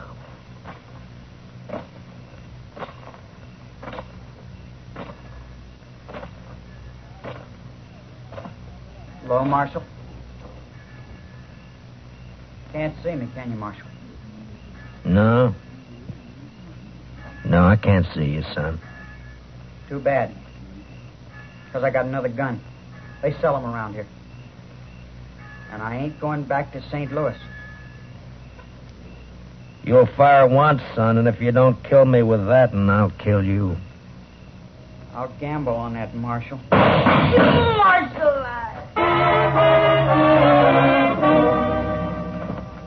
He lurched from the shadows into the street, staggered, and fell. And then he rolled over on his back, and his eyes struggled for a minute like they were trying to remember something. And then he went blank. Well, he was right about one thing. He wasn't going back to St. Louis. Well, what do you know? The marshal's real handy with a gun. Stay out of this, Kel. But I may have something to talk over with you later. Meaning what? If you don't know, then you got nothing to worry about. I've been hearing a lot about how fast you are with a gun, Dillon. Anything to it? I'm still alive. Yeah. This your hobby, shooting kids? He was old enough to try to kill me. I don't like it, Marshal. That's too bad, Mr. Kell. The Chuck Kell I heard about would have loved it. They said he'd killed 2 kids under 16, one of them his own brother. No, you didn't hear the whole story, Marshal. The Kell you heard about killed a marshal, too.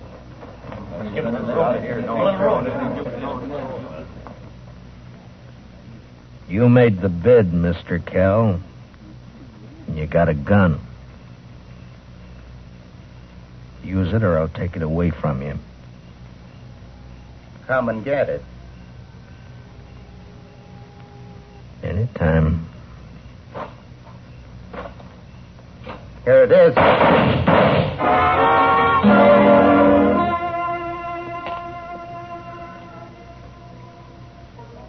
How you feeling, Mr. Dillon? I'm all right, Chester. Doc fixed your head. Wasn't much he could do for Kell, though. I hit him. If you didn't, he sure died for nothing. He was fast, all right. Boys say you made him look like a sleepy burro. Never even cleared his holster. And my head says different. You didn't get that from Kell. What do you mean? Tennessee was up the street with a rifle. He creased you. Huh? Where is he now? I don't know, Mr. Dillon. He rode out of town before I could stop him. I was the only one who saw him. I was coming up street to find you. All right. Let's get out of here. Did you find anything in the wagons? No, sir. But I found Tennessee's wife. Wife? That's right, Mr. Dillon. In a small wagon next to his. He's a squaw man. His wife's an Indian girl. Well, let's find her.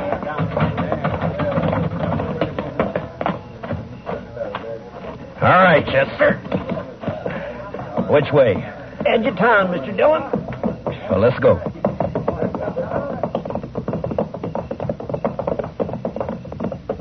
You talked to the wife? Yes, sir. Found out Tennessee and Kell were friends, all right. They left her here night before last and arranged to meet her here today. She said they were driving empty wagons when they left her.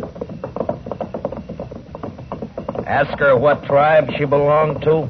Didn't have to ask, Mr. Dillon. I could tell by her beads. She's an Arapaho.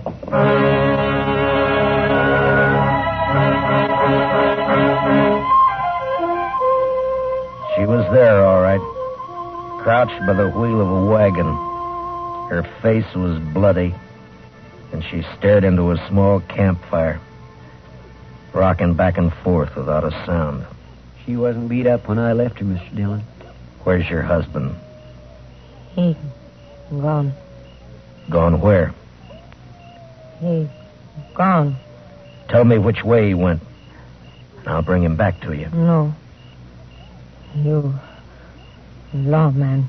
Your husband had a white buffalo hide, didn't he? Tell me. No. Other man killed white buffalo. Then your husband took the hide away from him? Well, he buy hide. He didn't buy him. He killed 2 men to get him. He killed with Indian paint on his face. He left an Arapaho war rattle. He wants the blame to come to your people.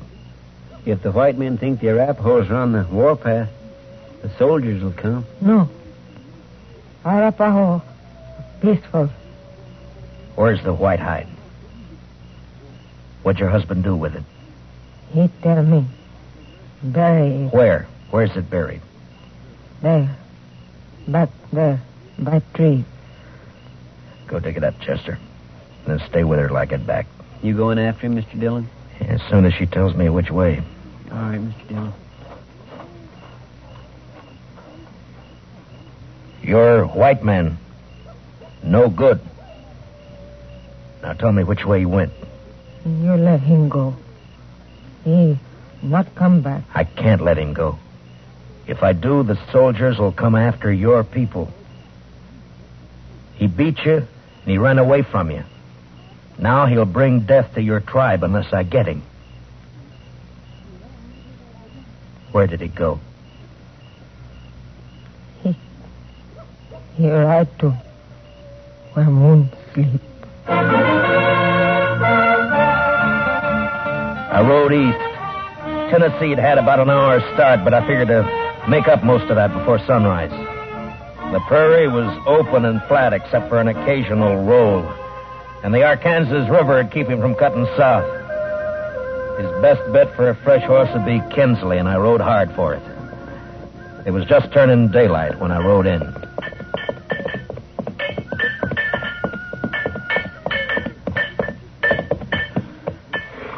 Well, howdy, Marshal. Morning. Good morning. Got a place I can water my horse? Trough right there. Just let him loose. You'll find it. Thank you. Looks like you come a long way. Dodge. Another fella here just a few minutes ago been riding hard, too. He come from up Pawnee way, though. Tall, dark, riding a vinegar roan? Yeah, that's right. You get a fresh horse here? I'd send my boy out the corral to get one for him. He'll be back soon. You mean he's still here in town? Yeah. Asked about breakfast, so I sent him over to the widow Hilliard's place. Right over there, across the road. Thank you. I'll be back. Say, you after that fella, Marshal?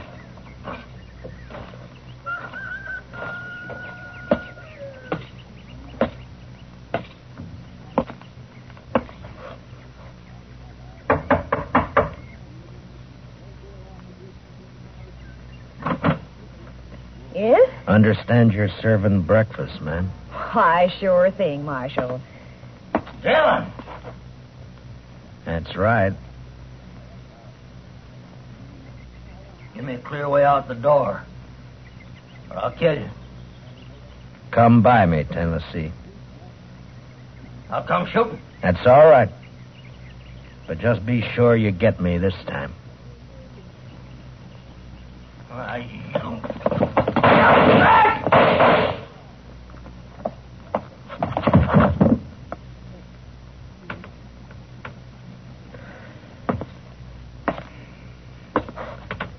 You hurt, ma'am? No, I'm all right, Marshal. He looks kind of dead. Yeah.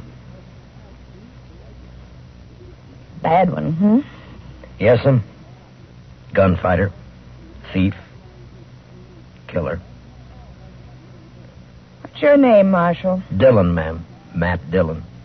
I'm sorry about... Marshal. When my husband brought me out here 15 years ago, Indians burned this place down 3 times. I'm used to killing. You want to carry him out? I'll go fix you that breakfast.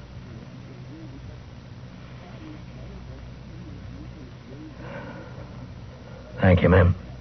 It's a long ride back to Dodge.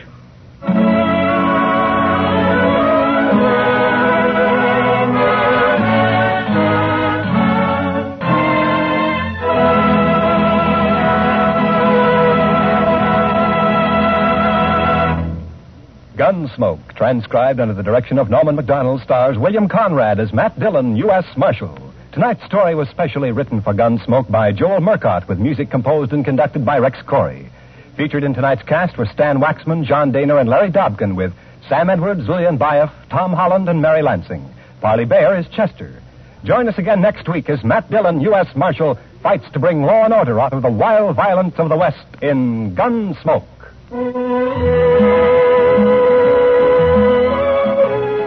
Something new in CBS Radio Newsroom coverage, World News with Robert Trout presents as a special weekly feature an interview with a crack CBS Radio News correspondent. This correspondent flies in from his post overseas to give you his authoritative eyewitness viewpoint on latest developments. Tomorrow afternoon on most of these same stations, World News with Robert Trout. This is Clarence Cassell speaking. And remember, from now to November, you'll find intensive impartial campaign coverage on the CBS Radio Network.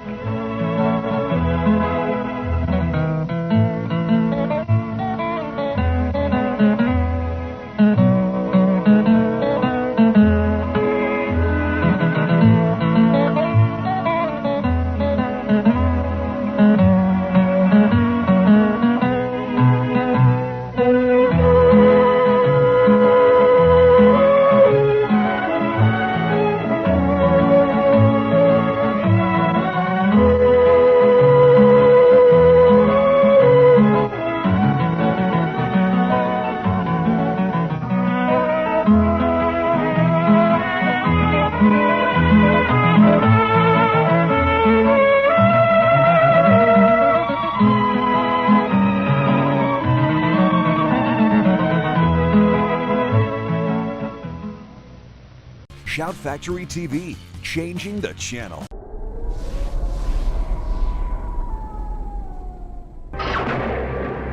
David Gardner just woke up to a nightmare in his own backyard. But no one will listen. We landed right back there, right behind the hill.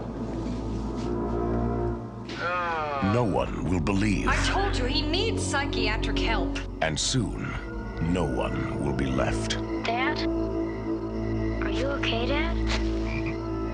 Fine. Because something strange is happening to the people of Willow Creek. Everything's fine now.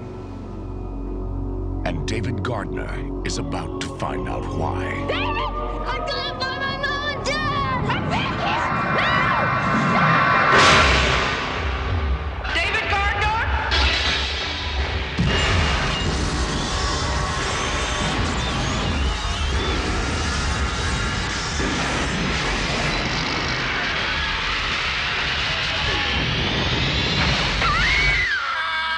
Canon Films presents Toby Hooper's Invaders from Mars. There's no place on Earth to hide. Our next guest will give you the laughs, just don't ask him to lend you money. It's Jack Benny coming up next. One cherry phosphate. One cherry phosphate. Hey, buddy, I've got a broadcast to do in a few minutes. Will you please hurry with my sandwich? Why don't you eat after the broadcast? Because I'm hungry now. Get the sandwich. Okay, Mr. Benny. What kind was that again? Tuna fish and peanut butter on rye bread. Oh, yes, with an egg in it. The egg goes in my malted milk. Now, hurry, please. Oh, hello, Don. Oh, hello, Jack. Think I'll have time for a bite to eat before our broadcast? Yes, if we can get a little service here. Sit down. Okay.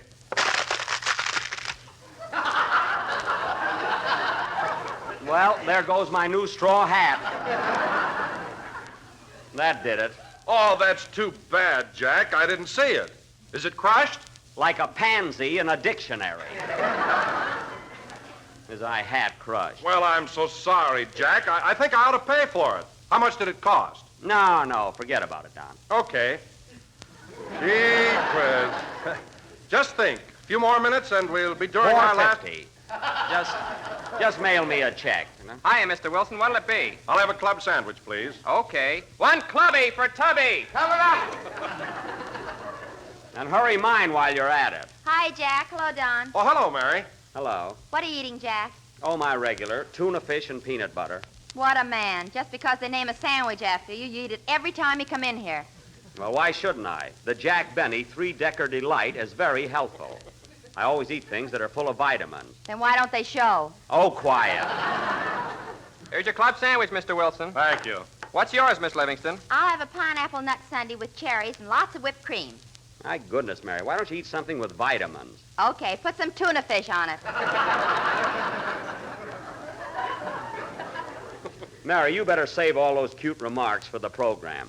And incidentally, young lady, as long as this is our farewell appearance, I wish you'd be a little more careful what you say. You mean I shouldn't tell them what happened at Paramount yesterday? Don't you dare. What happened, Mary? Never mind. See? You're starting already. Go on, Mary. What was it? Yeah, what happened? You stay out of this.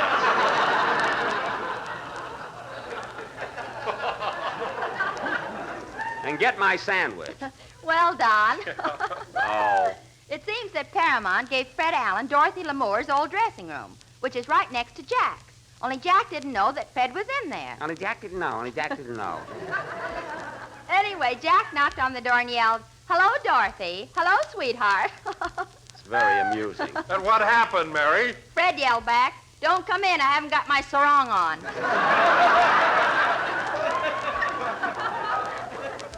Yes, but he didn't fool me for a minute. But, Jack, I thought you told Mark Sandridge, the director, that you wouldn't make a picture with Alan. Well, we compromised, Don. Alan can be in the picture, but he has to be the straight man. He gives me all the leads, and I give all the answers. Well, that'll be a novelty. The questions getting the laughs. I'll get the laughs, don't worry. Here's your pineapple sundae, Miss Livingston. Thanks. Hey, wait a minute. She just got here. Where's my three-decker? Bill's putting a poop deck on it.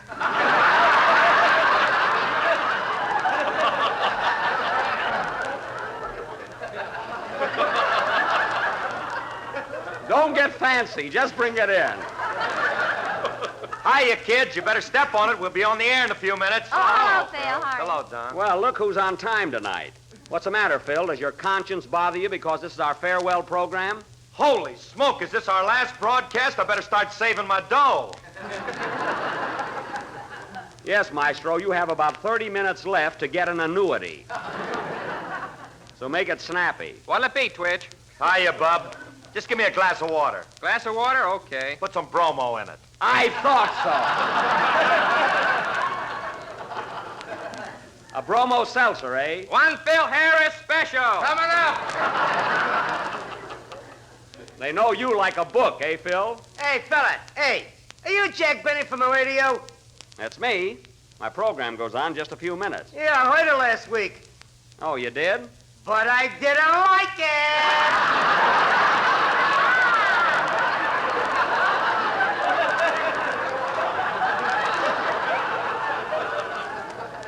That's too bad. You know, I can't please everybody. Yeah, especially me. Well, so long. I'll be listening.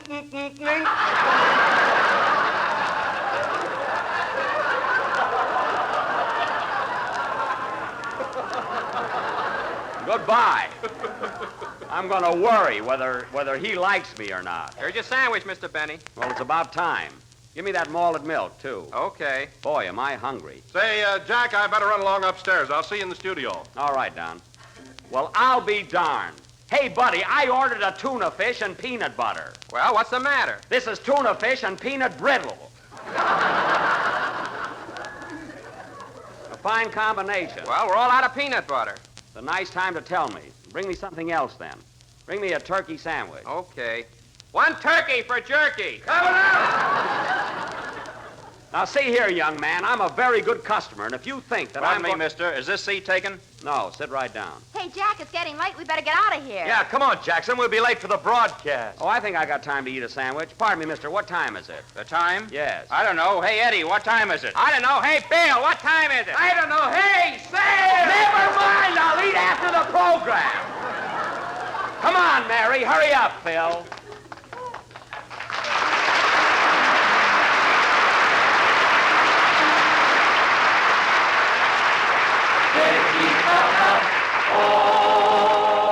The Jell-O program, starring Jack Benny, with Mary Livingston, Phil Harris, Dennis Day, and yours truly, Don Wilson. The orchestra opens the program with Down by the Ohio.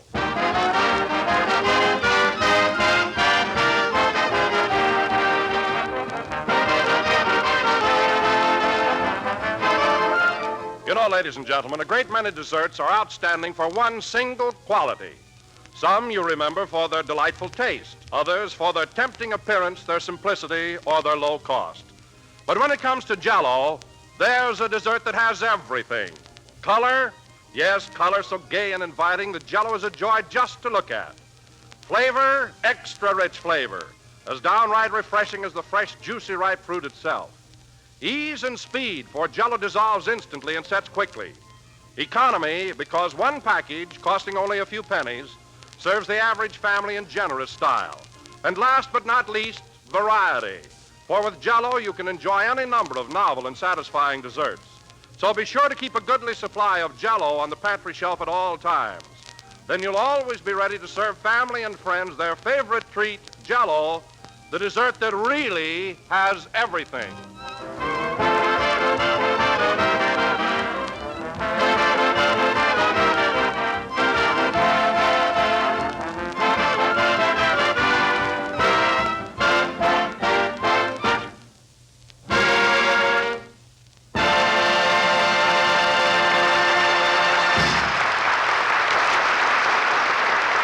Down by the Ohio, played by the orchestra. And now, ladies and gentlemen, it is only fitting that on this, our last program of the season, I should pay tribute to the man who has guided us through the past 36 weeks. Oh, don't bother, Don. A man whose spirit and leadership has made this program what it is today. Oh, anybody could have done it. Maybe. Continue, Don. A man whose buoyant and sparkling personality has been reflected into each and every one of us. I have so much of it. Go ahead. A man whose age and experience has proven invaluable to us younger members of the cast. That one he could have left out. Oh, well. So here he is, folks, the old Mother Hubbard of the Jell-O program, Jack Benny.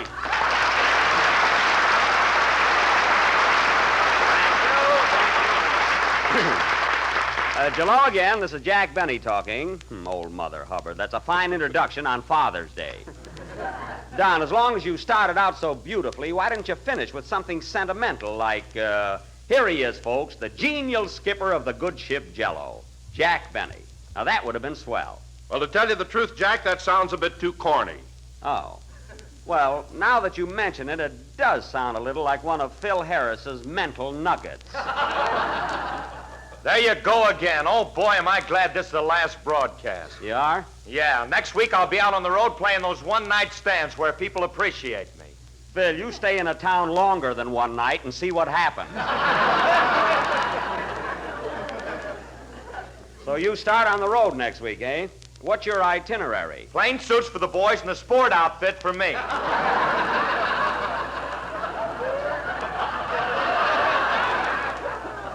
Well, that was my fault. Phil, an itinerary means your route. What towns you going to play? Oh, well, why don't you come right out and ask me instead of ringing in them new words? New words? Phil, the word itinerary is very common. I learned what it meant when I was in the 3rd grade. You learned to shave there, too, didn't you? Mary, I wasn't in 3rd grade that long. Go on. They had to give you election day off so you could vote.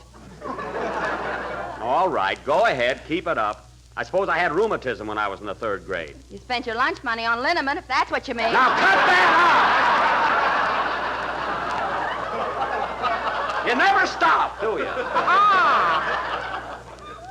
Mary, if I'm a big dodo like you try to make me out, how come I'm the star of this program? Because you're a great comedian. You have a marvelous personality, and you know show business from A to Z. Well, thanks. It's more like it. Say, Phil. Oh, brother.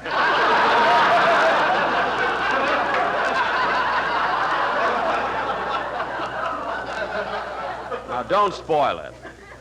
Say, Phil, as I started to ask you before I was sent back to 3rd grade, what's your route? What towns you going to play? Well, tomorrow night we open in San Bernardino, then we go to Santa Barbara, then Long Beach, then San Diego. I see. Then the following night we go to Fall River, Massachusetts.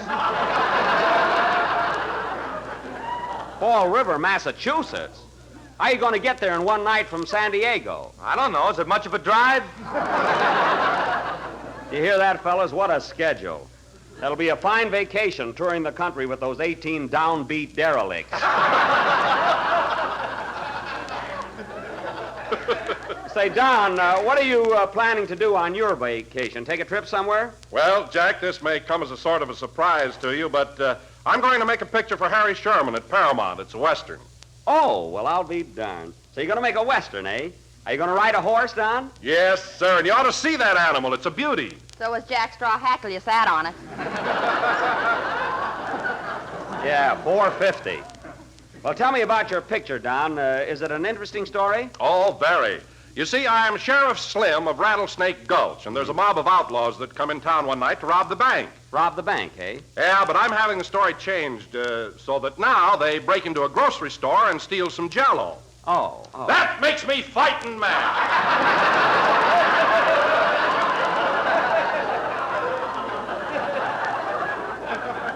Well, I should imagine it would. What's a bank? Huh? So what,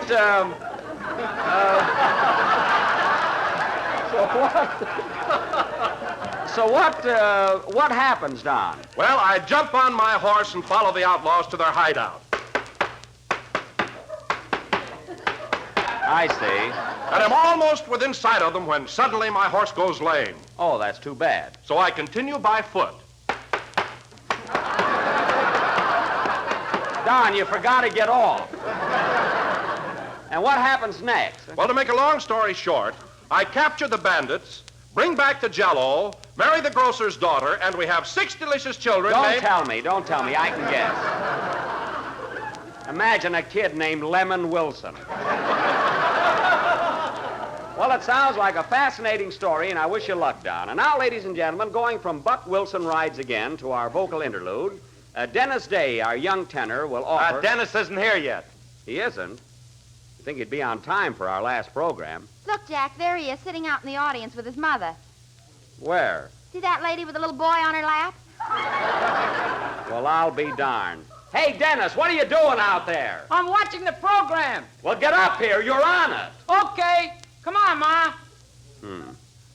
Would have to bring his mother with him. Oh, Jack, it's our last show. What do you care? She's always got a chip on her shoulder. The old... Oh, good evening. Good evening, Mrs. Day. Good evening, Mr. Benny. I'm so happy to see you. Well, you certainly don't look it. You see? You see what I mean? You see? There. Oh. You know, Mrs. Day, I don't like to say this, but since you've stayed away from the program, Dennis and I have been getting along fine, and he's improved tremendously. He's got more volume to his voice, more assurance, and more poise. Then why don't you give him more money? Because he's young yet. That's why. Shirley Temple made $1 million before she was 10 years old. Shirley Temple? Yes. Well, hang some curls on your brat, and we'll dick her.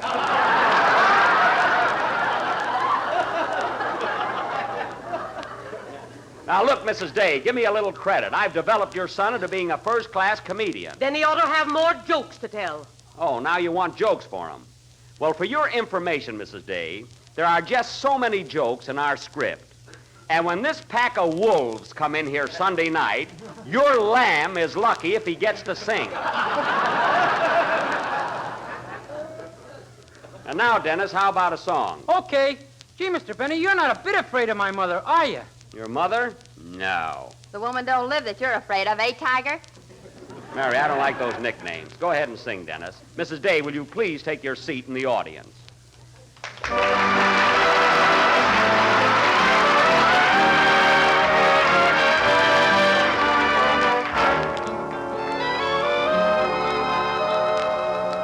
On your little swing, I heard you sing through the livelong day, the way that lovebirds do, for there were 2 of you. Then this tragic thing that called your poor little mate away, and only you remain to sing a blue refrain. Blue lovebird, your song's a tender theme that wasn't meant to sing alone. Blue lovebird, still singing for your mate, but it's your fate to wait alone. Once there were 2 of you singing to the dawn. What can a lovebird do when his love has gone?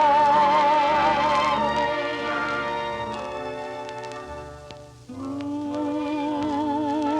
lovebird,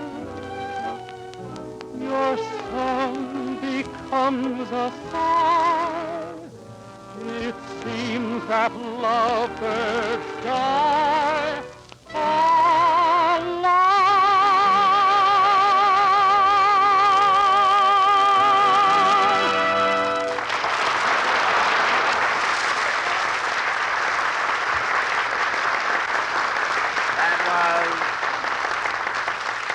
That was Blue Lovebird from Lillian Russell, sung by Dennis Day. A great song from a great picture. By the way, Dennis, did you see the picture? Yeah. And I was wondering, Mr. Benny, do you think Alice Faye on the screen was as beautiful as the real Lillian Russell? So they say. Of course, I never knew Lillian Russell. Uh-huh. Mary, I'm warning you. I suppose I knew Diamond Jim Brady, too. If you did, you didn't get any on you. Mary, I was just about to make an announcement concerning our cast next year, and a certain clever kiddo may be cut out. Now, sit down. Yes, Mr. Benny. Yes, Mr. Benny. And now, ladies and gentlemen, before we conclude this final broadcast, I would like to announce that on Sunday, October the 6th, Mary, go away, we will return to the air for the same sponsor at the same time and with the same cast. Mary, Phil, Don, Dennis, Andy, and Rochester, who is now touring in vaudeville. Incidentally, Jack, who's taking over our summer show? Has it been settled yet? Yes, Don, the Aldrich family is going to move in for 3 months. As a matter of fact, young Henry Aldrich is dropping in here in just a little while. I want you all to be very nice to him. He'll probably be scared stiff in front of a microphone. Huh? Scared in front of a microphone? Why, Henry Aldrich is a veteran in radio. Why, he can't be. He's just a kid. Sure, but he's had his own program for the past 2 years. Gee, he's funny. Funny? Does he do comedy? Haven't you heard about him, Jackson? Why, that kid's a riot. He's terrific. He is? And he's young, eh?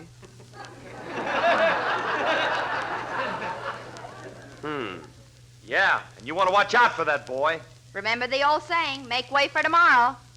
Well, if he thinks he's coming out here to steal my... Oh, I'm not worried. But then, what's my sponsor thinking of, putting another comedian in my place? Now, take it easy, Jack. The boy won't hurt you. He's only taking your place for 3 months. Oh, that's right. A lot can happen in 3 months. What do you mean? Well, suppose at the end of the summer, Henry Aldrich goes to our sponsor and says, look, I did all right on the summer show. Why make a change? What? Why not keep the Aldrich family? But... Why let go of a good thing? Yeah, what do you need with Benny? Why the little double-crosser? I'll punch that Aldrich kid right in the nose. Now, Jack, don't get excited. The kid doesn't mean any harm. Then why is he trying to put me out of work? Especially at my age. Ooh, my back. All of a sudden, you're old and feeble. Oh, no, I'm not. Well, fellas, that's the way they want it, all right. Heaven knows I try to entertain the American public. But that's life, I guess. It's life. Jack, what are you talking about? You'll be back on this program next October. Don't try to soften the blow, Don. I can see the handwriting on the wall. Thank heaven I've saved a few pennies. Ye gods, have you got that fortune in pennies?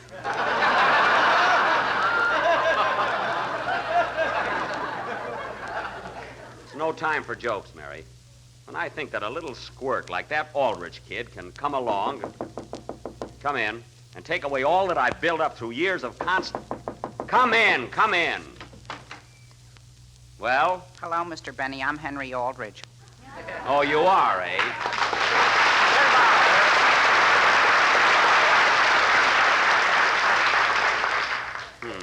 He got a nice hand there, didn't he? Yeah, that's the public for you, fickle. A little while ago, they were doing that for me. Well, young man, you can very nicely get right out of this studio. Get out of this studio? Why, our sponsor sent me I here don't to... care what our sponsor did. You don't start working on this program until next week, so scram. Yeah, but I flew all the way here from New York just to be on your show tonight. I don't care if you did. Get out. But, Mr. But Benny... nothing. Get out before I throw you out. What's going on here?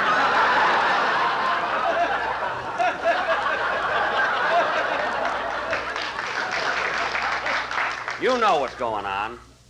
Teach you to take my job away. Look at him standing there. You're so darn funny, Aldrich. Why don't you go ahead and tell a joke? Go ahead, make me laugh. gee whiz, Mr. Benny, I can't understand all this. I came all the way from New York to be with you tonight. Who cares? I'm bewildered. Everybody told me you were such a nice fellow. I heard a little bit about you, too, buddy. Now, please get out of here. Oh, Jack, do you have to fall for everything? We were only kidding you. Why, of course. You don't have to worry, Jack. It's just a rib. Rib nothing. I can look right at that boy and see he's got talent. Can't pull the wool over my eyes. Hair either. Quiet. I'm worried enough. Oh, wake up, Jackson. This kid isn't trying to take your job. But my goodness, Mr. Benny, I think you're the greatest comedian in the world. You're my ideal. I am, eh? Honest. Why, I'd rather go without supper than miss you on Sunday night. Oh, yeah?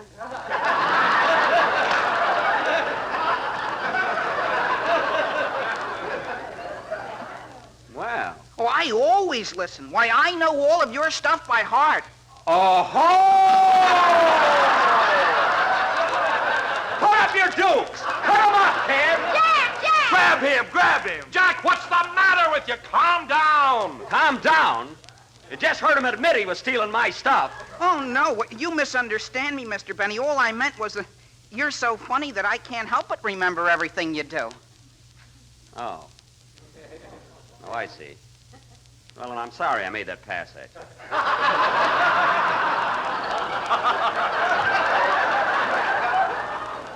So you think I'm pretty funny, eh, kid? Yes, sir. I think Phil Harris is very amusing, too. Oh, you do, eh? But when it comes to class, you got him beat a mile. Well, Henry, I'll have to admit that Phil is a little corny. Oh, you're both corny, but you have more finesse.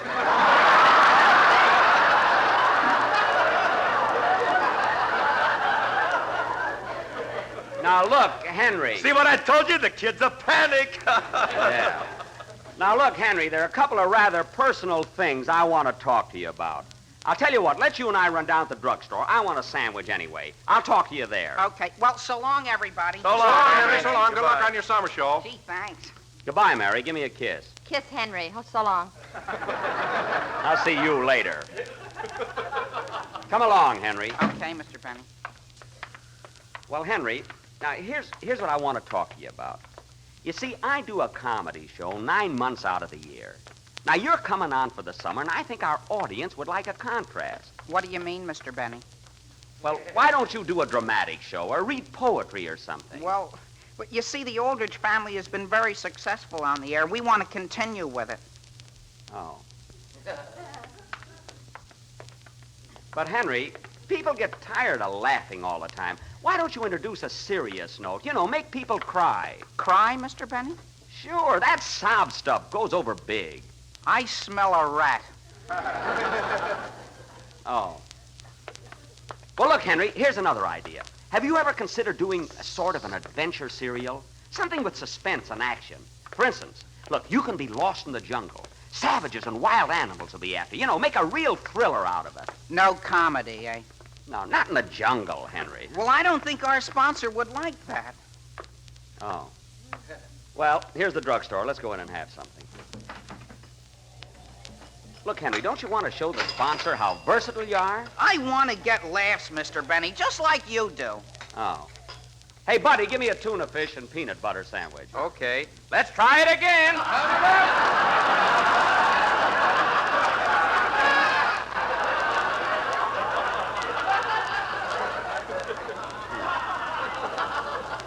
Now, look, Henry. Henry, let me paint a picture for you. Say, for instance, you're lost in the jungle, and week after week, people will be tuning in to find out what's happening to you. They're worried about you. They'll be on edge. Did the golden dragon get Henry, they'll say? Or have the cannibals got him? Think of that. I'll have a chocolate soda. But, Henry... vanilla ice cream. Now, look, Henry, forget about the jungle. Here's another idea for you. You're an office boy on a big city newspaper, and you're just dying for a break. You want to be a reporter, see? Uh-huh. Well, one day there's a big fire in the building next door, and Millicent Mandalay, the girl you're going to marry when you're 21, is trapped in this burning building. You hear her screaming, "Henry! Henry, help me! Help!" No soap. Listen. So hearing her cries, you dash right into the blazing inferno. Think of it, Henry. Flames to the right of you, flames to the left of you. I tell you, Henry, this is the kind of...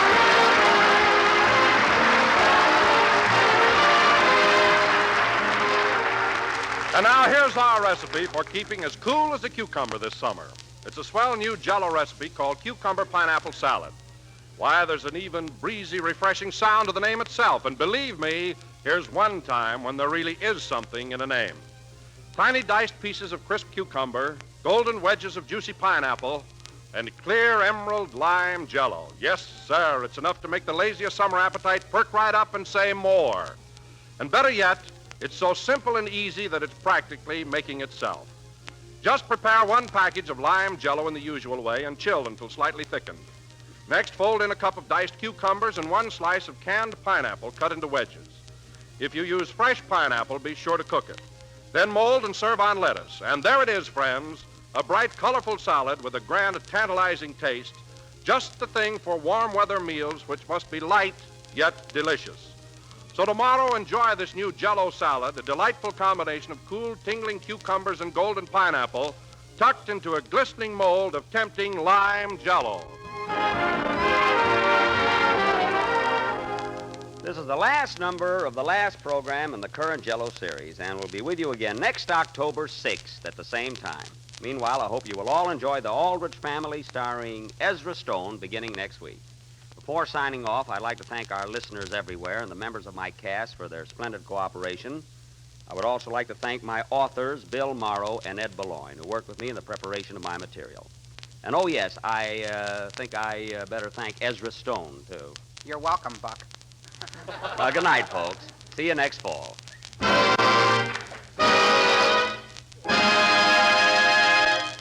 J-E-L-L-O. Be sure to listen next Sunday to the Aldrich Family, same time, same station. This is the National Broadcasting Company.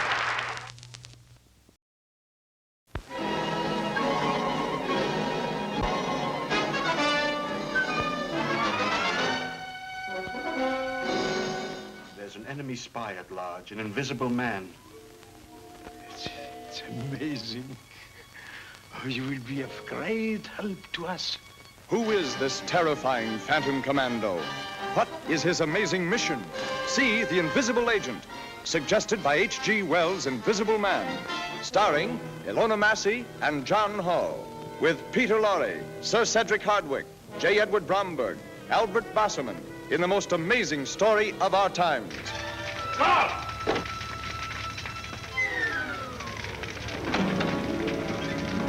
Steady now. Don't let him get away. Achoo, Gesundheit. Who is there? How did you know I was going to England? I didn't, but... So the trap was all set, eh? Oh, Frank, how can you talk like that? Oh, what's this? It's full of hooks. Oh, they're tearing into me.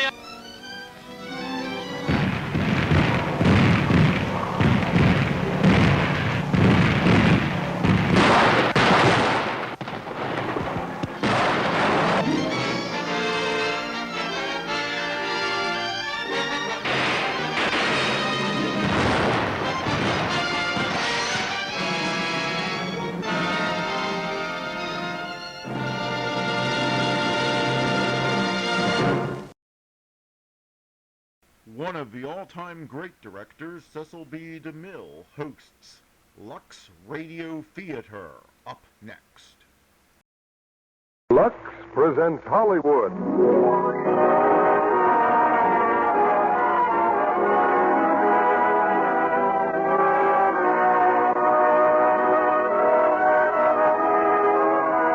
The Lux Radio Theater brings you Margaret O'Brien, James Craig, Marcia Hunt, and Keenan Wynn in Lost Angel.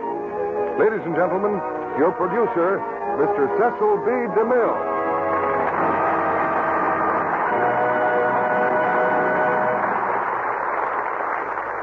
Greetings from Hollywood, ladies and gentlemen. The entire company of the Lux Radio Theater has been under a magic spell this week. We've fallen victim to the charm of Miss Margaret O'Brien, age 7. We have wooed her favor with ice cream cone and peppermint candy, and she has rewarded us by treating us as equals. That's about the greatest compliment that a child can pay to adults. Co-starring with Margaret are James Craig, Marcia Hunt, and Keenan Wynn.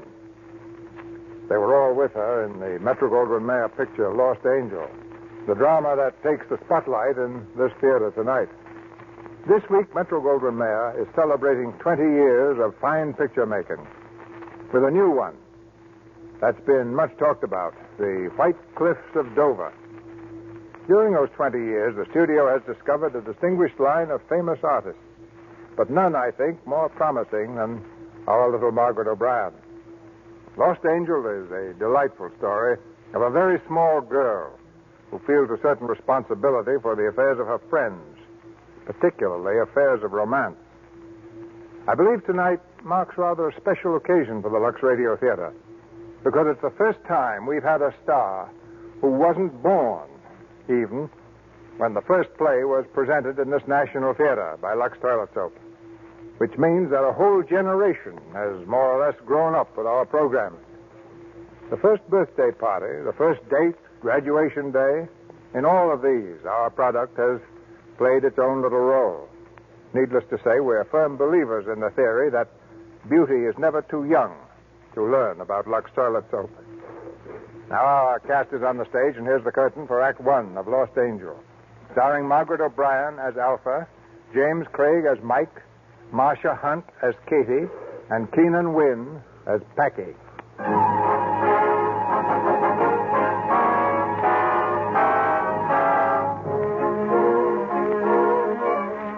His name is Mike Regan. Mike's a reporter. He doesn't wear his hat on the back of his head, cigarettes never dangle from the corner of his mouth, and he has never considered writing a novel. But in spite of these handicaps, Mike Regan is the most promising news gatherer on the New York Morning Transcript. Right now, in fact, he's promising something to a very bewitching young lady. And I'm awfully sorry, Katie, but we can go next week, huh? That's a promise. Well, if you have to work, chum, you have to. It's that Packy Roos case. The cops just grabbed him, and I've got to do a follow-up story. Okay. Next week, then, huh? Katie, you're a wonderful girl. You know what I like best about you? Sure. I have a pretty good voice that pays off with a pretty good salary from a pretty good nightclub. I don't cost you much. You'll find it hard to believe, but that's not it. The thing I like most is that you're not one of those whiny, clinging vine dames who squawks when a guy's got work to do. Oh, hiya, Katie. Hi. The boss wants to see you, Mike. Tell him I'll be right there. Okay. Oh, hey, I almost forgot. About tonight, Mike. You bring the beer, we'll get the dame. Oh. All right, worm. Squirm. Honest, Kate, that's just a rib. There aren't any dames. It's just a poker game. Oh, just a poker game. Well, it's not that I want to play poker, but I took $400 from those pigeons last Tuesday night and... Tuesday night? Yeah. Oh. Yes. Oh. Oh, look. Last Tuesday night, you stood me up because the rewrite man was sick. Katie, in this racket, there are a lot of things a guy has to do. There are obligations. Obligations to what, Mike?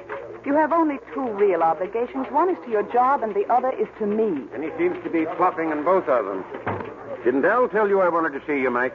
Art, please. Look, Katie, you're absolutely right, darling. Look, have dinner with me tonight. Really let me have it. Yeah, and while I'm making speeches, you'll be figuring out how you can get away early and still make that poker game. Oh, no, Katie. I'll be listening. I'd be a heel if I didn't. You will come, won't you, darling? It means a lot to me. Well, Oh, that's wonderful, baby. You won't be sorry, Katie. Oh, all right. Pick me up at 8:30. 8:30? You're an angel. I'm a sap. Goodbye, Arthur. So long, Katie. Bye. Brother, the things you get away with. Now then, you wanted to see me, Art? Yeah, when you went to Harvard, did you know a professor there named Vincent? Vincent? Oh, sure, psychology. He's in town now with the Pickering Institute. Then drag yourself down there and see him. They've got a baby genius. Get an interview. But, Art, I'm all tied up with the Packy Roos case. Packy's in jail. The case is over. Now quit stalling. Listen, will you? I'm in no mood for the patter of little feet and the touch of little hands. No? Okay. There's a poultry show that has to be covered. Pickering Institute? Pickering Institute. Yeah, that's what I thought you said. I'm on my way.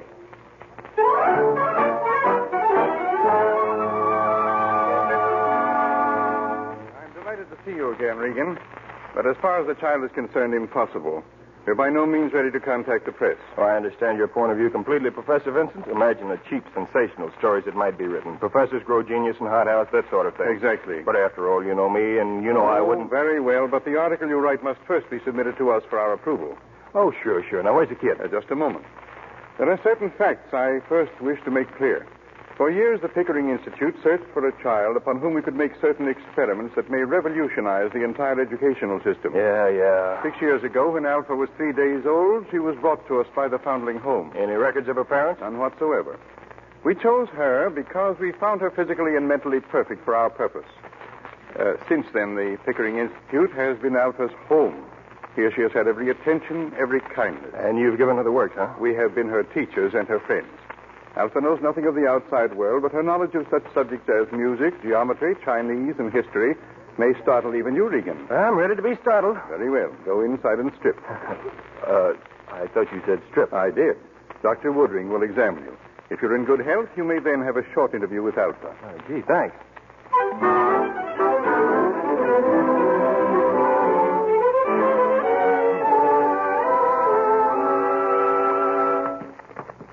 This is her room, Regan. I'll leave you with her. Hello, Alpha. Oh, geometry, I see.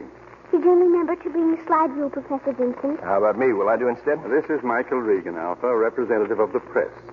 How do you do? How do you do? Not too long, please. Won't you sit down? Oh, thanks. What paper are you from? A transcript. Oh, reactionary, isn't it? I suppose you read it every day? Just the editorials. I go over them with Professor Richards. And what do you think of our editorials? Oh, we find them amusing. Have you prepared a list of questions you want me to answer? Well, I thought we'd just... We could begin by my giving you the schedule of my days. Well, that's fine. Well, I have English first, then history, economics, algebra, Chinese, semantics, and beginning tomorrow, philosophy, because I'm 6 years old. Oh, congratulations. If you'll pardon my asking, what do you do just for fun? Well, I play chess and the harp and the piano. And of all the jolly things you do, Professor, what do you like best? Reading. I think I like reading best. Sure. When I was your age, I liked reading best, too. You know, kid stuff, fairy tales. Oh, I've been told about them. Oh, what's wrong with fairy tales? After all, there's no point in wasting time on things that aren't true. And just what isn't true about fairy tales? Are you serious? Dragons, flying carpets? They're not true? Hardly. Well, I guess I'll have to tell the leprechaun I had breakfast with that he isn't real. A leprechaun? What's that? Oh, it's a little man about so high. Irish. Shoemaker by profession. You had breakfast with such a man this morning? Yes. Well, what did he eat? Pratters and stirabout. Oh, the stirabout's a special kind of cereal. No lumps. What about dragons? Do you believe in them? Why, certainly. You've never seen one. Now, if that isn't just like a woman. Look, do you know what a zebra is? Of course. It's an mammal of the equine group. Black with white stripes. How do you know? Well, because I do know. But you've never seen one. No. Still, you believe there are zebras, don't you? Yes. All right, then. I believe there's a whole world of magic. Outside all kinds of magic. You do? Sure. Of course, some people will tell you that it isn't true. But if you know in your heart what you're looking for, and you believe it, then it is true, and you can find it. Can you? Certainly. Time for your I'd like to. Alpha. Oh, but Professor, we're having such an interesting discussion. Well, so long, kid. And thanks. I'll be sure to tell my leprechaun you said he wasn't real. Goodbye, Mr. Regan. Come along, Alpha. Professor Caddy's waiting for you.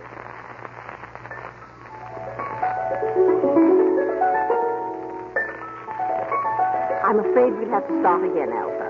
The note is B, not D flat. I don't believe I'm concentrating, Professor Caddy. Well, we'll try it again, dear. Ready? Professor Caddy, do you believe in magic? Magic? Well, there's always the magic of music. Oh, but that's not what I mean. Oh, well, let's get back to Beethoven.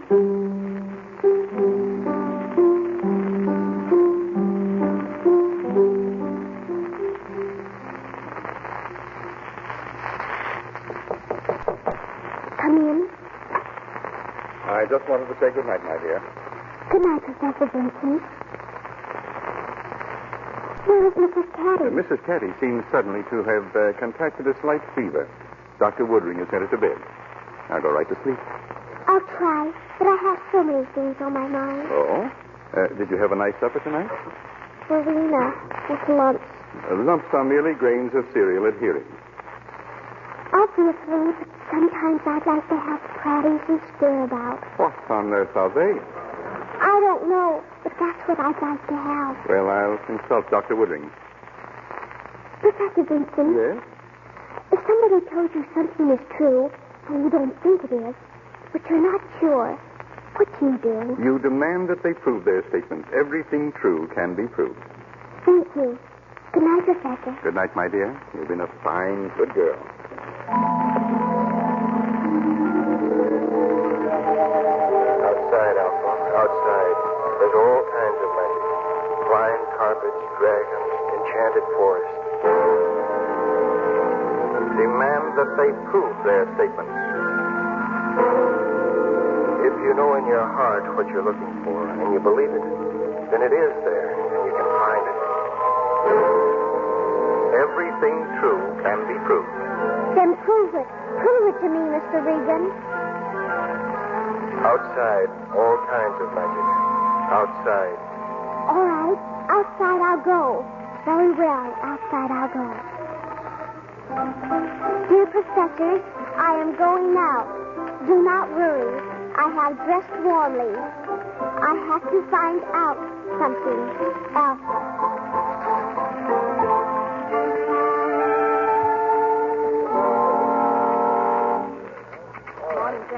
Well, young lady, what can we do for you?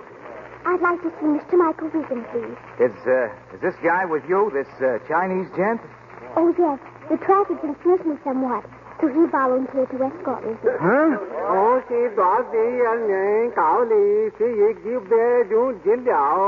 Only Lulu will get the bug one. Hey, what goes? Oh, pardon me. My friend Mr. Moon James said the Korea was taken by the Japanese in 1912. It was 1910, August 1910. 1910, huh? Oh, now, come on. Now, what do you want to see Mr. Regan for? He's my father. Your father, though. What? Jagan, that means goodbye. My friend Mr. Moon James is very kind to bring me here, but he certainly is stubborn. Who's the little doll, lady? He's looking for Mike Regan. Says he's a father. Mike Regan's her... Oh, boy. And she wants to see her father, does she? Well, I think that can be arranged. You know where he is? Sure. He took his girl to the fights, and that's just where I'm taking this little lady.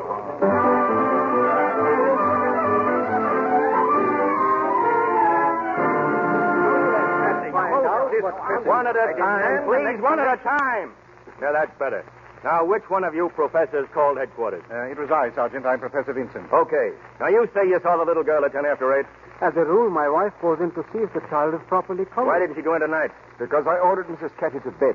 She's ill. Oh, I'll be all right. If only we can find Alpha. Hey, Sarge. Yeah, Charlie? I checked them all. Mercy Hospital, Good Samaritan, Bellevue, no kid. Are you sure you described her correctly? Navy jumper, white blouse, black But shoes. what made her run away? What made You her... heard Oh, me. we don't know. What's the matter with you, lady? My wife is suffering from a slight cold. Don't look like no cold to me.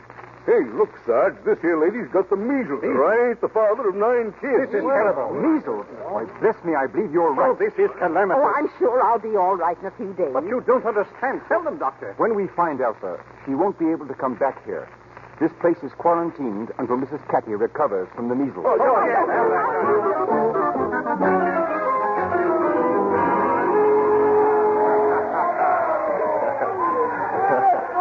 Having fun, Katie? What? But I'd be happier if my man hadn't been knocked out. The next star will be on in a minute. I'll give you a chance to win your money back. Okay, but I have to be back at the club pretty soon. Oh, relax. I'll go over with you. After all, Attention, please. Mr. Michael Regan is wanted in the press room. Your baby is waiting for you.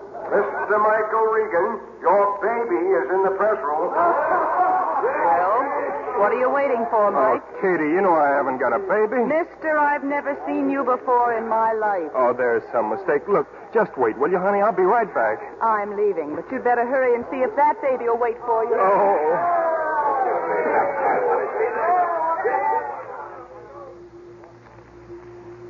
Right in the press room, Mr. Regan. Your boss brought her here and ducked out. Thanks. Hello, Mr. Regan. Since when am I your father? Mr. Regan, I'd like to talk to you. And I'd like to talk to you. When you came to see me, you made certain statements. You said that there were dragons and flying carpets and, well, magic. And you said not everybody could, but you knew how to find it. That's what you said. So? Show me. But of course, if it wasn't true, please don't feel bad. Of course, all men lie. Even if they don't mean to lie, they don't always know the truth about things. Tell me, why is it so important to you, this magic business? Well, the professors say everything can be explained.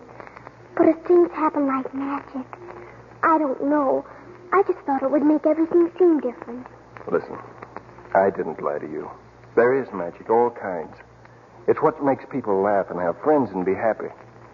And if I told you I could find it, well, I'll find it for you. Now? Right now? Yeah, but we've got to find Katie, too. Oh, it's Miss Mallory. She's my girl. Oh, why don't we just go look for the magic?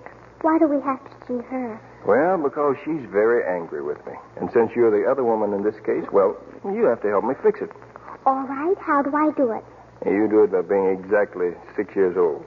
That appears very simple, Mr. Regan. Shall we proceed? Yeah, we shall proceed.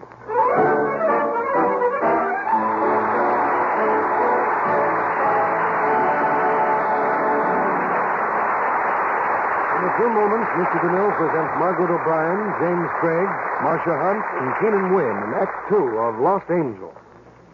And now, here's a young soldier home on leave. A soldier and his girl. When your heart goes bumpity-bump, it's love, love, love. When your throat comes up with a lump, it's love, love, love. Why, Joe, you're not singing. I'd rather watch you, honey. You're so pretty. Where'd you get that $1 million complexion, Sue? And makes my heart go bumpity-bump. Well, it's love, love, love. Sometimes at first sight, when admiring eyes come close to a smooth, lovable Lux complexion. Pretty Lux girls are clever. They never neglect the care that really makes skin softer, more appealing. Here's what they do. Every single day, I give my skin an active lather facial with Lux soap. I smooth on lots of the creamy lather and work it in gently but thoroughly. I rinse with warm water and splash on cold, then pat my skin dry with a soft towel. That's all. But that quick, easy facial really does things for my skin. In recent tests of Lux toilet soap facials, actually 3 out of 4 complexions improved in a short time. Lux soap's rich, creamy lather agrees with delicate skin. No wonder 9 out of 10 lovely screen stars depend on it for daily complexion care. If you haven't tried this fine white soap, why not get Lux toilet soap tomorrow? If you find your dealer is temporarily out of stock due to wartime conditions, he's sure to have more soon. Remember, Hollywood's beauty soap is worth waiting for. And now, Mr. DeMille returns to the microphone. Act 2 of Lost Angel, starring Margaret O'Brien as Alpha, James Craig as Mike, Marcia Hunt as Katie, and Keenan Wynn as Packy.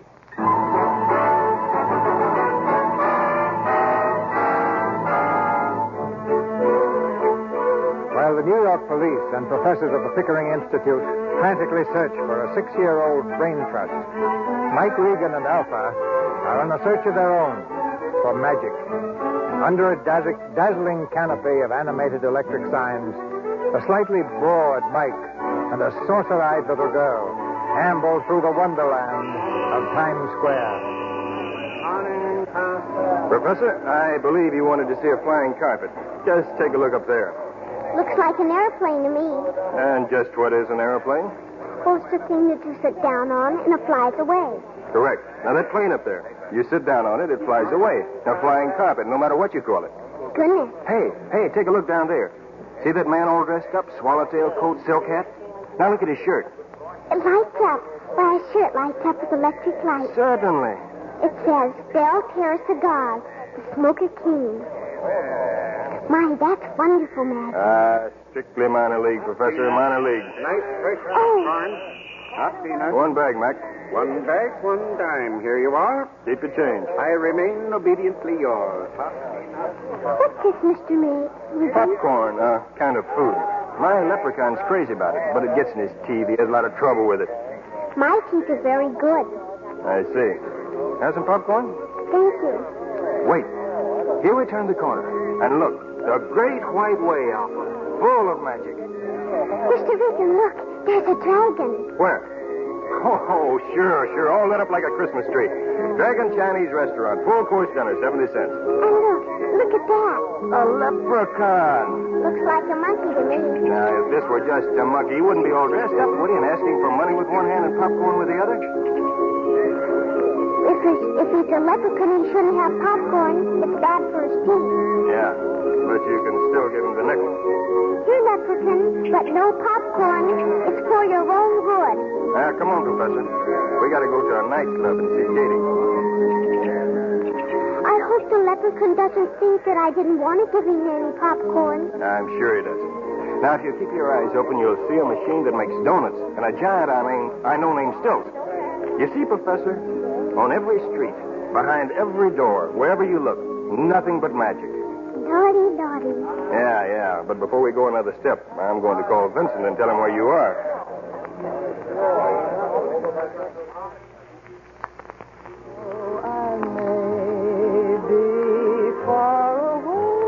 Well, that was fast, was it? Did you telephone Professor Vincent? The line's still busy. We'll just sit at this table, and in a minute, Katie will be through singing.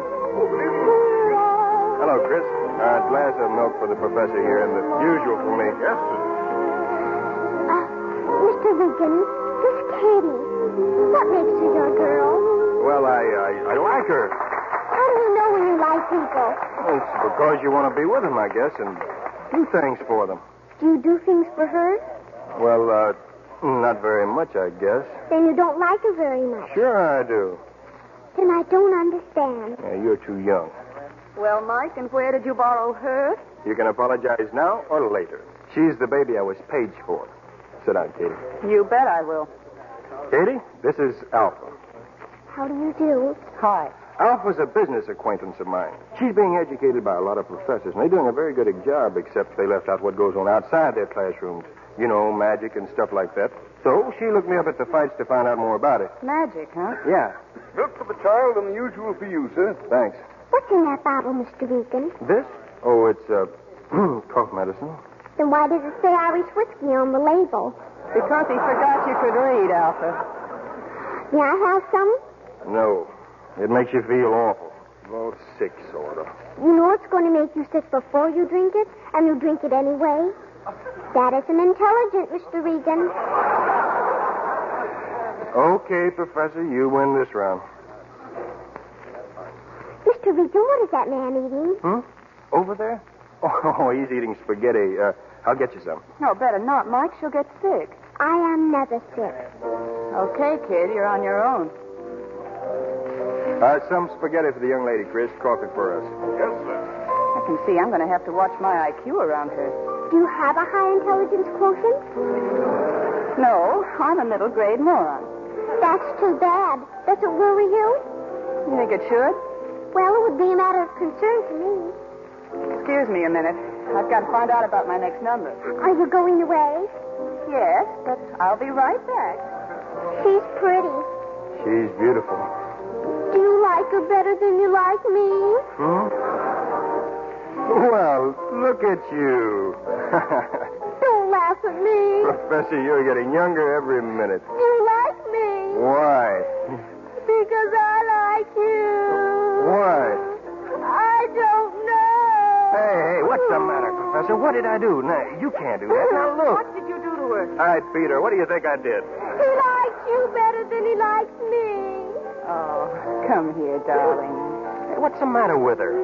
Judging from my past experience, I'd say she's in love. Hey, where do you think you're going? To telephone the Institute. And if that line's still busy, I'm going to cut my throat. Look, Alpha, Mike doesn't like me better than you. Honest, just differently. People can like lots of people. People with big hearts, that is. Is Mike got a big heart? Well, it's bigger than his head. Well, here's your spaghetti. I'm still against the idea, but if you've got to eat spaghetti, I guess you got to. Well, how was the spaghetti, Alpha? I found it very palatable. You did, huh? Oh, look, here comes Daddy. I got the Institute all right. Finally. Mike, your face. What's the matter? Are they having you arrested for kidnapping? I wish that was all. Do I have to go right back? I'm sorry I cried. No, you don't have to go right back. Not for a couple of days, Professor. A couple of what? Look, Professor, you're a little bit tear-stained. How about washing up? Oh, miss. Cigarette, yes, Oh, miss, would you mind showing my friend here where the powder room is? I'd be glad to. Come along, honey. You come with me. I better stay here. You come back beautiful and surprise me. She will. All right. Now, what's the big mystery? The Pickering Institute extends its unbounding gratitude for finding Alpha. That's nice. They practically kissed me over the phone, but I can't take her back there. No? The joint's quarantined. Mrs. Carter's got the measles. Oh, Mike. It's not funny. They want me to. Oh, Mike, that's so wonderful. I tell you, they're going to stick me with that kid. Much as I love you, darling, I can't say you're the guardian type. It seems Professor Vincent knows me from Harvard, the rat. Hey, Katie, look. Now, your place is close by, and you know... Not a chance, Mike, not a chance. But why not? Well, you're her fairy godfather, my friend. You're the fellow who said outside there's magic and excitement and wonderful people. Well, you've got to show her, Mike, no one else. Oh, but it's only for a little while. I'll spend a lot of time with her, Oh, no. Did you see her out? And in the morning, you're going to fix her breakfast. Yep, this time one of your pigeons has come home to roost. And, speaking of pigeons... Well, goodbye, Alpha. Goodbye, and thank you very much. You're welcome. People are very interesting. People are just den to get your coat. Are we going? Yes. Isn't Katie coming? No. I'm sorry if I was rude when I first met you. I hope I see you again. You will, darling. Goodbye. Goodbye. Goodbye, Michael.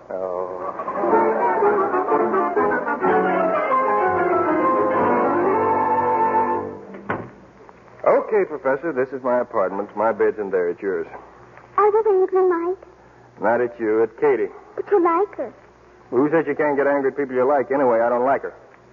I love her. How? Well, you get madder at them that way.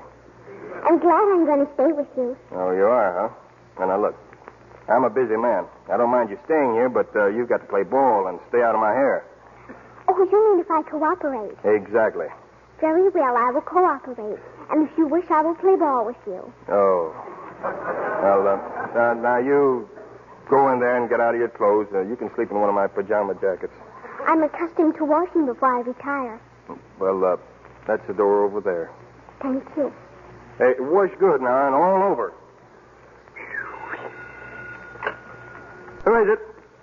Oh, sure I'm still working for the paper. What? He broke out of jail. Packy Roos broke out... Well, I was out with a kid story. But I can't forget it. I've got the kid here.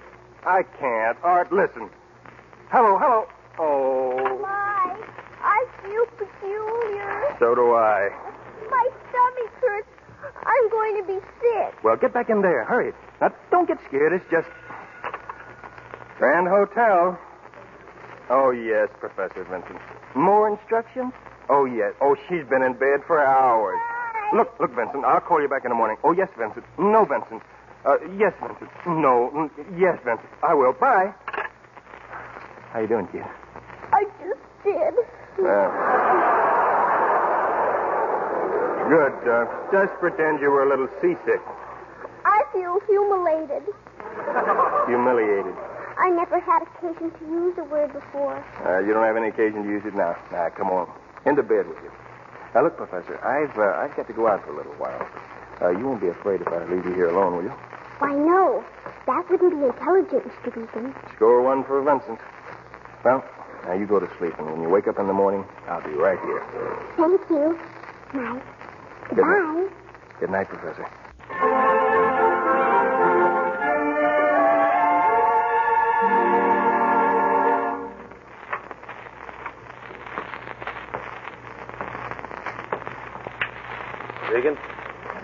Regan?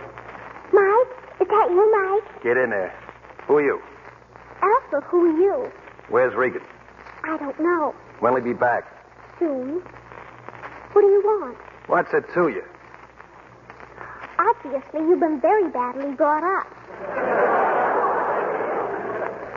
Hey, who are you? I told you my name was Alpha, but you didn't tell me yours. Well, it's Packy. Packy Roos. You belong here, huh? Yes. Mm-hmm. If you're not angry with Mike, then whom are you angry? Oh, I ain't angry. I ain't angry at nobody. So why have you got that revolver? What is? Oh, that's a water pistol. It's a deadly weapon. If you're not angry with Mike, at whom are you angry? Now, look, will you please go back to sleep? You're just trying to change the subject. Look, maybe you'd like me to read to you, huh? You got a book around here? There's a book on the table. Uh-huh. Mike bought it for me. Fairy Tales. Yeah, you see that, sister? That there says Fairy Tales. Okay. Now, if there's any word you do not understand, you leave me know and I'll explain it to them. Very well. Now, this here's a story about a Chinese nightingale. You see? It's a bird. Go on. Once upon a time in China was a wonderful bird called a nightingale. They said it was the greatest thing in all the vast empire. Empire. Empire. But one man had never heard of him. That was a Cavalier, whatever that is. Cavalier. Okay, Cavalier. All right, then. Why ain't it empire? Oh, Packy, it isn't the same at all. You see, the noun Cavalier is a French derivative that... Oh, well, go on with the story. Okay. Well, this Cavalier went to the palace, and he said, Princes of the realm, from all points of the compass, tidings come to me of a wondrous bird, a certain nightingale that wobbles the most beautiful song. A poor little girl in the kitchen said, "The nightingale, I know it well. It can sing gloriously." Keep going, sister. Ain't a bad story. Every evening when I finish my work, I go into the garden and wait for him under the elm tree. Packy, are you asleep? Well, it's about time. Mike? Is that you, Mike? Hey, what are you doing up? A friend of yours came in. He's sleeping in that chair. Oh, fine. Yeah, I chased all over New York looking for Packy Roots, and my friends come barging in at 4 o'clock in the morning. But, Mike, that is Packy. Who? Packy Roos. I've been reading him a fairy tale. Fairy? Oh. Mike, speak to me.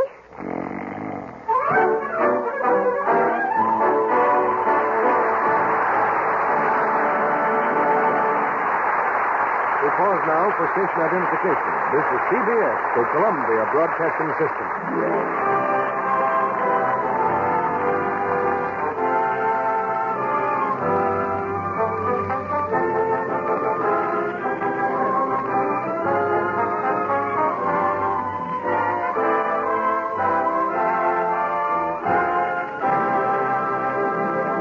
After a brief intermission, Mr. DeMille returns with Margaret O'Brien, James Craig, Marcia Hunt, and Keenan Wynn for Act 3 of Lost Angel.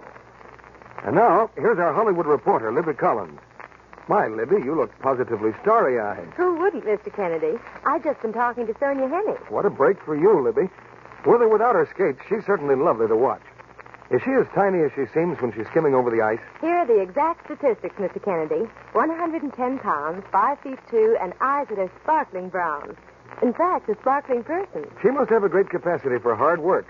How does she do it, and yet look so fresh? All that grace and quickness is the result of talent and lots of hard work. Besides being the world's foremost figure skater, she's an accomplished ballet dancer. I watched her practicing. She's just beginning a new picture, you know. And she seems to be tireless. I've heard she goes into rigid training before every ice show and every picture. Yes, a careful diet and as much rest as she can get. and Mr. Kennedy, of interest to all Lux girls. Being smart as well as pretty, of course Sonia is a Lux girl. Yes, she is a Lux girl. A girl who depends on Lux toilet soap for exquisite complexion care and for a luxurious beauty bath, too. She says a really soothing, refreshing bath is very important to her. Here's what she told me. A Lux soap bath gives me a wonderful pickup. Leaves me so refreshed. You might say a Lux soap beauty bath makes a girl feel perky as well as pretty. So many screen stars recommend it for a quick beauty pickup. They're keen about the rich, creamy Lux soap lather. Leaves skin really fresh and sweet. And they love the nice perfume Lux leaves on the skin. Well, Libby, a Lux beauty bath is a little luxury we can recommend to everyone these strenuous days. Lux toilet soap is thrifty, too. Being hard-milled, it lasts down to the thinnest sliver. So for women everywhere, here's a Hollywood tip. Make Hollywood's fragrant white beauty soap your daily bath soap, too. Now, our producer, Mr. DeMille. We'll have a whole quartet of stars for a curtain call after the play. But here's the curtain for the third act of Lost Angel, starring Margaret O'Brien, James Craig, Marcia Hunt, and Keenan Wynn.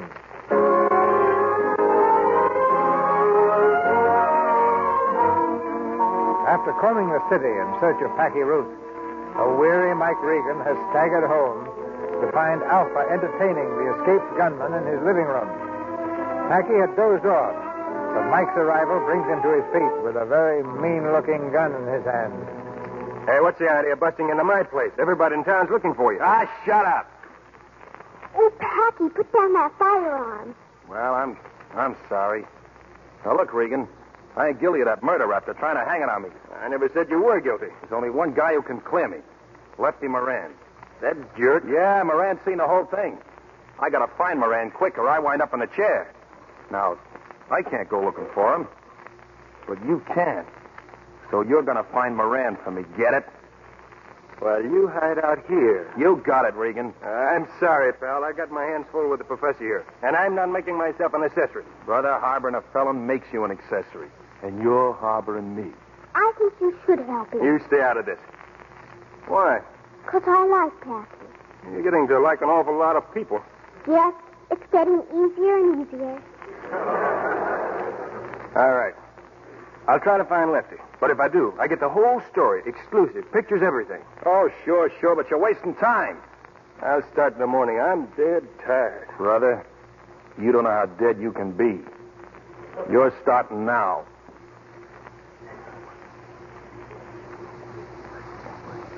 Don't worry about Packy. I'll read to him some more. Oh, murder. What did I do to deserve?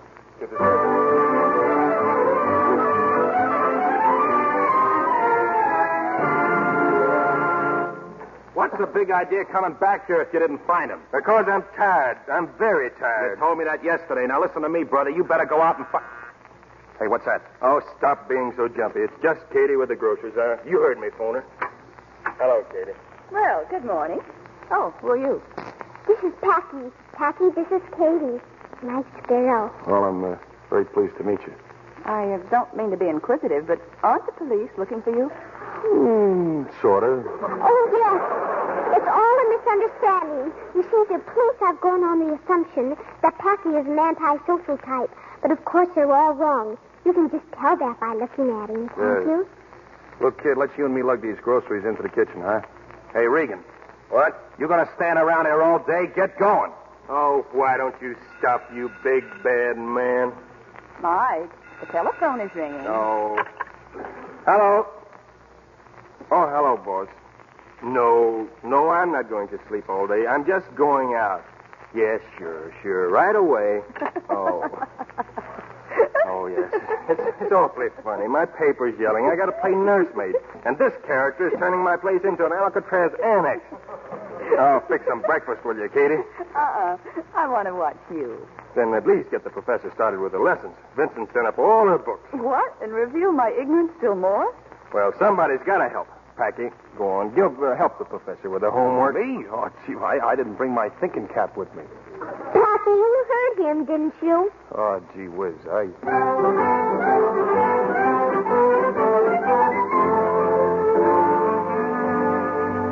And so if Napoleon had better equipment, and if the French people hadn't been discouraged by the length of the war...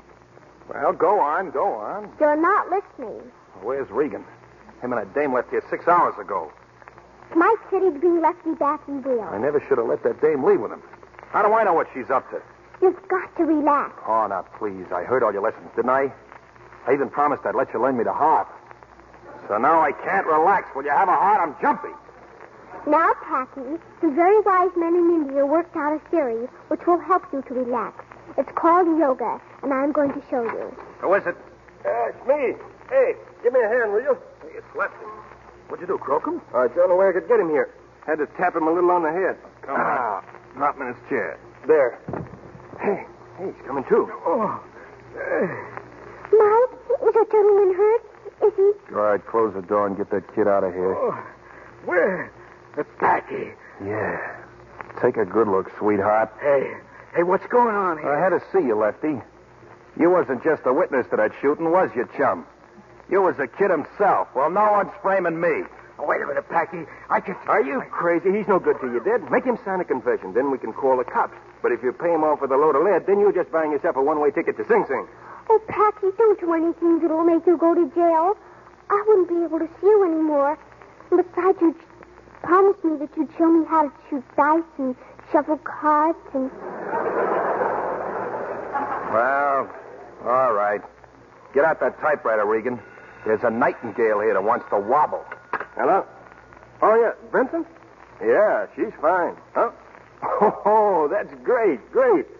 Well, I can't do it right now, but... Oh, sure. That'll be okay. In about 2 hours? Oh, you better make it 3. I got a little business to take care of. Yeah, okay. Now what? Alpha. Yes? Vincent's coming to get you in about 3 hours. The quarantine's been lifted. Oh. You ready, Regan? Yeah, shoot. Okay, Moran. Start singing. I'll talk, Packy. I'll talk. All right.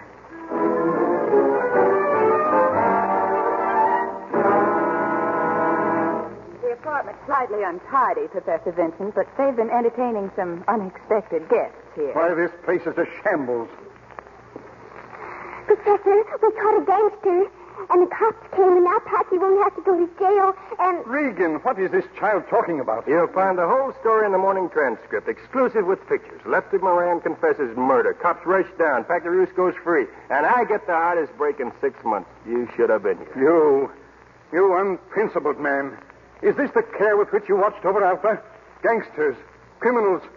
Why, you know better than one yourself. Don't you dare talk that way to Mike. I hope it gives you some satisfaction, Mr. Regan, to realize that you've probably ruined years of work. But believe me, you haven't heard the last of this.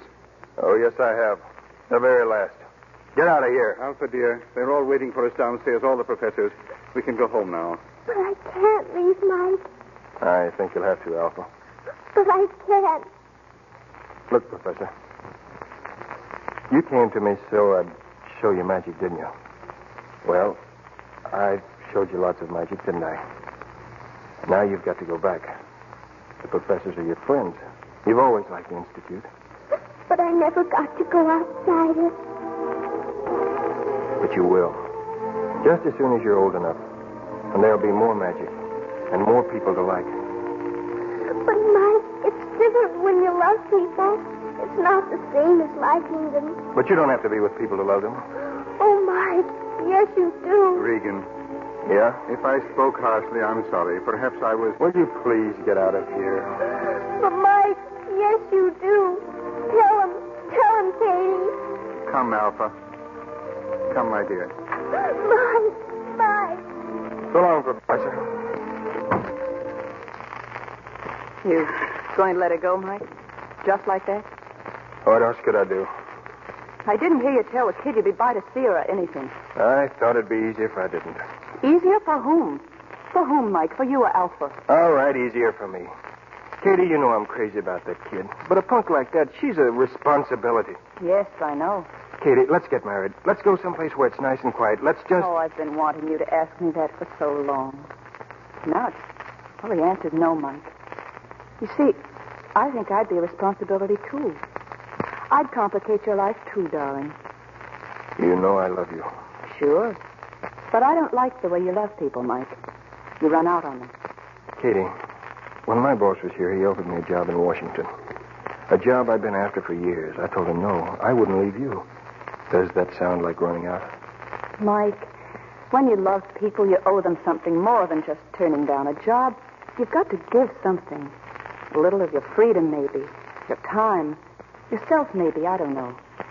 But whatever it is, you're not willing to give it. I saw that when Alpha walked out that door. Just as I'm doing now. So long, Mike.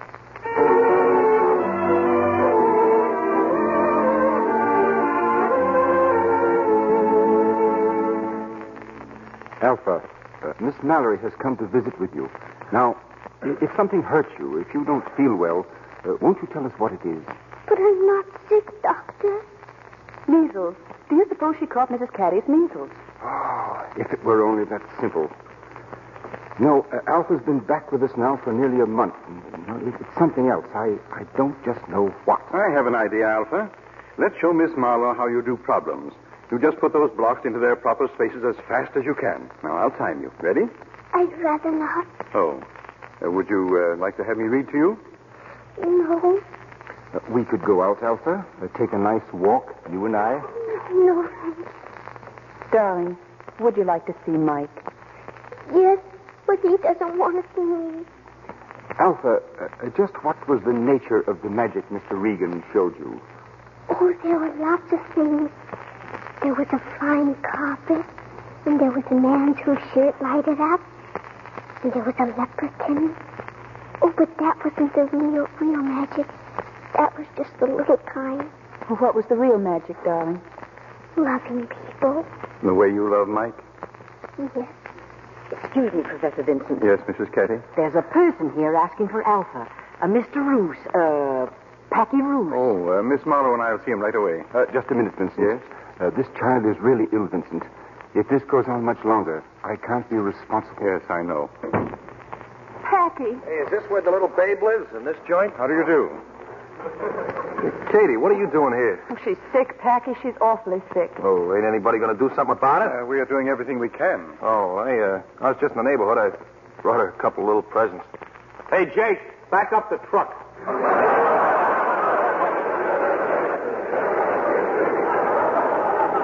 Packy, have you seen Mike?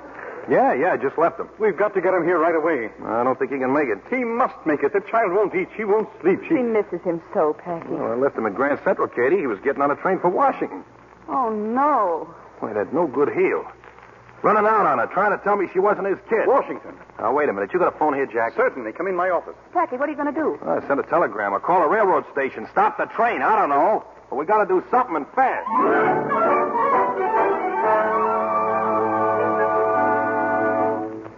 Mike, you did come back. Oh, I knew you would. My dear fellow, I'm so delighted to see you. Huh? What goes? Got my wire, huh? What wire? What'd they do, page on a train? What, they stop the train or what? Hey, what's the matter with you? What are you all looking so funny for? Look here, Vincent. I want to talk to you about the professor. Mike, you came back here all on your own. Of course I came back on my own. Yeah, but the train, I seen you taking the train. I did a little thinking on that train. By the time we got to Trenton, I was through thinking. I got off and took the next train back. And you don't know what's happened? What do you mean? Hey, what is this? What's wrong? Has something happened to Alpha? Well, she's been rather ill. We've been... What's the matter with her? Don't you know how to take care of a kid? Can't I go out of town without something happening to her? Oh, Mike. Hey, where is she? I want to see her. Come with me.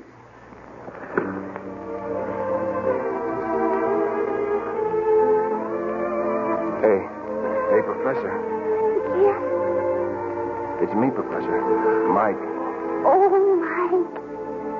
I'm so glad to see you. Hey, what kind of monkey business are you up to? What's this I hear about you not eating or sleeping, huh? Oh, Mike. A fine thing. A fine reputation you're giving me. You stay with me a couple of days and you come back here and you're no good to anyone. Handkerchief, Packy? No, it's just hay fever. Getting in Dutch with the professors and Katie's sore at me. And I just walked out on a new job. You can have me if you'd like, Mike. Me too, Alpha, if you'll have us. You bet I will. Well, Packy, what do you say? It's a lovely day, ain't it?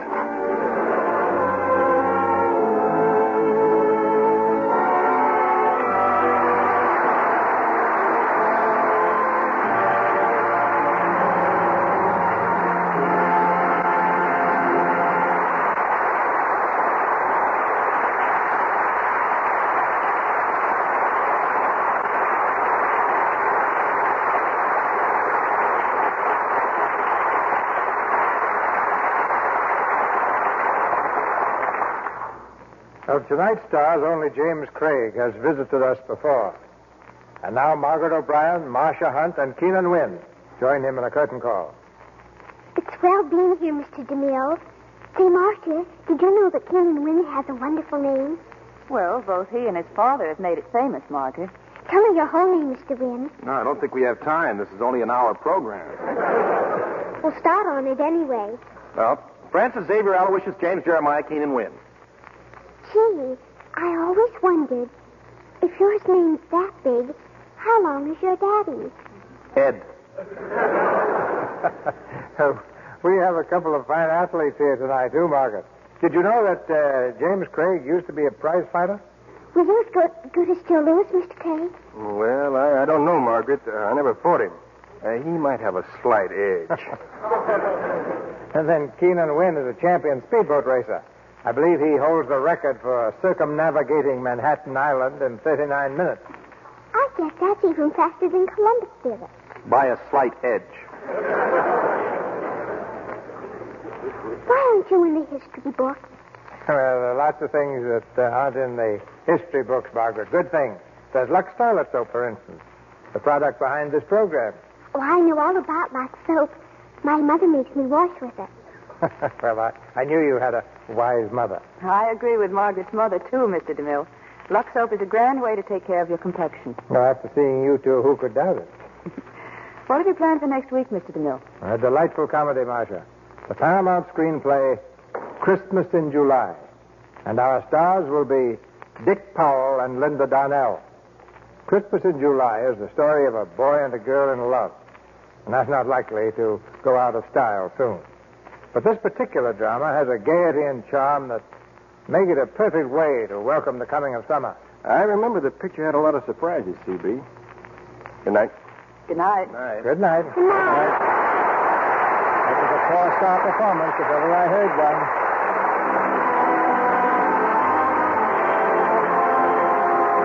Our sponsors, the makers of Lux Toilet Soap, join me in inviting you to be with us again next Monday night when the Lux Radio Theater presents Dick Powell and Linda Darnell in Christmas in July.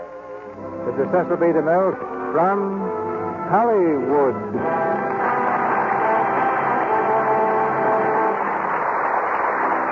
And now, here's a question from Uncle Sam to housewives everywhere. If you had roast or stew or soup for dinner tonight, did you make sure that every drop of waste fat was poured into the salvage tin? Even the burnt or black drippings from the roasting pan? That fat turned into your butcher tomorrow will be made into war materials and rushed to our fighting men.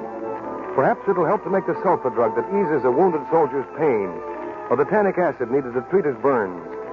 There are countless other military uses for that waste kitchen fat of yours. It's needed for synthetic rubber, parachute material, and many life-saving medicines. Right now, the heavy fighting in France makes the need more urgent than ever. Before you throw away a single drop of used fat, think of that boy fighting in faraway lands whose very life depends on a constant, unceasing flow of supplies from home. To help shorten the war, to bring more of our men home safe, save all the waste fats you can. Put them in a tin can, rush them to your butcher. Remember, he gives you 2 free red ration points and 4 cents for every pound you turn in. Save meat drippings, table scraps. Every bit counts. Save every precious drop now, while our fighting men need your help so urgently.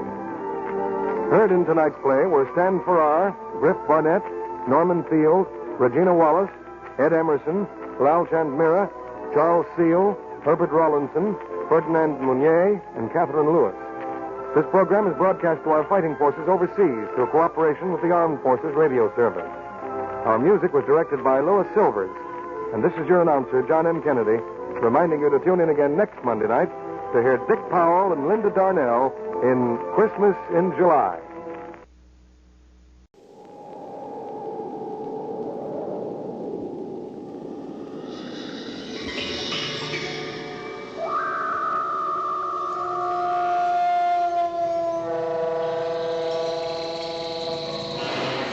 They come from a dying world.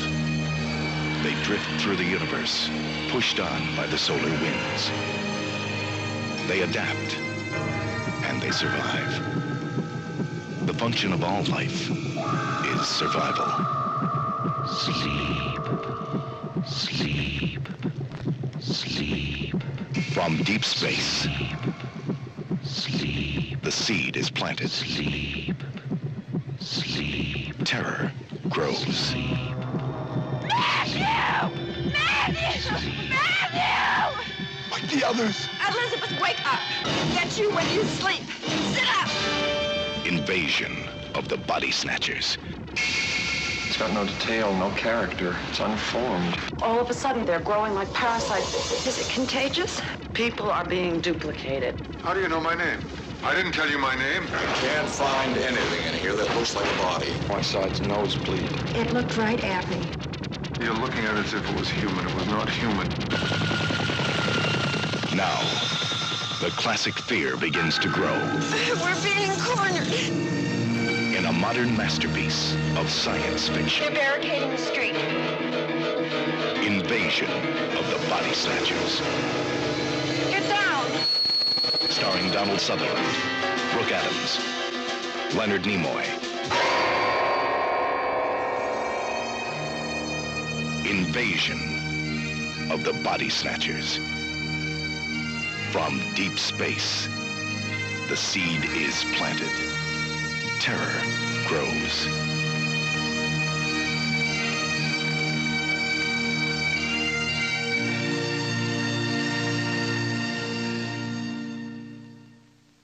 The Warrior of the Woodlands, Ranger Bill, is coming up next.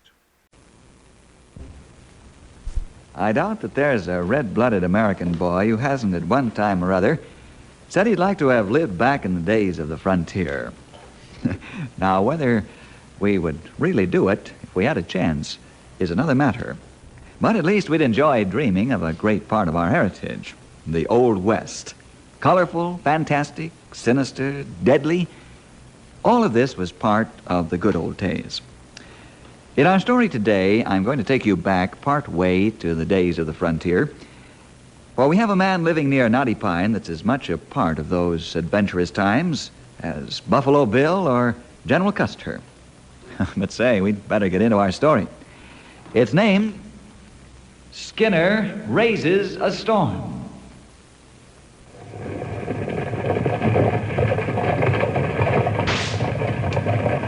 There go 12 mules pulling 2 large wagons full of a special sand used by the Mountain Refining Company to make a particular kind of glass. 12 fine mules driven by their burly master, Skinner McNeil. Skinner's a picture of the Old West. He's a medium-sized, stocky man in his retiring years. His clothes are typical mule Skinner duds, and he wears big hobnail boots so he can anchor himself on the wood footrest of the lead wagon to drive his beloved mules. Let's join Skinner as he pulls up to the unloading chutes at the refinery. Get up in there, you lazy good-for-nothing critters. What do you think this is, a picnic? Hiya! Up in there! Oh, up there! Oh! Hey, Skinner, the boss wants to see you. Okay, Barney, after I get the mules bedded down for the night. The boss wants to see you right now, Skinner. Okay. Keep a hold of your suspenders. What's he want? I don't know. What's all this being fired up and hurry about? I'll go see him. Watch my mules, will you? Sure. They ain't going no place after the work they done all day. You talk like an Injun too long in the sun. Them critters of mine are just getting warmed up. That there perspiration is just like oil to them fellows. Makes them work better. You better stop jawing and go see the boss. Okay.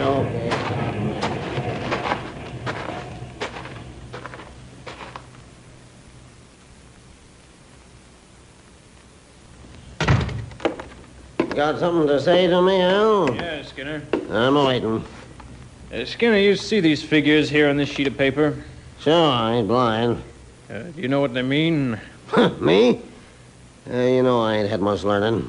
All I can do with money is count it. These figures mean that the mules gotta go.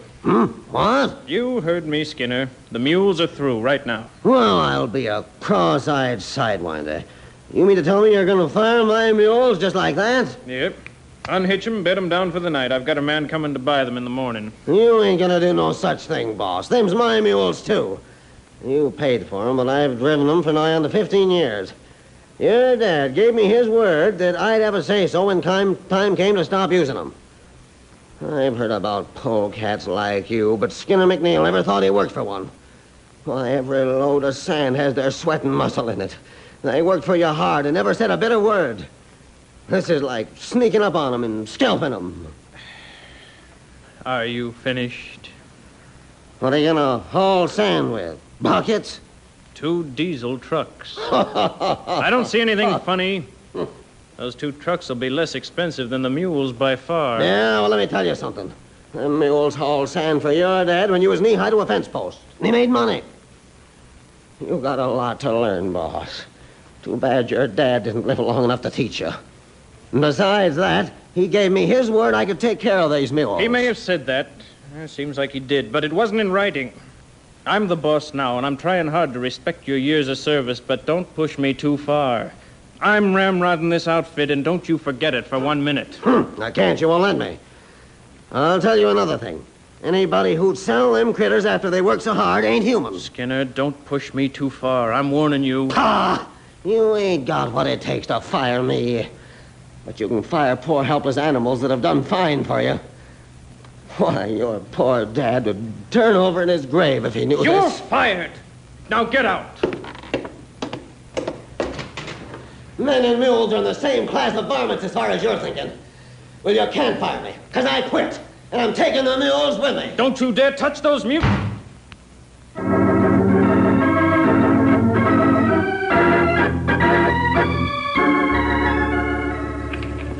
Hiya! Get up in there! Brownie, hit that collar! Skinner, stop that wagon! So, now you got yourself a shooting iron, eh? Well, that ain't gonna stop me, nohow. You try to drive those mules, and I'll show you how this gun will stop you. I ain't gonna let no young whelp like you sound my mules to the glue factory. Hey! Stay away from that gun, or I'll give you more of the same. We'll see about that. Yep. Oh, gee. You're getting what you should have had done to you a long time ago. You're gonna get the whipping of your life. I'm not through with you yet, Skinner. Come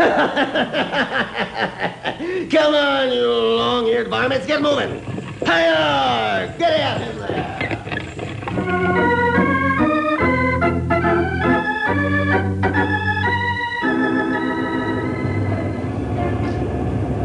Maybe I'm seeing things, but do you see what I see coming down the street? You see plenty fine, Stumpy. There are 12 mules and 2 wagons coming down Main Street. That must be Skinner. What's he doing in town this time of day? It's getting dark. It's Skinner, all right. Must be hot under the collar the way he's cracking that bullwhip over the heads of his mules. Hey there, Skinner! This ain't Sunday afternoon. How come you took a ride this time of day? For good reason, Stumpy. I got fired from my job, and I took the mules with me. Well, them ain't your mules. Maybe they ain't, but I was going to sell them to the glue factory because they ain't going to use mules no more. I mean, the critters got throwed out together. Huh? You don't say! You aren't joking, are you, Skinner? No, Henry, I sure ain't. What you plan to do in town with mules? Put them up over the stable, that's what. What's Hal gonna do about this? I don't know, and I don't care. First, he's got to lick his wounds, and then he can try what he's a mind of. What do you mean he has to lick his wounds? You don't look like you'd been in a fight. Hal threw down on me with a shooting iron, so I took it out of his hands with my whip and then gave him the tanning of his life. With the whip? Why, show him. I don't think you should have done that, Skinner. You can get into a lot of trouble now. Ah!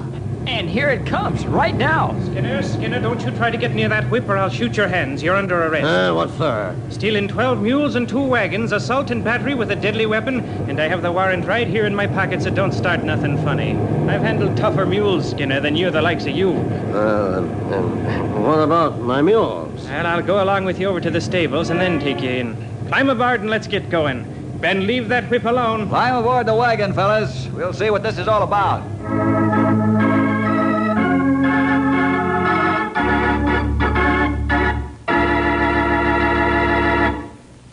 So, you couldn't take the beating you had coming like a man, eh? You'll be sorry you used your whip on me. Why, you ornery polecat. Pat, you know what he told me? Said 2 of them there trucks do more hauling than my mules. And he's just going to throw us all out after we worked hard all these years. Any man that would treat mules the way he's going to ain't human. He showed ought to be tarred and feathered and rid out of town on a rail. Sell him to the glue factory, huh? Over my dead body. His dad gave me... I didn't say we were going to take him to the glue factory. Who are you trying to fool? Those mules are too old to sell as work critters. They got lots of work left in them, but nobody'd want to buy them at their age. Besides, they need to be well took care of. They got feelings, too, you know. Your dad said... Skinner, why don't you admit it? You're about ready for the glue factory yourself. Get him out of here before I tear him to pieces. Get him out of here. You better go, young feller. Be at the judge's chambers in the morning. He wants to have a pre-trial conference on this thing.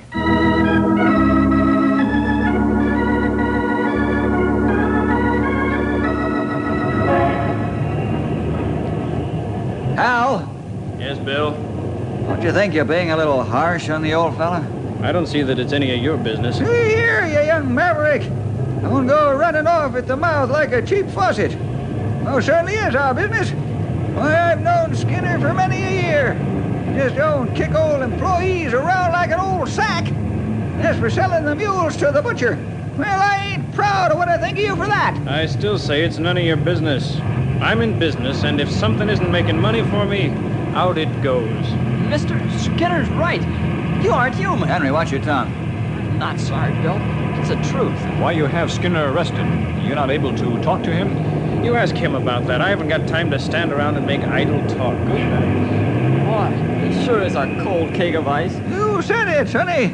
But one of these days, somebody's gonna thaw him out with a blowtorch.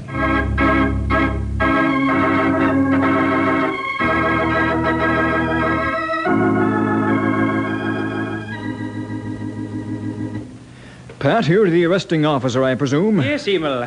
I mean, Your Honor, I am. Did the defendant give you any trouble? No, sir, not in the least. He acted like a gentleman. Why didn't you try to resist arrest Skinner? Why should I, Judge? He's a peace officer doing his duty. Besides, I wasn't mad at him no harm. Just at that miserable young polecat over there that had me thrown That'll into be the enough, Skinner. Your graphic description of Hal's personality is your own personal opinion and has no bearing on the case. Yes, Judge. Now, what do you have to say to Hal's accusations? How's that? Hal charges you with stealing his mules and beating him with a bullwhip. Is that true? About stealing the mules, I'm not so sure, Judge. Was whipping him, yes, sir, within an inch of his life, just like I promised. Why don't you think he's right in charging you with stealing the mules? Well, first of all, his dad gave me his promise I could stay with the mules even after they was too old. And second, because he wants to sell them to the butcher after all the years they've worked for him. Those long-eared critters are all I got. We've worked together for 12 years. I ain't about to let this money-hungry man do away with them just like they was old junk. I see. Hal, I have sat in these chambers for many years, and I have listened to many cases similar to this. It's my opinion that you provoked the attack upon yourself by inconsiderate action on your part. Evidently, there was a verbal agreement of some kind. You should have taken care to honor it. You riled Skinner beyond self-control until all he could think of was to stop you in the only way he knew how, because you were going to destroy his beloved mules, who have so faithfully worked for him and you all these years. If the animals were sick, I'd agree that they be destroyed as the only humane thing to do. But to sell good animals to the butcher because you can't afford to keep them around isn't the answer, my dear fellow. That agreement wasn't in writing. I say the law says Skinner's to be punished for stealing what he doesn't own and for assault with a deadly weapon. Now, since he's an expert with that bullwhip, it is a deadly weapon. Isn't that correct, Your Honor? Yes, the law distinctly states it as you've cited it. Well, then I don't see what the delay is, Your Honor. Send the man to jail and I'll be off with my stolen property. Are you telling this court how to mete out justice? Yeah, well, no, sir. Well, but it seems to me now, that... let me tell you something for your own good, young man. We have judges just for cases like this. Skinner wasn't trying to steal the mules. He tried to protect them. Skinner was wrong in beating you. But you were equally wrong, or perhaps more so, for provoking him to such violent and hasty action. Skinner, I'm afraid, And you're going to have to realize that trucks can do more work than mules. That ain't so, Your Honor, and you know it. How can you say things like that about mules? I know, Skinner. I've watched you work those mules, and it thrilled me to see the power and the strength they have. But they still can't beat trucks. And Hal has a good business point. The mules cost more money for upkeep than the trucks, and they can't do as much work. That ain't true, Judge, and I can prove it. All right. I'm going to give you the chance to prove it. And if you do, I'll reduce sentence on the charges. If you can't prove that your mules are better than trucks, then I'll have to pronounce the regular sentence. What do you say? Well, that's okay with me. And thank you for being so sensible. What about the stealing charge, Your Honor? Well, that we'll have to investigate. And if your father did make a promise of some sort, we'll have to consider it at the trial itself. But Skinner wouldn't have taken the mules if you hadn't told him they would come to harm. You know that. Well, I suppose I do. But regarding the charge of assault with a deadly weapon, you have to learn, Skinner, that you can't take the law into your own hands, no matter how angry you get. That's what we have judge and jury for. I can understand why you whipped Hal, and I hold that he drove you to it. But I cannot allow you to be judge and jury, or we'd have chaos. Bill. Yes, Your Honor? Stumpy. Yes, Judge. I'm appointing you two gentlemen as referees in this contest, and it'll run for 2 weeks after the trucks arrive. Is that agreeable with you? Yes, Judge Wilson, it is. I'll be glad to do it. So will I, Your Honor. Thank you. Skinner, you're free to go. And we'll meet here 2 weeks after the trucks arrive. Yes, sir, Judge, I'll be there. But where will I keep the mules now? Well, that's a good question. Hal, will you allow Skinner to keep the mules in your company stable? Or will it be necessary for me to issue a court order putting the animals in temporary custody of the court and stable them here in town? Oh, it'll be all right with me to keep them in the company stables. Thank you.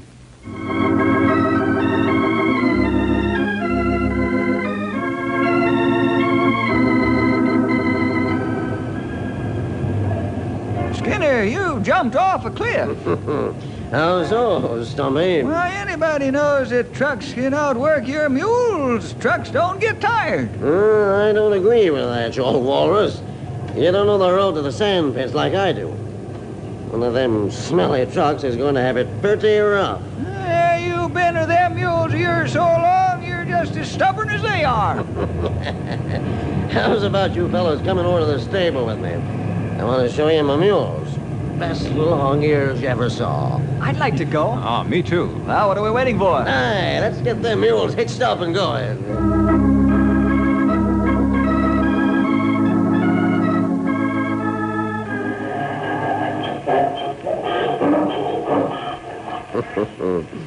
That there's Big Jim. He's the finest mule in the West. Big Jim sure is fine looking. You must spend hours curing and rubbing them down. Yeah, I sure do, Henry. These are my boys, all of them. Boy, they sure look like $1 million. I'll say they do. They're in the pink of condition, all right. Anybody can see they've had good care. You know, I can walk right in next to any one of these big, long-eared rascals, and they won't even try to kick or crowd me. Well, that tells me you handle them gently and they trust you. You ever hit them with a bullwhip? No, never have, Grey Wolf. Comes close, but never touches. Which one is the lead mule? Sandy here. I team him with Dynamite, but Sandy's the boss of the whole team. They follow him like a hound dog after a pork chop. Yep, Sandy keeps the ball rolling. He better hit the ball in this contest, or you'll be up a tree. Don't worry about that, Stumpy. These mules will show the whole world what real power is.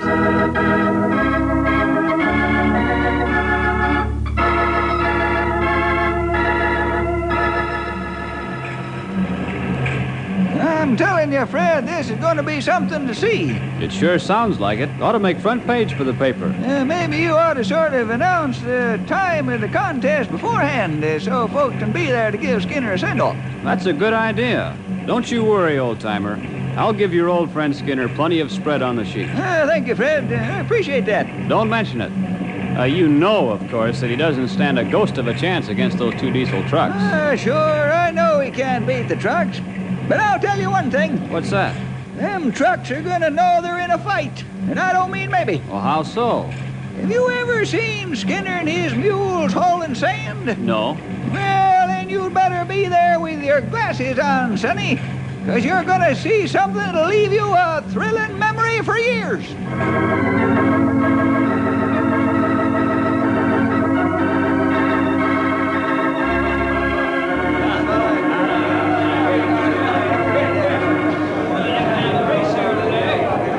How'd all them folks find out about this? A little bird must have told them. You ready, Skinner? Yep.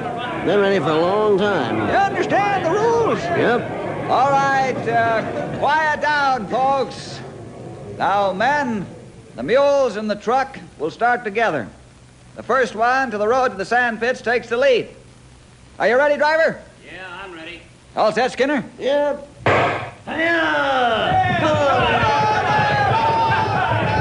Skinner's got the edge on the truck. Look at that mules go.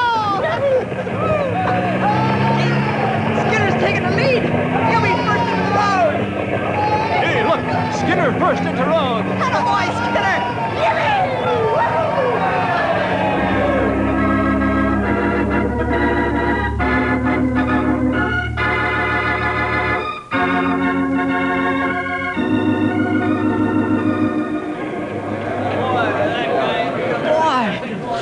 Crowd.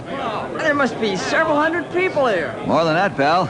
Look down the road, all the way to the turn. Say, you're right. I didn't notice them. Look at the news photographers and the reporters running around here. Ah, this big story, human interest. This put Hal's company on map. I'll say it will. Looks like the crowd's gonna stick around for the first load to come back.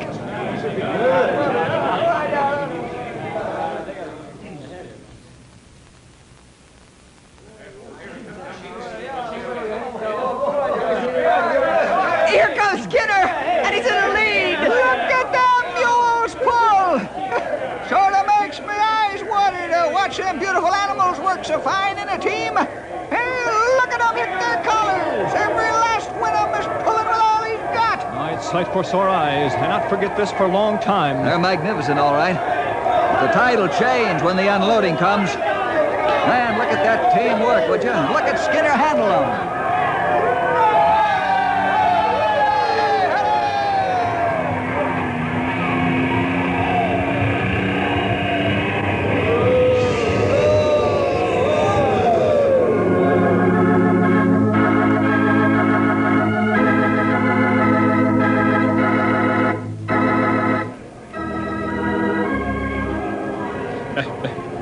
Well, Skinner looks pretty silly right now. That truck came up and dumped his load before Skinner had the mules unhitched so they could dump the wagons. Why, the truck will be almost to the pits by the time the mules get moving. I think this contest is a lot of foolishness. You do, huh? I sure do. And don't tell me Skinner didn't know it. Hell, there isn't a drop of love or consideration in you. If there was, you'd realize that Skinner's so fond of those mules that he'd never lose a contest as long as the animals did their best for him. A lot you know about business. Well, you've got to be hard and tough to make a profit. That's where you're wrong. I have 100 men under my command, sometimes as many as 1,000 or more when we're fighting a fire. Let me tell you that I wouldn't have held my job without showing love and consideration for my men. Yes, I've got a sharp pencil to figure expenses, and I have a budget to run my district on. But I learned one thing a long time ago.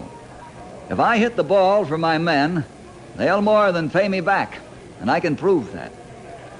I don't know how you can get anybody to work for you when you look at them with dollar signs in your eyes. Again, I say it's none of your affair how I run my business. That's true in some respect. But you happen to be stepping on our toes right now by hurting one of the finest of the old-timers around here. You'd have so much business you wouldn't know what to do with it if you'd mix in a strong helping of human understanding and sympathy. Do you know why the newspapers picked this up and so many people came here today? Just nosy, I guess. Not on your life. They came here because they realized that Skinner's fighting for more than just to win the contest. He's fighting for decency and understanding that rightfully belongs to these men of the Old West. He's the fading light and courage of the Old West. He represents the passing of an era that's helped build this great country on democratic principles. Now he's fighting for all that the best way he knows how. and he's fighting to win. That's rich. He'll never win, and you know it. He'll win this contest, Hal, and he'll win it good. You must be nuts. Well, you know he won't win. He can't beat the trucks. Nevertheless, he's going to win. Well, I guess I'm awful dumb. Suppose you tell me, Mr. Genius, how he's going to win. Did you hear the crowd boo the truck when it came in? Yeah.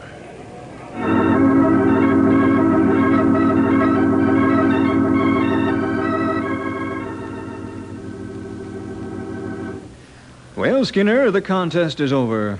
Did you win? No, but it ain't the mules' fault. They're good critters, and they gave all they had. It's his fault. He wouldn't have won if it weren't for them smelly trucks. Them trucks, you know, don't get tired like my mules do. They're just noisy, smelly machines. You tell him, Skinner! Another outburst like that, Mr. Jenkins, and I'll ask you to leave this chamber. I apologize, Your Honor. Very well. Skinner, I gave you your chance to escape punishment for the bullwhipping you gave Hal. You lost the contest, so now in the trial, I've got to send you to jail for a while. Oh, I agree to that, Judge. You can send me to jail. Just promise me that my mules will get well took care of while I'm in the calaboose. I'll take that under consideration. Your Honor, may I say a few words? Yes, go right ahead. If Skinner will apologize before the court, I'll withdraw the charges. Maybe sending him to jail would be too harsh, since, well, I guess I did provoke him to do what he did. Oh, I'd apologize, but I'll do more than that. Me and the mules will make money for you. How do you figure that, Skinner? Well, did you notice all those people who came to see the mules? Yes. Well, there's one of them 100-year shindigs coming up pretty soon. Yeah, the centennial. Well, I figured I could fix the wagons up like they was fresh bought and polish the harnesses and drive them in the shindig. We could put a great big sign on them wagons showing the name Mountain Refining Company. I think it would sure make folks sit up and take notice of the company. Like that big crowd that was out to the contest. You mean we should use the mules and the wagons as a advertising and publicity stunt? Yep, that's what I said. Of course, Stumpy gave me the idea. Now, Skinner, you promised not to say that. I never gave that a thought. Yeah, I think it's a good idea. And it'd work fine. And Skinner, I like the idea, too. I think it's excellent. You're one of the last of the fighters of the Old West. You don't know when you're licked, and you keep on fighting just the same regardless of the odds, and eventually you come out on top. That's the kind of spirit that built this country. I have a mind to dismiss this case and throw it out the door when it comes up for trial. Thank you, Judge Wilson. You're a man after my own heart. You won't have to do that, Judge. I withdraw all charges. You know, this worked out just as Bill told me it would. Oh? And what did he tell you? Well, he said Skinner would lose the contest, but win the fight.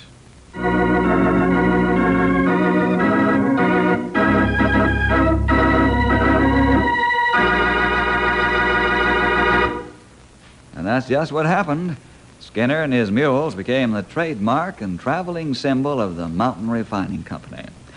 Skinner raised quite a storm, and after the storm blew over, the sun came out, and it was a beautiful day.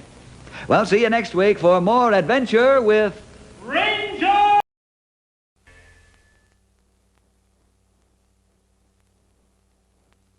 Two of my personal favorites, George Burns and Gracie Allen, are up next in our lineup. Well, hello. Come right in. Oh, George, we've got company.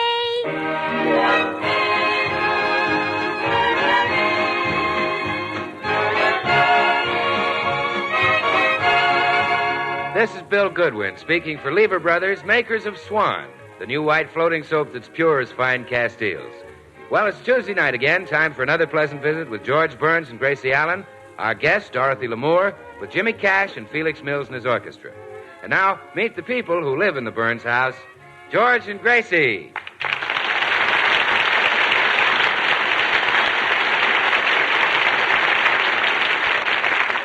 Well, tonight it is my sad duty to make an announcement that will plunge the music world into deepest gloom. Sugar Throat Burns will sing no more. It seems his feelings were hurt last week, and he's still sulking, despite all the efforts of Mrs. Sugarthroat. Aw, cheer up, George. Just because Mr. DeMille didn't want you to sing in his pictures doesn't mean that you aren't great. He laughed at my voice. Oh, boo. What does Cecil B. DeMille know about making pictures anyway? I'd rather not talk about it. Oh, but, darling, I can't stand to see you like this. Those big, soft, wet brown eyes are glazed with pain. Like a disappointed cow. Won't do any good talking to me, Gracie. I'll never sing again. Oh, George, don't say that. I know you've been hurt, cruelly hurt, but that happens in Hollywood. Into each life a little rain must fall. That happens in Hollywood, too.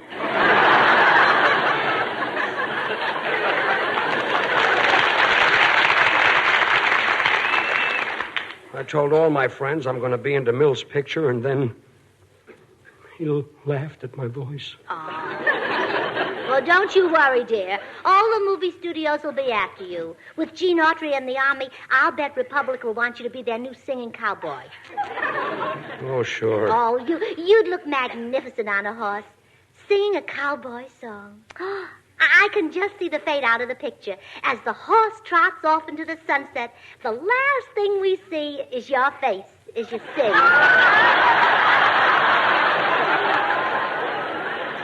Well, I'm not going to sing anymore. Oh, but you're so convincing with those Western songs. Remember at Ronnie Reagan's party when you sang Give Me My Boots and Saddle? Ronnie said it was all he could do to keep from giving you a boot. Very flattered. Why, this whole town will be after you. As a matter of fact, there was a scout here just this morning asking for you. Really? Yeah. He wants you to help his troop collect papers. I'm going down to the cigar store. George, please, before you go, unlock those little silver tonsils and give me just one glorious burst of melody. Don't hum, sing. That was the door buzzer. It's probably Mrs. Bundy, the cleaning woman. Come in. Hello, Mrs. Bundy. Hello, Mrs. Burns. Hello, Mr. Burns. Goodbye. My goodness, if the rest of your house looks as bad as your husband, I'm going to have a job straightening it up today. Oh, Mrs. Bundy, George has sworn never to sing again. My, how'd you get him to promise that? Oh, I didn't want him to do it. He did it because he's all hurt and disillusioned. And I've just got to think of some way to snap him out of it. Well, whenever I feel myself slipping, I pull myself together with numerology. Oh, sounds like a girdle. Oh, no. Lots of movie stars use numerology. Why, Dorothy Lamour uses it all the time. Oh, then it can't be a girdle. I should say not. Numerology controls our destinies. Your name tells you what number you vibrate to. You see, we all vibrate to certain numbers. Yeah, that's true. I'm getting so I shake all over when I hear Mercy Dotes. Not musical numbers, Mrs. Burns. Real numbers. The letters in your name tell you what number you are. Now, take my name, Fanny Bundy. I'm a 9. A Bundy's a 3, and Fanny's a 6. Oh, really? You know, I would have guessed you were at least an 18. Numerology is fascinating. Like I said, Dorothy Lamour won't make a move without it. Right now, she's searching frantically for a leading man who's a number 7. Oh, a number 7 scarce? Well, number 7s who sing are. It's a musical picture. Oh, is that so? Mrs. Bundy, is my husband by any chance a number 7? Well, let's see. George is 3 and Burns is 2. No, he's a number 5. Oh. Well, isn't there some way I could stretch him into a 7? Well, the letter K is 2. That'd make him a 7. Really? Well, Mrs. Bundy, it looks like Dorothy Lamour has found her number 7, and George K. Burns will sing again. Come in. Oh, hello, Bill. Well, hiya, girls. What's a good word? Numerology.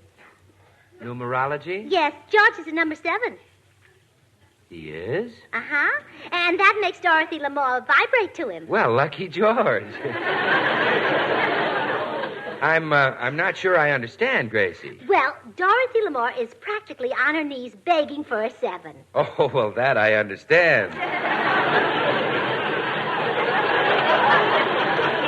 Been in that same spot many times myself. Oh. Do you vibrate to 7? Well, 7 or 11. Of course, I also vibrate to 4. You do? Oh, sure. Every time I think of Swan being 4 soaps in one, I vibrate with joy. Oh, Bill, you and your 4 soaps in one. There I go, see? Just can't help myself, Grace. You see, Swan's the white floating soap that's wonderful for your hands and face, bathing the baby, for dishes, and for light laundry. It's 4 swell soaps in one, a great wartime buy. Well, anyway, Bill, thanks to numerology, George is going to make a picture with Dorothy L'Amour. Well, got himself a candid camera, huh? Oh, no. No, I mean he's going to act with her. Oh. Sing with her. Make love to her. Oh, my goodness. Oh, make love to her. Bill, I may get vibrated right out of a husband. Oh, Gracie, George won't fall for Dottie. Well, maybe not, but can Dottie resist George?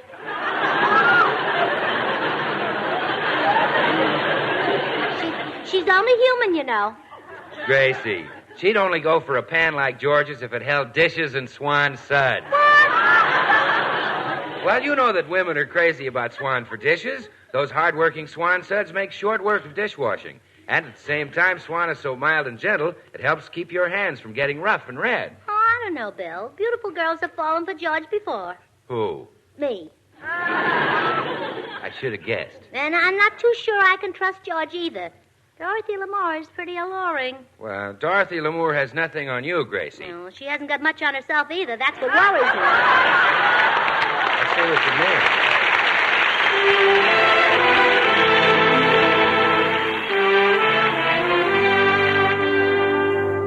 Tonight, our young tenor Jimmy Cash sings the romantic ballad, The Music Stopped. Jimmy?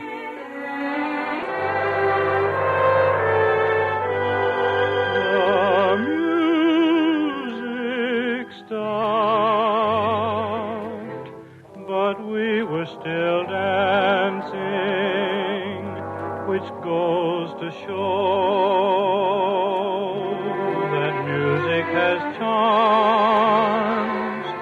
The lights were low, so we kept on dancing. I felt the glow of you in my arms.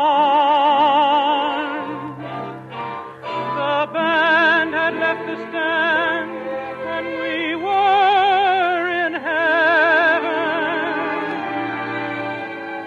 dancing on a cloud way off in the blue. The music stopped, and people were glancing, but we went on dancing, for we didn't know,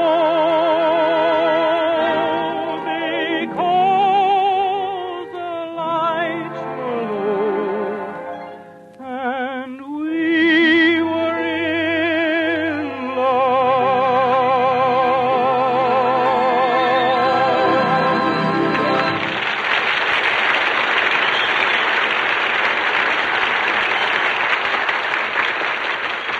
Well, Gracie has found out that Dorothy L'Amour, who believes in numerology, is searching desperately for a singing leading man who vibrates to the number 7. So Gracie has altered George's vibrations and is now calling on the glamorous Miss L'Amour.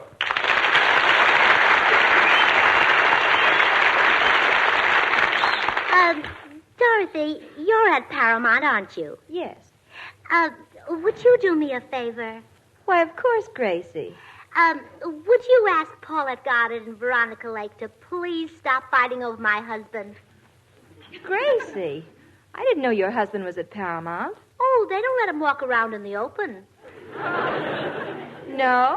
No, they're afraid Loretta Young might kidnap him. You see, my husband is so frightfully handsome. Really? Well, whatever happened to your first husband, George Burns?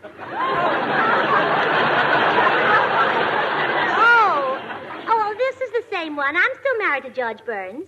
Well, I must not remember George very well. Isn't he kind of short with a little pot tummy?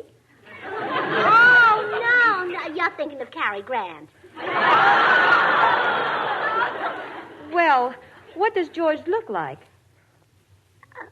And he has a beautiful singing voice, too.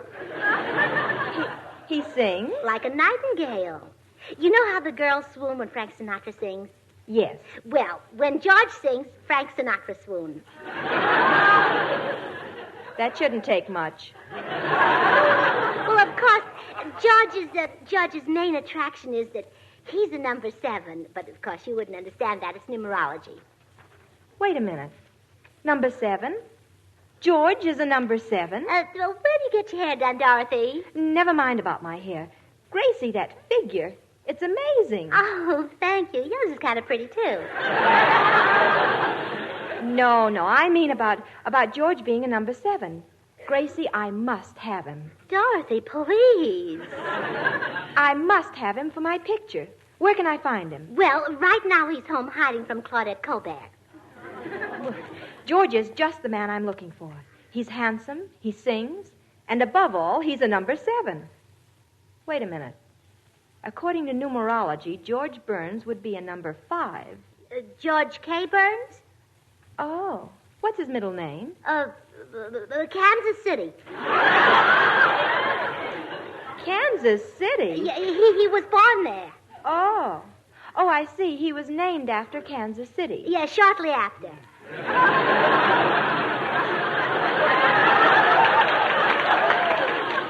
Gracie, why don't I go home with you right now and talk to George? I can't wait to see if he's as handsome as you say. Well, why not arrange the whole thing on the phone?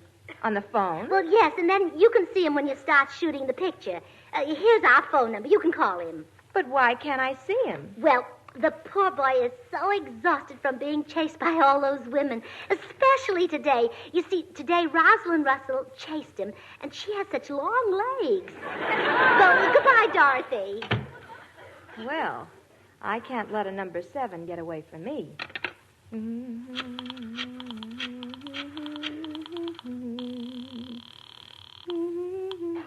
Hello? Hello. Is this George Burns? Yes. This is Dorothy Lamour. Who? Dorothy Lamour. Look, George, will you please be my new leading man? Who'd you say this was? Dorothy Lamour. Gracie, will you stop with this nonsense? This isn't Gracie, it's Dorothy. Listen, George, you're a number 7, and I'm in tune with your vibrations.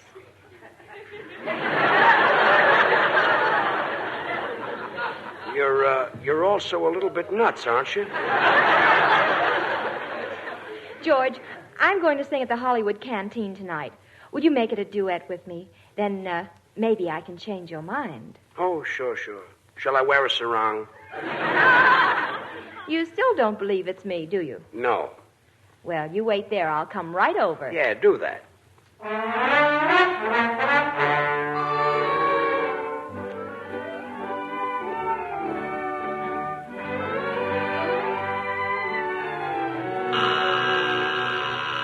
Come in? Well, I'll be darned. It is Dorothy Lamour. Quick, where's Mr. Burns? I'm Mr. Burns. Oh, how do you do? I'd like to see your son, George. I'm George Burns. Oh, no, I want the George Burns who's married to Gracie. That was me you talked to on the phone, Dorothy. And I'll be glad to be your new leading man and sing at the canteen with you tonight. Oh, hello, Dorothy, what are you doing here? I'm beginning to wonder. Gracie, I'd like to speak to you alone, please. You would? Excuse us, dear. Now, Gracie. Where do you get your hair done, Dorothy? Never mind that. There's something rotten in Denmark. Well, I should think so with all those Nazis there. You know what I mean. And now that I've seen George, the whole deal's off, Gracie. No canteen and no picture. But, Dorothy, he's a 7. If you don't use him, you'll have to give up numerology. And if I do, I'll have to give up pictures. Goodbye, Gracie.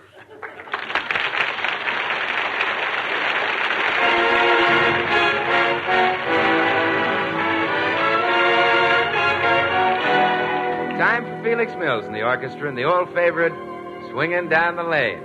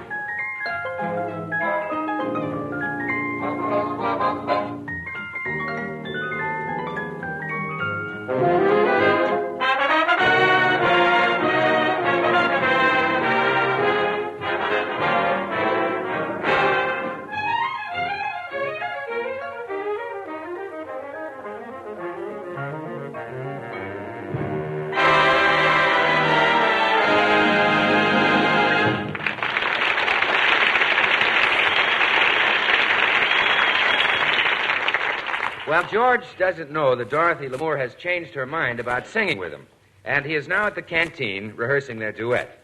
Outside his dressing room door stands a worried Gracie.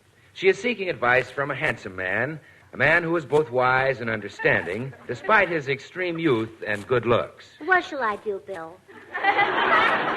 Well, gee, I don't know, Gracie. Why not just walk in and tell him? Oh, no, I can't do that. You see, George is not like other men. He's sensitive and high-strung, like a fine pedigreed Pekingese.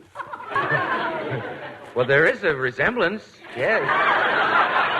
To a Pekingese, I think. The shock might make him do something drastic. Why, he's liable to run right down to the ocean and throw himself on the beach and cry all night. We wouldn't want that to happen. No, and he's so happy now. I just can't stand to tell him. It would break his poor little heart. Yeah, I guess it will. Oh, just think of George. His head hanging, his shoulders drooping, his chest sagging, his footsteps heavy as lead. Yeah, and then think of him after he hears the bad news. Oh, I know, Bill. What? Maybe I can talk George out of working with Dorothy. Yeah? That'll save his pride. Well, you think you can do it, Gracie? Well, I can try. You wait here. The night is young, the skies are clear, and if you want to go walking, dear, it's delightful, it's delicious here. Hello, dear. Gee, my voice sounds richer and deeper than ever tonight. I can hardly believe it's me singing unless I look in the mirror and see my mouth open. Well, close it and come on home. But I haven't done my duet with Dorothy yet. Now go away and let me rehearse. The night is young, the skies see? are... I'm already the forgotten woman. You're the what? The forgotten woman. The wife of a big star who goes up and up and up, while his forgotten wife goes down and down and down. Look, Gracie... Oh, your public will take you away from me. Lonesomeness will drive me down and down until I'm just a shell. A beautiful husk who's lost her corn.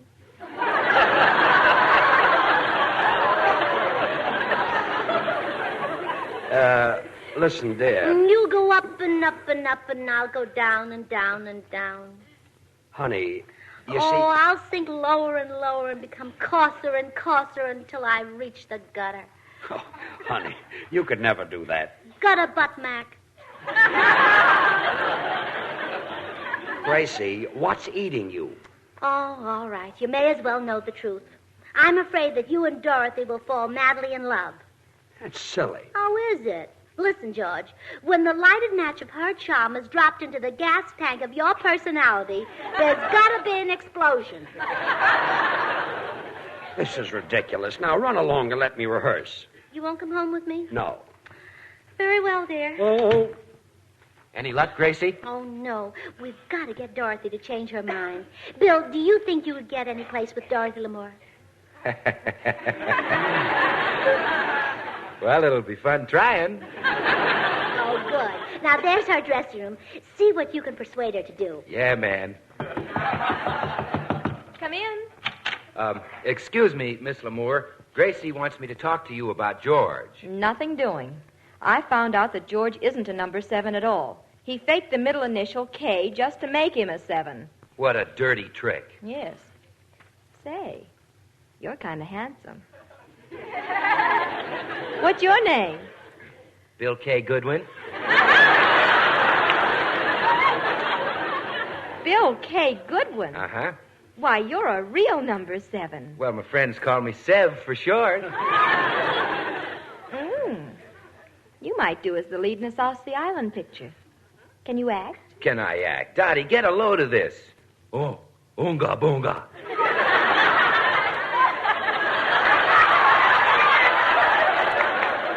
You, Dottie, me, Bill. Me give you big bar swan soap. What's that supposed to be, Pigeon English? No, that's swan English, Dottie. You see, Swan, the white floating soap, is 4 soaps in one. The soap for your hands and face, for bathing the baby, and for dishes and light laundry. 4 swell soaps in one. Do you want to be my leading man or my laundry man? Huh? Oh, you're leading man, Dottie. And what a picture it'll be. Just picture us in the quiet of the tropical night, listening to the gurgle and splash of the water. We're on the beach. No, we're bathing the baby with Swan. Where did that come from? The Swan? Oh, I brought that with me. Swan's great for bathing babies. It's as pure as fine Castiles, and a baby soap must be mild. Swan's as mild and gentle as a baby's kiss. And if Swan's that good, well, it must be terrific. You're nutty. But you're cute. Say, by the way, can you sing? Oh, can I sing, Dottie? Just picture me in a leopard skin, will you? Singing the Hawaiian war chant. Take a cake, a swan, and break a cake, a swan in two. Half you put into the bathroom for your hands and face, and the other half in your kitchen sink. Komamahi, Lever Brothers. Oh, wait, hey. Hey, cut it out. Cut it out. What's the matter, Dottie? Well, you're supposed to be my tropical lover, and all you talk about is swan. Do I remind you of a swan or something? Well, you both have a beautiful neck. Well, it looks like that's more than we're going to have. Oh. Well, let's make up for lost time. Come here, Dottie.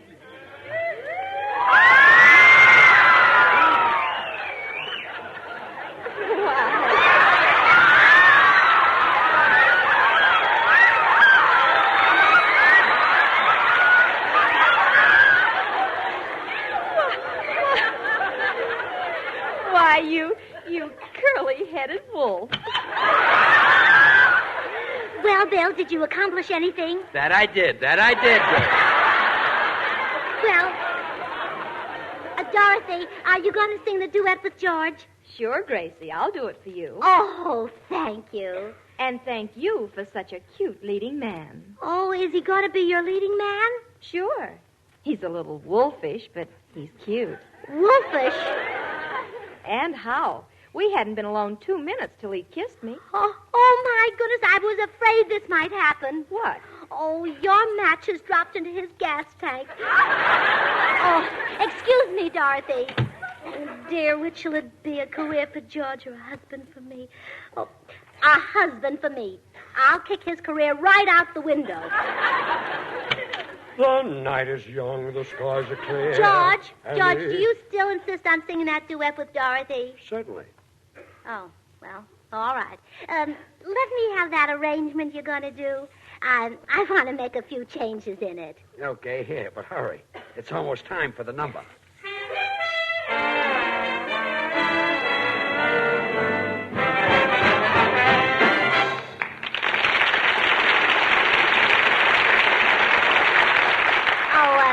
Thank you, boys. It's nice to be at the canteen again. And now I'd like to introduce a new singing team, Dorothy Lamore and Sugarthroat Burns.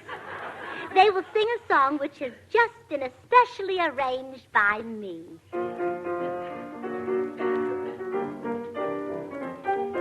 The night is young, the skies are clear, and if you want to go walking, dear, it's delightful, it's delicious, it's lovely. I understand the reason why you're sentimental, 'cause so am I. It's delightful, it's delicious, it's lovely. You can tell at a glance what a swell night this is for romance. You can hear dear Mother Nature murmuring low. Oh. Let yourself go, so please be sweet, my chickadee. And when I kiss you, just say to me, it's delightful, it's delicious, it's delectable, it's delirious, it's dilemma, it's delimit, it's deluxe, it's de-lovely.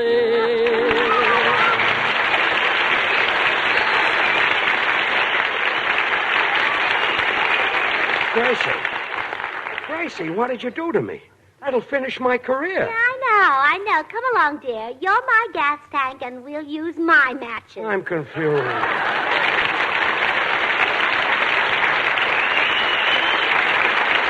George and Gracie will be right back, so I've only a few seconds to remind you that whether you're a pin-up girl or a grandmother, your complexion deserves the purest, mildest soap that money can buy. You want a soap that's pure as fine Castiles? You want Swan. You want a soap that's so mild it's kind to even a baby's tender skin? Again, you want Swan. Yes, and you want a soap that'll give you a thick, rich lather at the touch of a hand. So, sister, you really want Swan. And when you get Swan, remember, it's also great for the baby and perfect for dishes and light laundry. So put your wartime pennies on a 4-time winner, the new white floating soap, Swan. Now here again are George and Gracie. Well, Gracie, I've got a big thrill for you. Yeah, what is it? Next week, our guest star will be Alan Ladd. Oh. Really? Well, aren't you thrilled? Well, gee, Gracie, he thrills all the women. Well, dear, they're not married to you. Oh, good night.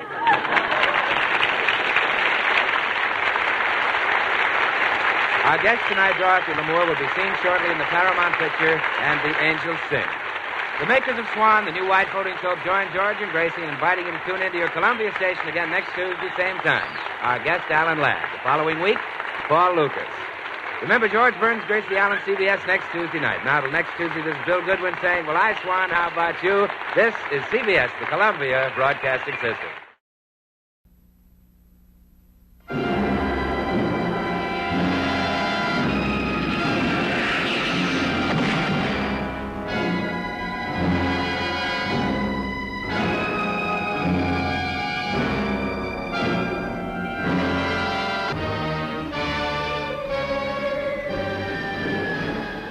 Yes, it came from outer space to fill the world with terror, to bring you unforgettable suspense. What was it? Where did it come from? Who were the all-powerful creatures it brought from outer space? And what did they want on Earth? You can learn the amazing answer only when you see the most thrilling picture in years. It came from outer space.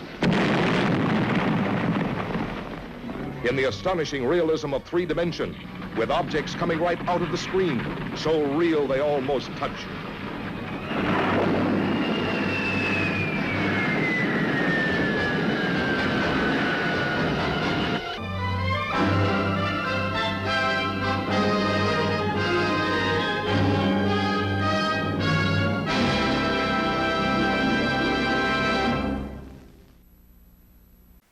Hunt the biggest of all game with the Green Hornet and Cato coming up next.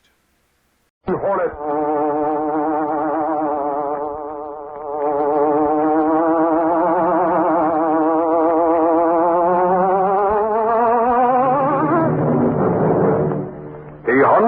biggest of all game, public enemies who try to destroy our America.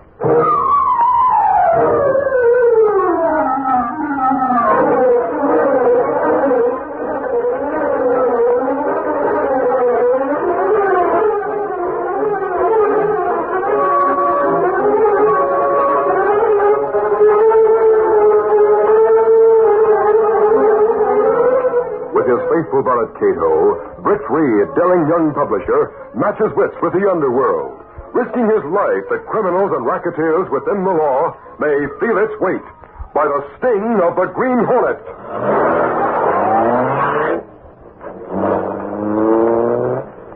Ride with Britt Reed in the thrilling adventure, Murder for Sale. The Green Hornet strikes again.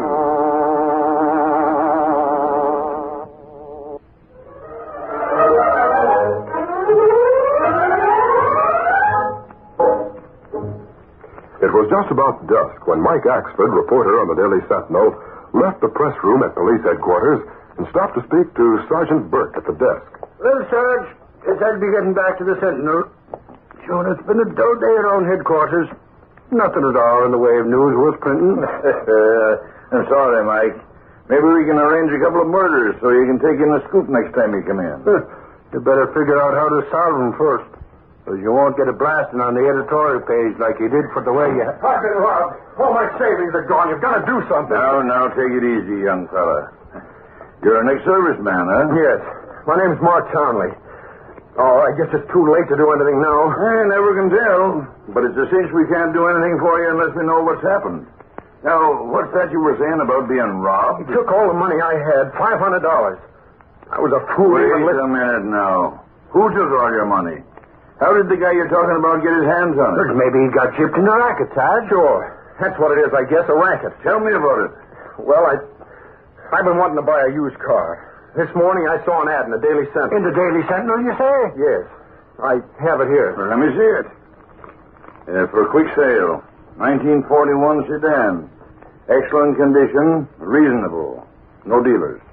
Phone local 2234 between 2 and 3 p.m. Well, I called that number. A man answered. He had a peculiar husky voice. I told him I'd seen the ad and was calling about the car. I'd be interested in making an appointment to see the car if you aren't asking too much for it. Frankly, the asking price will depend on whether I can make a cash deal, mister. My name's Townley. I recently got out of the service and I have some cash. But of course, if you're going to be... Well, I have $500 in the bank. I didn't intend to use it all of it. This car's in perfect condition. I was hoping to get around 800 cash for it. But if you put down 500, I guess we can make terms for the balance. Are you interested? Well, I could meet you in front of my apartment house where the car is parked, say, a little after 4, if you care to look at it. Well, all right. I'll get the money and bring it with me in case we make a deal. Where shall I come? It's Richland Apartments, corner of 3rd and Warren. I'll be right out in front watching for you. I'll be wearing a gray top coat and a black slouch hat. All right. I'll be there a little after 4. If the car's in as good condition as you say, I'm sure we can make a deal on it. So you went to meet the guy in front of the Richland Apartment? Yes, sir. I took my $500 with me. So what happened? Well, he was waiting. A big guy with a husky voice. Friendly sort of chap, too. He said he was sorry to disappoint me, but that someone else had called after I did who had the full amount in cash. So he sold them the car. Sort of a dirty trick, though. But what about losing your money? Well, he insisted we go to a nearby bar for a drink, just to show there was no hard feelings. So I went with him. We sat in the booth. He got 2 drinks after I drank mine. Well, I passed out. When I came to, he was gone, and so was my $500. Knockout drug. The dirty crook. Then you came right here? No. I went to the Richland Apartments. I didn't know his name, but when I described him, the desk clerk said there was no one living there who answered that description. Well, what about the phone number in the ad? I called that number again and found out that it's a payphone in a large drugstore. I knew it was a racket. You've got to find that guy and get my dough back. It's all I have. We'll do all we can, son, but I can't make any promises. We haven't very much to go on. I'll get some of the boys on the case right away, and we'll hope for the best. A short time later, Axford was in the city room of the Daily Sentinel talking to Britt Reed, young publisher of the Sentinel, and to Gunnigan, the city editor. It's a dirty shame that SGI was taken in like that and lost all his dough. You say the ad he answered was in the Daily Sentinel? That it was, Reed. The Sentinel can't be blamed, Chief. Our classified section is always on the lookout for phony ads. But it ain't always easy to spot them. I know, Gunnigan. But from now on, we can keep a closer watch on individual car ads. Sarge already called the classified and told him to be on the lookout for a big guy with a husky voice in case he comes in to put in another one of them ads. Axford, you might do a little investigating on your own. In what way, Reed? Why not go through all the car ads and phone those which advertise individual cars for sale? Sure, then if the husky voice guy answers, you can put Sarge White. The cops are already doing that trick. But Sarge says he don't think the guy'll be dumb enough to try to pull the racket twice in one day. Seems as though the police are covering all the angles we can think of.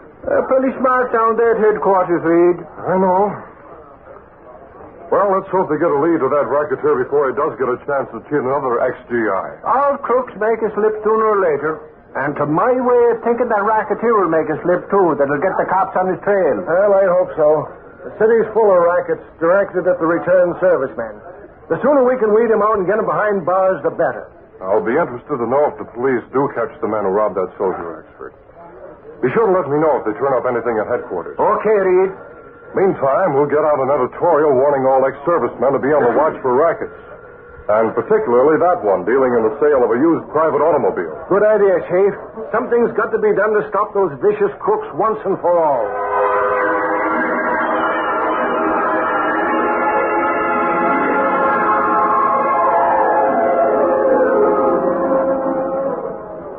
The following night, in a bar room along the waterfront, two men sat in a booth far to the back.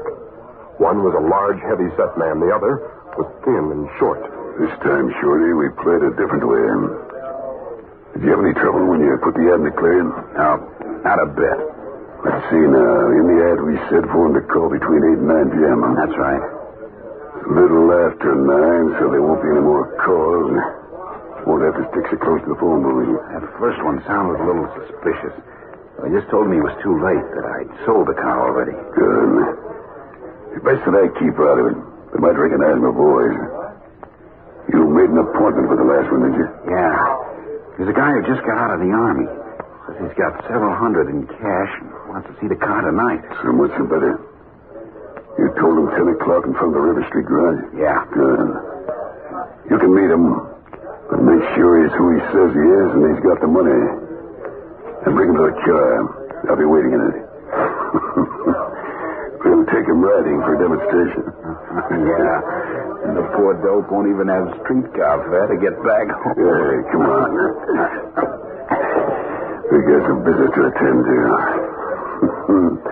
Taking easy money from the gullible XGIs. Let's get going.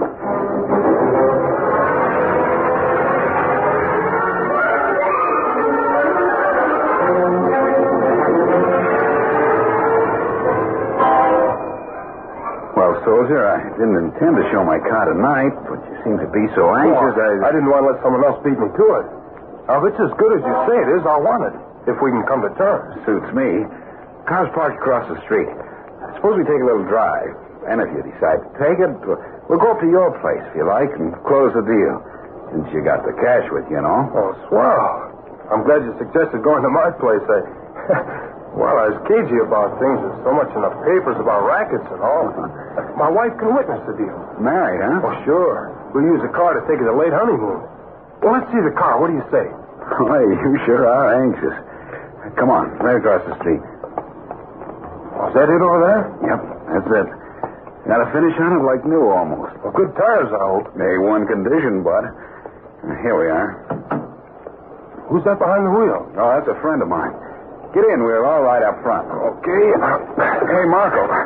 Meet the ex-soldier who was thinking of buying this car. Yeah, glad to know you. Okay. Let's go.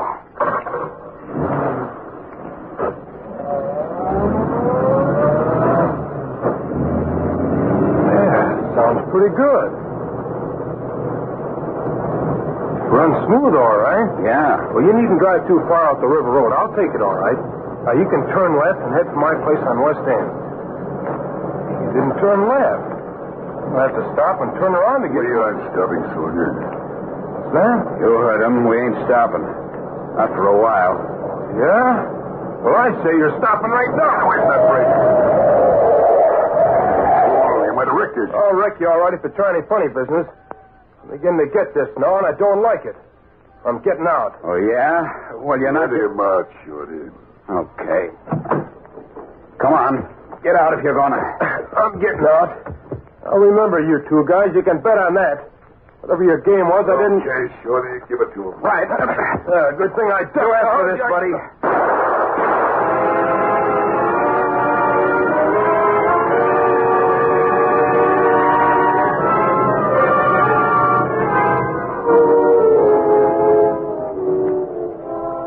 The next morning, Brick Reed was in his office signing some letters which Lenore Case, his secretary, had just placed on his desk. There. There's the last one, Miss Case. I'll get them right out. All three of those letters are very important. Good thing I have you around here to keep me after about things like that. Oh, it's so nice to be appreciated. See that it doesn't go to your head. Oh, don't worry. By the way, don't forget to dictate a letter to that... Hey, we just got some headline news. Oh, that man is in again. Shut up, Casey. This is nothing to be funny about. What's happened, Axford? An ex-soldier who was still wearing his uniform was found this morning out on River Road, Reed. Oh, really? Aren't soldiers supposed to be seen on River Road? And if not, why not? For the love of Pete, will you shut up? You get me all rattled. What I meant to say was they found his body. He'd been murdered. Murdered? That's bad. Have they found out anything at all about it? Sure. The body was identified by a girl who said she was the soldier's wife. Widow, that is. Oh, poor thing. Oh, you can say that again. She was that broken up, even Sarge couldn't bear to look at her. About how long had he been dead? The report says he was dead about 10 hours. That puts the killing around 10 or 11 last night. I see. But Pat ain't all by a long shot. Wait till you hear the rest. His wife says he went out last night to see about buying a car. He carried $400 with him at the time. Axford, that can mean but one thing. Sure, I know. Racketeers again. Yes. And maybe the same that took in that other young ex-GI day before yesterday, Reed. Now, this soldier answered an ad in the Clarion. One that was offering the car for a quick cash sale. And the phone number they gave was a pay phone in a bar room. It must be the same ones, then. Axford, if they can find that big man with a husky voice, I feel sure they'll find the killer. And he must be found before he manages to do more harm.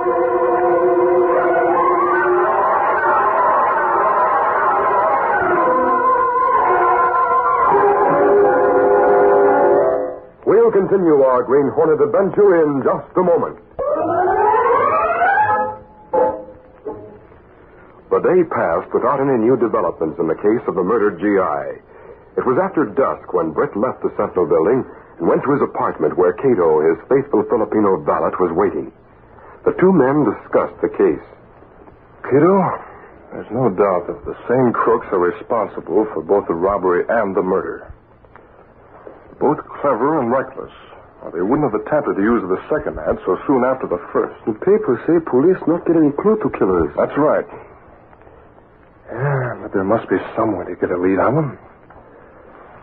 I've been trying all day to think of an angle that might do the trick. You not think of anything, Mr. Britt? Nothing I'd be willing to count on. Maybe if we went out to the place where the soldier's body was found, we might turn up something. You go as Green Hornet? Yes, Cato. If we do find anything, we may have to act fast. Let's get going.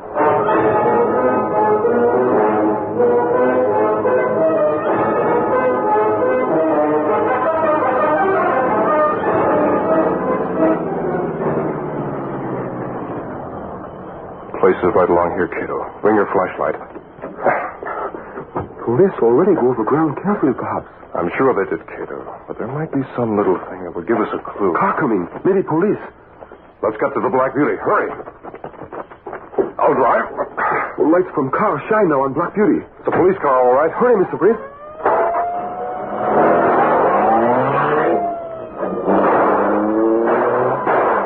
We recognize Hornet car. Yes. Pull out the smoke screen throttle. I want to lose them in a hurry. Yes, sir. There. The smoke pouring out now. Good. They can't follow us far through that. Too bad we're not no police on River Road. Now we're not able to search scene of murder. But I did know the police were patrolling that road, Cato. Axford told me they were. Then why you take chance of going there? Because I wanted them to see the Hornet at the murder scene. Why not understand? Cato, it'll give me a chance to get a story in the Sentinel about the Hornet without arousing anyone's curiosity. And I'm hoping the item about the Hornet in the paper will start a chain of events that'll lead us to the killers of that soldier.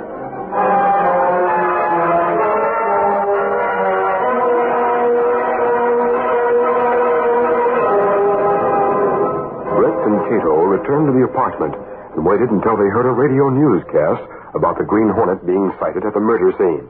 Then Brett put through a phone call to Gunnigan at the Sentinel.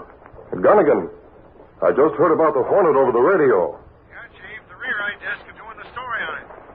In my opinion, Gunnigan, the Hornet may have been after those racketeers.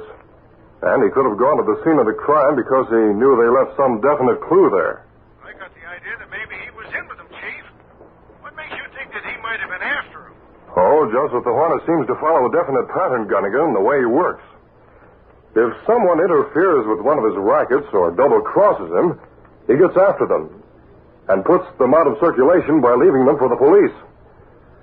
Anyway, that's the way it seems to me. Yeah, come to think of it, you're right, Chief. We'll fix that story up with a bit of your ideas. Do as you think best, Gunnigan.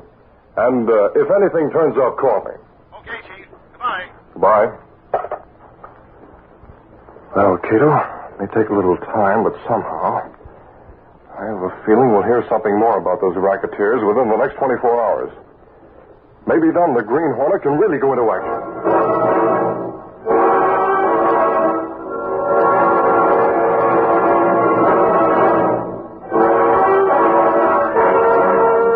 Later that evening, Shorty entered the small hideout room where Marco was waiting. Hey, Marco. You hear about the radio newscast about the Hornet? Yeah. I've been thinking about it ever since. There's something about it in the paper, too. See? Let's see.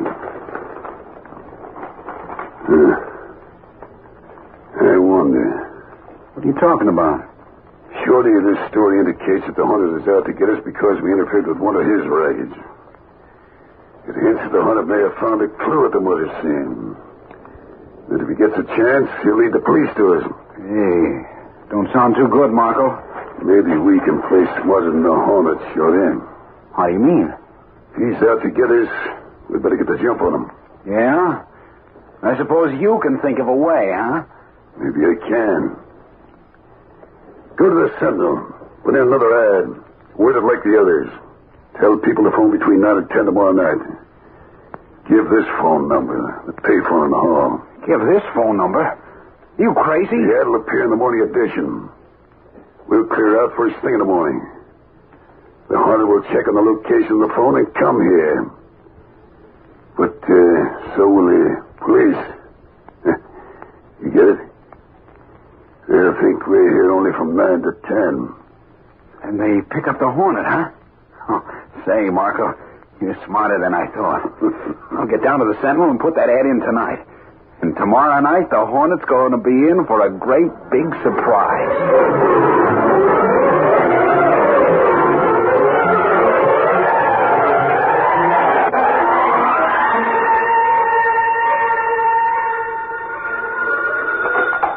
Hello? Hello, Reed. This is Axford. Yes, Axford. I'm just getting ready for bed. Why, it's almost midnight. What's the idea of calling? Because I thought you'd like to know the Sentinel Classified took in another ad that sounds like it might be from them racketeers again. Really? Have they notified the police? Sure. The cops checked on the phone number in the ad. It's a payphone in a cheap rooming house at 22 Water Street. What are they going to do about it? Well, the ad says to phone between 9 and 10 tomorrow night. It's supposed to go in the morning edition. Sarge says that it's supposed to go in the morning edition. Sarge says that the crooks probably won't be there till then to take the calls. So he's going to surround the place tomorrow night with cops and grab him. I see. Well, I hope they succeed. They will. Don't worry. Them killers won't have a chance of getting away. You can bet on that. Well, thanks for calling, Axford. Don't mention it, Reed. See you later. So long. Goodbye. Cato! Yes, Mr. Brett? Come in a minute. You get news on telephone, perhaps? Yes. The racketeers put in another ad. But I'm sure it's a definite come-on for the Hornet. What you do? They expect the Hornet to run into a police trap tomorrow night. We'll disappoint them. We'll go out tonight. Let's go.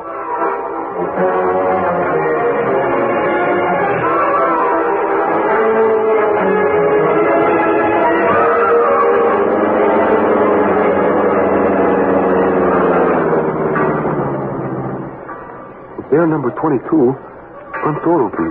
There's dim light in hallway. Yes, it's a cheap rooming house. Probably a lot of underworld characters living there. Well, how we find men we look for? It's possible, of course, they don't live here, but we'll find out. You go in that hall and get the number of the payphone. Then go to the corner drugstore and call that number. Yes, sir. I'll move the Black Beauty into the shadows down there and wait. Now listen. I'll tell you just what you're to say when someone answers that.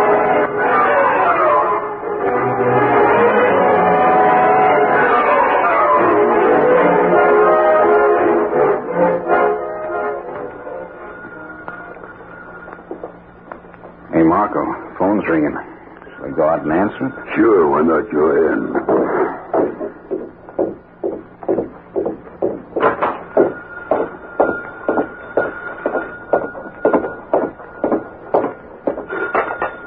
Hello?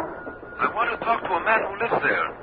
He's a big man with husky voice. Nobody like that lives here, buddy. Who are you? My friend called to tip him off. Police come to look there for him tonight. Sorry I get wrong number, perhaps. Goodbye. Hey, wait a minute.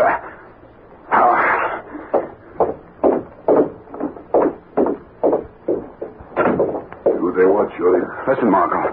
Some guy asked for a big guy with a husky voice. Says the cops are coming here tonight to look for him. Big guy with a husky. Say, I don't know who called, but he means you. We gotta scram out of here while we got a chance. We're leaving here right now.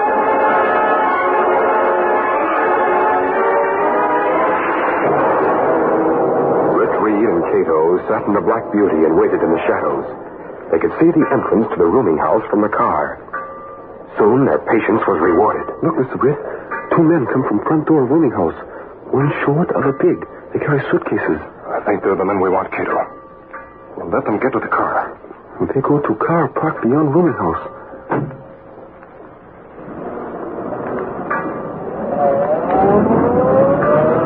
All right, Cato. There they go toward River Road. Follow them and hurry.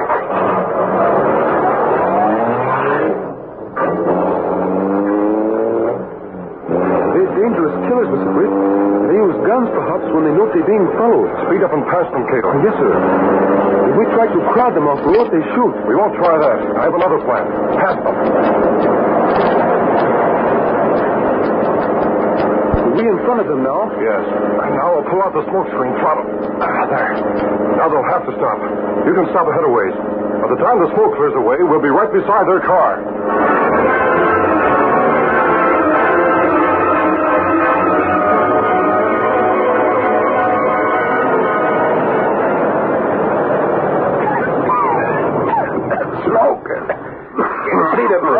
We'll have to win the blows away. That other car there. Get out, you!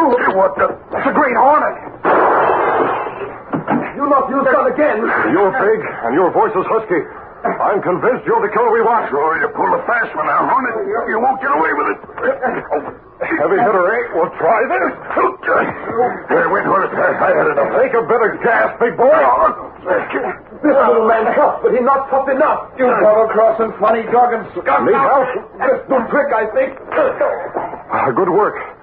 Now we'll put them in their car. I'll drive the Black Beauty. You drive them. What we do with them? Park them right in front of police headquarters. Then you can phone and tell the police where they are. Let's get busy.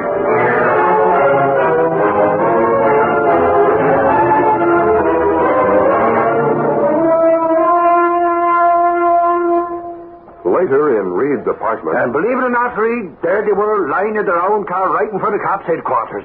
Sarge was fit to be tried. Well, how'd they get there, Mr. Axford? How else but with the help of that Green Hornet who double-crossed him? We found the steel stuck on their dashboard. Are the police positive they're the racketeers who killed that soldier? Sure. The other ex-GI they robbed identified the big guy. When the cops put the heat on him, he squealed on the short guy who shot the soldier. Of course, they'll both go up for murder. Well, I, for one, am glad they're caught. The police will be glad, too, to have the case cleared up. They're glad, all right. But Sarge is a little sore the Hornet beat them to it. Funny how that Hornet got to him like he did. The big guy says he plans to trap the Hornet.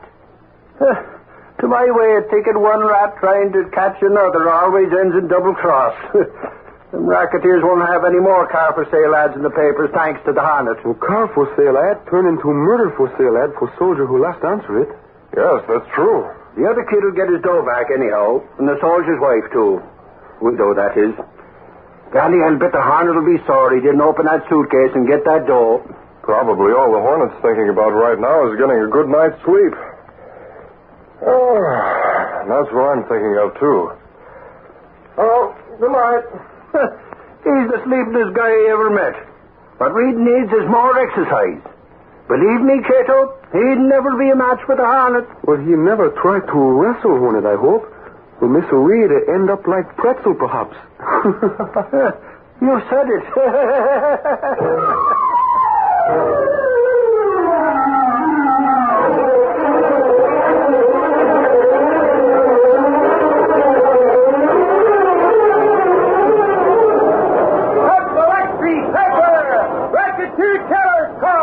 Green Hornet implicated! Read all about it! Green Hornet still at large! That's the Lexi Feller!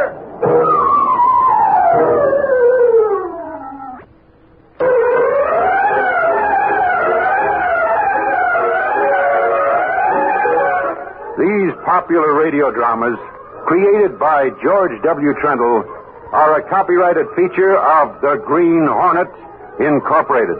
All characters, names, places, and incidents used are fictitious.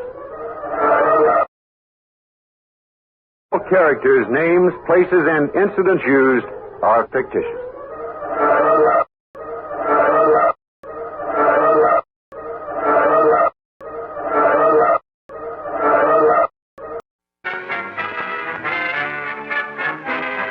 How do you expect to get to New York at the rate you're going? But that's none of your business. You're on a budget from now on. Now, just a minute. Shut up. You've got a name, haven't you? Yeah, I got a name. Peter Warren. Peter Warren. I don't like it. Don't let it bother you. You were giving it back to me in the morning. Take me with you, Peter. Take me to your island. I want to do all those things you talked about. You better go back to your bed.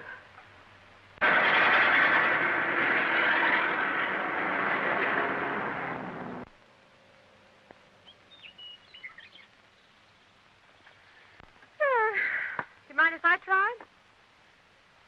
You? Don't make me laugh. Oh, you're such a smart Alex. Nobody knows anything but you. I'll stop a car, and I won't use my thumb. What are you going to do? The system on my own.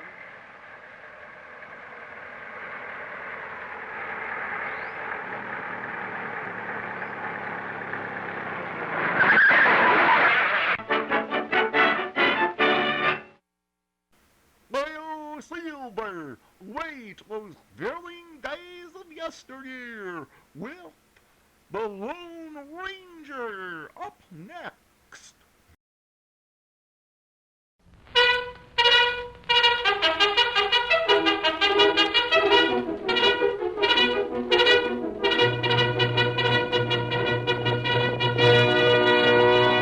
Hi-yo, Silver! Away! A fiery horse with the speed of light, a cloud of dust, and a hearty hi-yo, Silver, the Lone Ranger.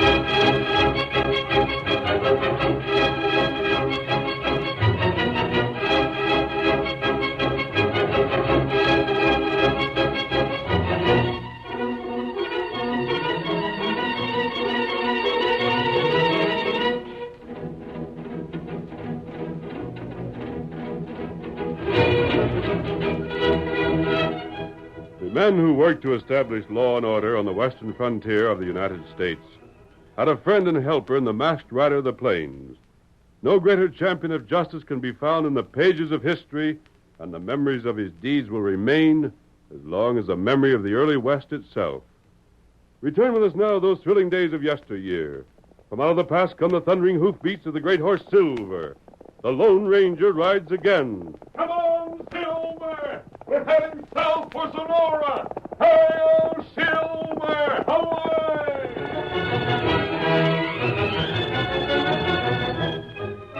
Sheriff Calhoun of Sonora County was locking up his office for the night.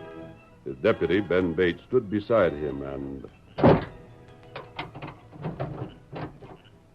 Yeah.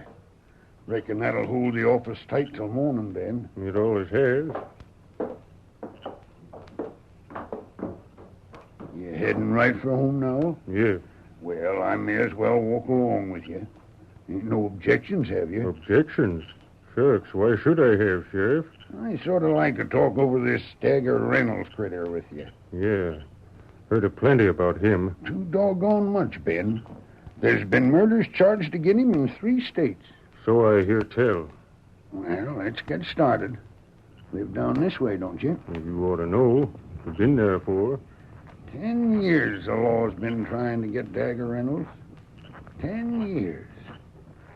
That's a long time for a man to stay outlaw. A blamed long time.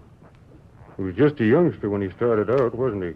17 or 18 years old, I reckon. That'd make him 28, 29 now?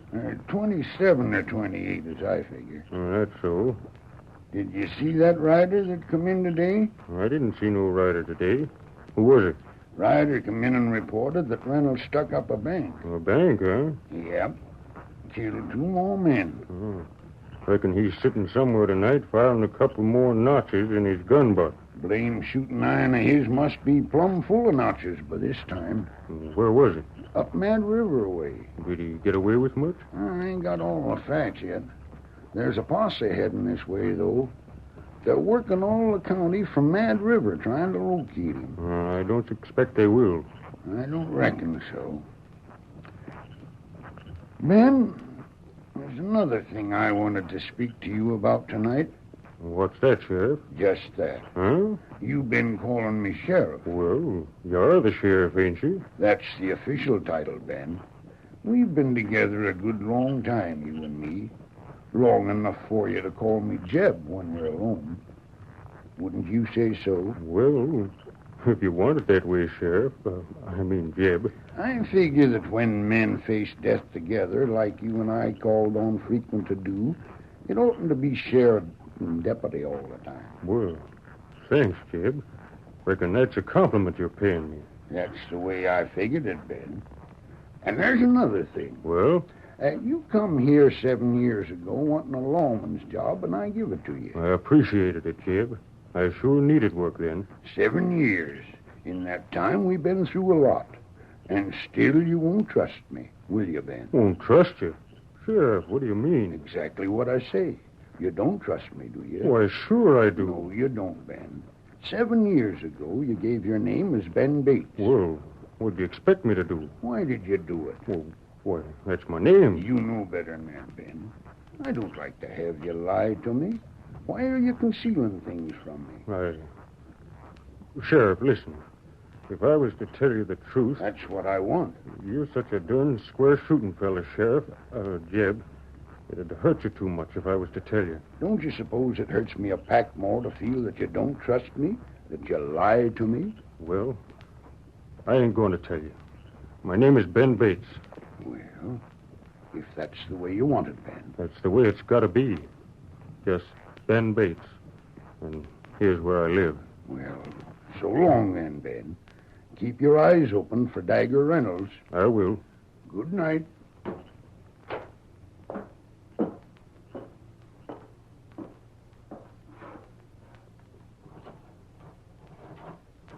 Well, that's funny. Thought this door was locked, and it ain't.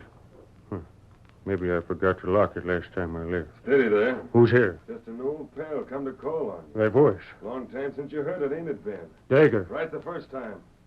Don't move and don't make no lights. Then I won't have to shoot or throw a knife at you. I can see you outlined again the doorway there. What do you want here? Drop your hardware on the floor there, and then you can come in and sit down. You've got an awful nerve to come here, Dagger. It's the one place where I knew I'd be safe. How's that daughter of yours that's happy married over to Totem Falls? Don't mention my daughter. You don't seem glad to see me, Ben. Time was when we was pretty good friends. What do you want here? I'm hard-pressed by the law. I need ammunition and a horse and a change of clothes. You'll give me all three. I don't dare try to buy anything. Suppose I don't help you. You'll help me, all right. With them things, I can make my way to the border towns where things ain't questioned too close. Maybe I won't help you. No? Well, get this. If I'm captured, I'm talking. I ain't forgot that we come from the same place in Oklahoma, and that there's a murder charge again you up there right now. Not as Ben Bates, but as Bart Bosworth. I know. Murder. That means hanging. It means your daughter will find out, and your grandson, and I didn't mean to kill that man. Ain't that too bad? It was 7 years ago. The law don't forget. You know the truth of it, Dagger. He went crazy loco. He got sore because I won money from him on a bet. He drew his gun, and I shot the coyote in self-defense. And I'm the only man can tell that. I will never forget that. It cost me my name, my family, everything. I ain't interested in that. I'm getting what I want and getting out of here, and you're keeping quiet about it, savvy? If I get catched, you'll hang on the same tree with me.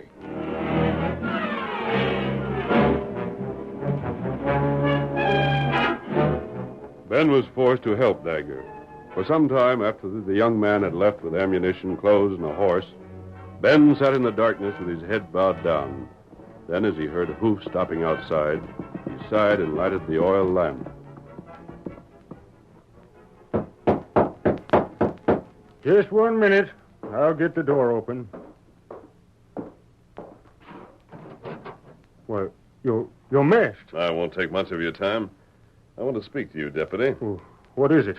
What do you want? I've trailed a man named Dagger Reynolds for some time. Yeah? The trail came close to your house. It did? You haven't seen him, have you? No. Your name is Bates? Yes. Ben Bates. I'm deputy here. Uh-huh. Bates, where do you come from? Well, what do you mean? Oklahoma? See, here, You don't have to answer my questions, of course. I just wondered if you knew two other men that came from there. One is this killer named Reynolds. The other, a man named Bosworth. Bart Bosworth. Oh. I've heard of Dagger, of course. Bosworth shot a man there 7 years ago and fled. He left his wife enough to live on comfortably, but she was never happy after that. I sort of wonder where she is now. Dagger robbed her. What? It's a wonder he didn't kill her. She'll have a hard time living now. Her daughter married and came south. You haven't seen Dagger, have you? No. He smokes cigarettes made from a brown paper. He does? If you see him, be ready to shoot on sight. A clue would be one of the cigarettes. I picked up 4 of them following his trail. Here are the stubs. Oh. All right, mister. But who are you? Oh, by the way, there's the 5th cigarette, Ben. There on the floor by the fireplace. Oh. He must have known he was here.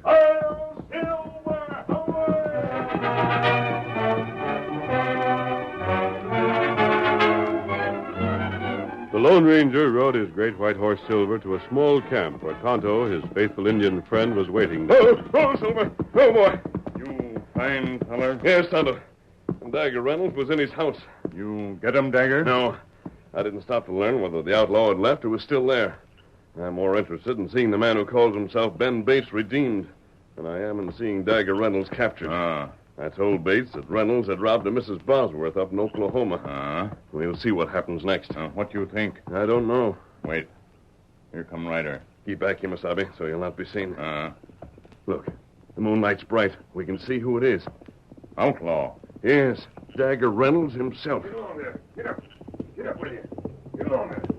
Get on there. Come on. Get up. There he goes. On one of Ben's horses. Got different clothes. Tonto, I'm afraid Bates will never again become Bart Bosworth. Him help outlaw get way. Yes. Well, come on, Tonto. To the saddle. Where we go now? We're going to keep Dagger in sight.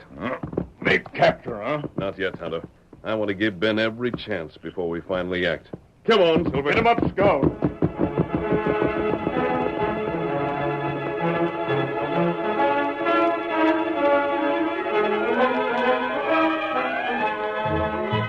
The next day, Ben reported at the office of the sheriff. The lawman looked up from his desk and... Ben, you come from Oklahoma way, didn't you? Yeah. That's where this ornery killer, Dagger Reynolds, come from, ain't it? I reckon it is, Sheriff. Ever know him? Yeah.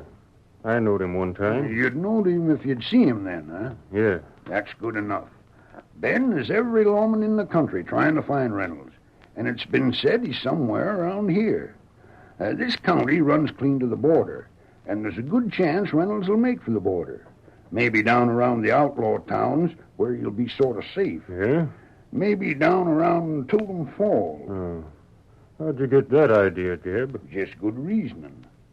Ben, you're one man that I feel I can trust. Sheriff, There ain't one man in 1,000 could bring that critter back from there to here and get him jailed without having him lynched. Gosh, folks sure is aroused about him, ain't they, though? They sure are. I don't reckon anyone could capture that coyote and not have him get lynched by the mob. You could, Ben. That's why I'm sending you down to hunt him. But I'm counting on you, Ben. Sheriff, Jeb, Well? There's something I ought to tell you. Well, Ben, what is it? I had the feeling for a long time that you had a story in your past that wanted telling, and Well, I reckon I better not say no more. I'll get started for Totem Falls right away.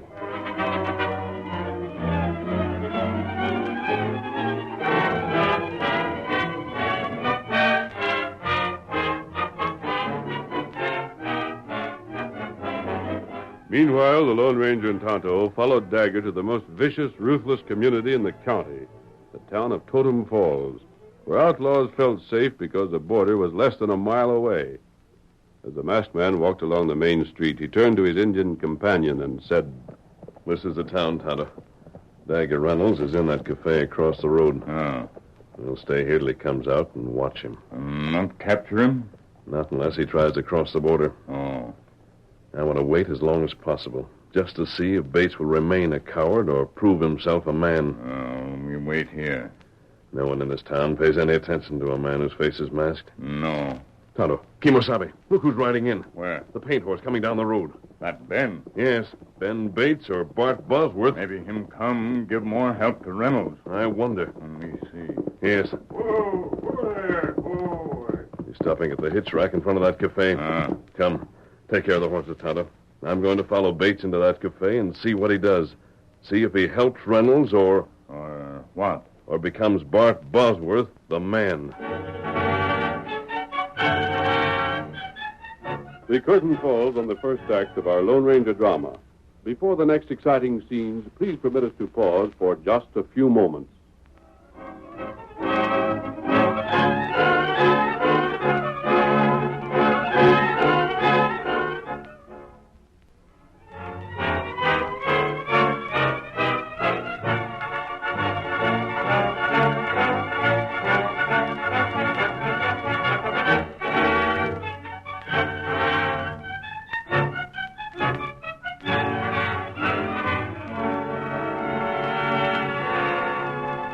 Now on with our story. The Lone Ranger followed Ben Bates into the cafe where Dagger Reynolds stood at the bar, feeling secure from capture or arrest. Dagger was talking to a rough-looking man at his side then. Reckon a lawman wouldn't have no chance coming here to make an arrest, would he, Pard? Once it used to be tried every week or so, but the lawman didn't get very far. Boys here stick together, huh? Soon as a fella tried to make an arrest, lead flies. Only last week, a sheriff come to Totem Falls. Yeah? It's his grave where the ground is fresh turned over behind the cafe here. Reckon I ought to be well known around here. Yeah? Name is Reynolds. Dagger Reynolds. You don't say. Yep. Well, by darn, I sure take my hat off to you, Reynolds. Hey, barkeep, I'm buying for Dagger Reynolds here. Fetch out your best bottle. Make that for two. What? Howdy, Dagger. What are you doing here? Can't think of a better place for me to be than with my own kind. Oh, so you finally give up trying to be straight, huh? Reckon so. Who's this? Ben Bates, he calls himself, but he done murder 7 years ago in Oklahoma with a different name then. Yeah? He looks like a lawman. I was. So Dagger come through my place. Them clothes he's wearing is clothes I give him. That's right. Dagger, there's something you should know. What is it? I can't tell you here. Step outside with me for a bit. What's it all about? About you. Well, make it fast. Hey, you drink. Keep it there. I'll be right back. It's something that you should know, Dagger. In fact, you gotta know it. You're darn secret about it. What's the trouble? I'll tell you in a second. Got something to show you, too.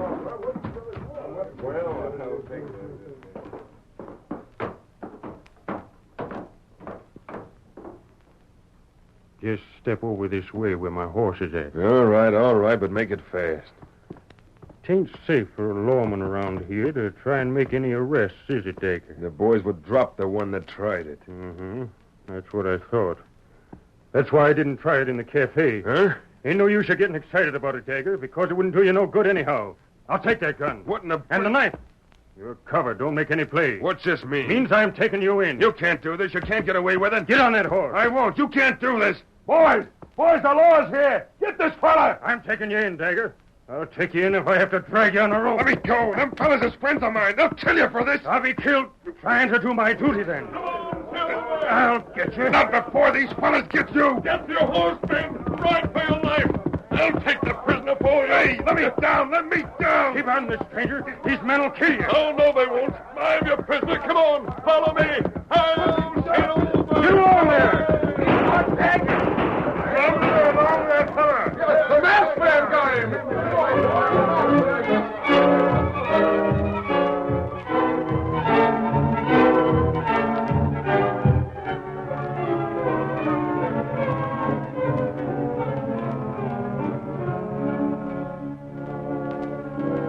After the Lone Ranger had carried the struggling bandit away from town and outdistanced the men who pursued him, he stopped and waited for the arrival of Ben Bates. Ben arrived in due time and dismounted with his gun leveled on Dagger Reynolds.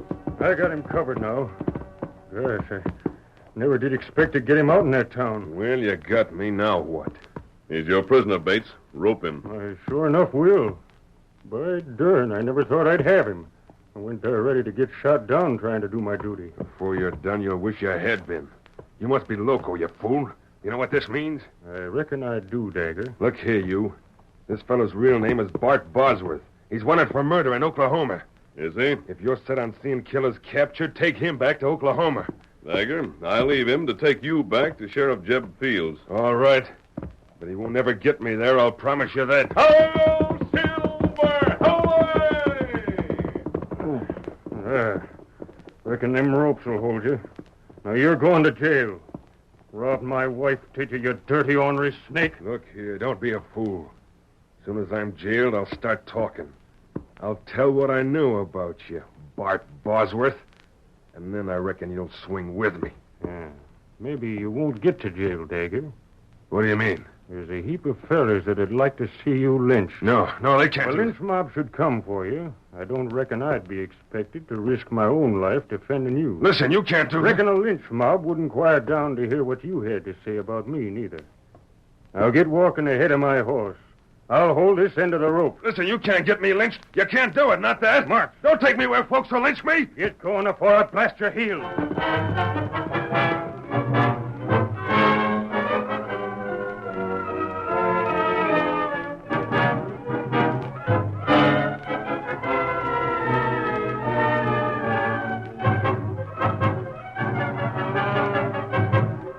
The news of Dagger's capture reached the county seat ahead of Ben and his prisoner, and a crowd of men gathered in the town to see the outlaw pay for his crimes.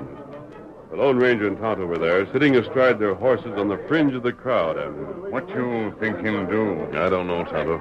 But we're not going to allow a lynching. No. A man will be punished by law. But every man is entitled to a trial. What him tell about Bates? I know it. I'm afraid that Bates, despite his courage in deciding to make the capture, will weaken and let the crowd have the man to seal his lips forever.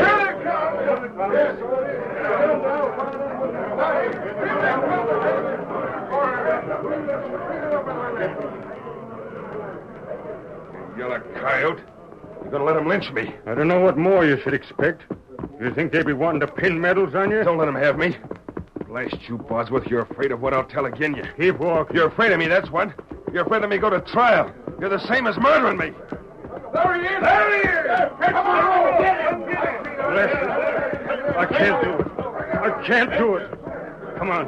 Get on this horse. I'll help you. You mean I mean I can't let them have you. The law's going to get you, not that crowd. Up you come. Let's have him, Bates. We'll handle him. Stand back, boys. I shoot the first man tries anything. Get up there. Get up.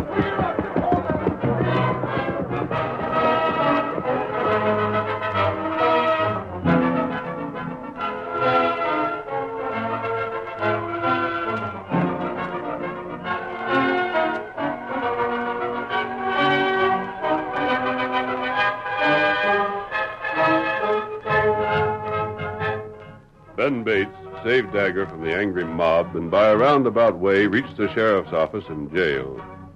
Old Jeb was there waiting for him. He stuck out a big hand and then said, Put her there, Ben. You done it. I knew you wouldn't let the mob get that man. I got something to say. I'll tell you a few things, Sheriff. I got a right to be heard. Throw him in the jail. You gotta listen to me. I'll tell you about your deputy.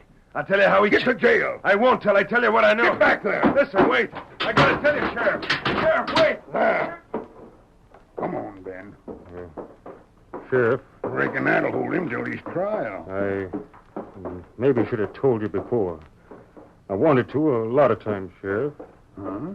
I didn't figure to get back with him alive. The fact is, I sort of was sure I'd get killed trying to get him from Totem Falls. I would have, but for the masked man. Masked man? He helped me. Then, Sheriff, I was strong tempted to let that lynch mob have him. You couldn't done that, Ben. You're too square. I tried to. I planned to, but something held me back. But now I'm going to tell you everything. Sit down there, Ben. My name ain't Ben, and it ain't Bates. No? Listen, Jeb. Here's my badge. I'll resign before I talk. And save you the trouble asking for it. My name is... Just a minute. Bart. Huh? Name is Bart Bosworth, ain't it? How'd you know? You're aiming to tell me about a shooting over in Oklahoma. Is that it? Yes, but I heard about that. You knew? I knew about it 6 years ago. A year after you'd come here. But you was doing a downright fine job, so I waited. But, Jeb, Tell me about that shooting. Well, it was a dirty, ornery, scheming gambler. A cheat and a crook. He skinned everyone at cards. But when he played me, I switched packs on him so as the cards wasn't marked. Mm-hmm. And when he lost, he drew a gun. So did I. I shot first. I see. I had an idea it was something like that. But the only one that knew I had done it in self-defense was Dagger Reynolds. And he wouldn't help you unless you helped him. That's it. Sheriff, I was helping him get to Totem Falls. I hated myself all the time for it, but what could I do? I didn't want to get found, fetch disgrace on my daughter and her son. I hoped I'd never be found, but Dagger knew, and he was... Ben, take back this here badge. I guess you better keep it in your pocket till you get back from Oklahoma. You'll go there just as a matter of formality. The sheriff will be looking for you. I told him I reckon you ride back someday and see him. I don't savvy this at all, Jeb. Well, Sheriff Peters learned where you was and told me. He did? Years ago. He said he was dead sure that you shot in self-defense, and that he was a mind to make it easy for you. Yeah? I told him what I thought of you, and he said to wait. See how you turned out and see what happened. He's been waiting a long time now, Ben. Or Bart. Then I won't get strung up after all. Course not. Fact is, you'll likely get a reward for getting Dagger. And if I let him get lynched, if I hadn't decided to get him anyway, I'd never knowed. Nope. If I'd done the right thing, I'd had these years with my wife instead of being miserable all this time. That's right, Ben. Oh, Lord, how I've paid.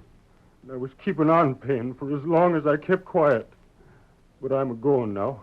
I'm going back there, square myself. Then, Jeb, if you'll take me back here, I'll come back, ready to do anything to make good. I know you will, Ben. When you come back, fetch your wife with you. I reckon she'll be about the happiest woman in the world when she sees you. She never once lost faith in you. Gosh, Jeb, And next to her, I guess the happiest person will be that masked man. The masked man? Uh-huh. He was pulling for you to make good, too. It was his suggestion that I sent you to Totem Falls. Oh, Silver, away!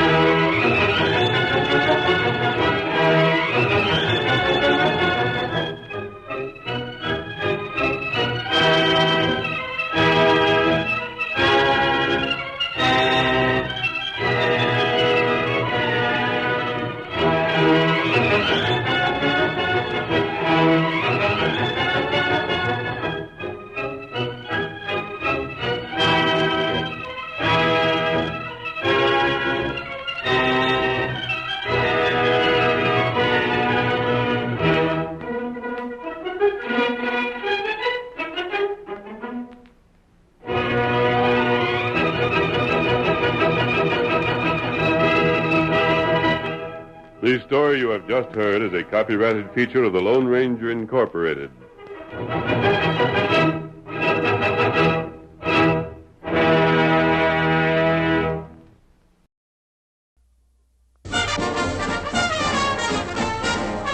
One boy meets girl and then they never part again, but live forever happily, like you and me. Here against the fabulous panorama of one of the most glamorous and exciting events of recent times is everything that has made Elvis Presley one of the greatest entertainment stars in the world.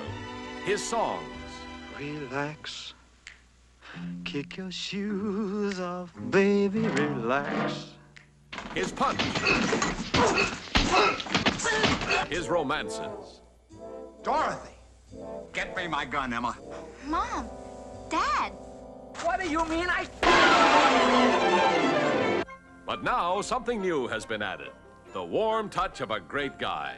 For Elvis has a new sweetheart, little Vicky 2, one of the cutest youngsters you've ever met.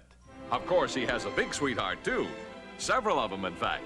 1 minute, there's something in this eye, and the next minute, there's something in this eye. He's got something in his eye, all right. It's pretty nurse Joan O'Brien, who's given him a new viewpoint, which bugs Gary Lockwood, his partner, no end. Can't you tell a nice girl when you meet one? Oh, now he's a Cub Scout. What happened? Somebody steal your wolf whistle? Gonna find that rainbow beyond the bed. Dig that high-flying Elvis. Man, this guy's feet hardly ever touch the ground. I think I just spotted a couple of sweet ones. Yes, the Space Needle rocks and the monorail rolls in an eye-popping riot of explosive hilarity. Boy, did this man really give you a quarter to kick him? Yes, he's some kind of nut. And of gorgeous gals, gags, and gangsters. Get moving. Come on, move. My heart is growing sadder. That girl rejected me just when I thought I had her. Who wants to buy a heart? Oh, yeah. One broken lover's heart. One broken heart for sale.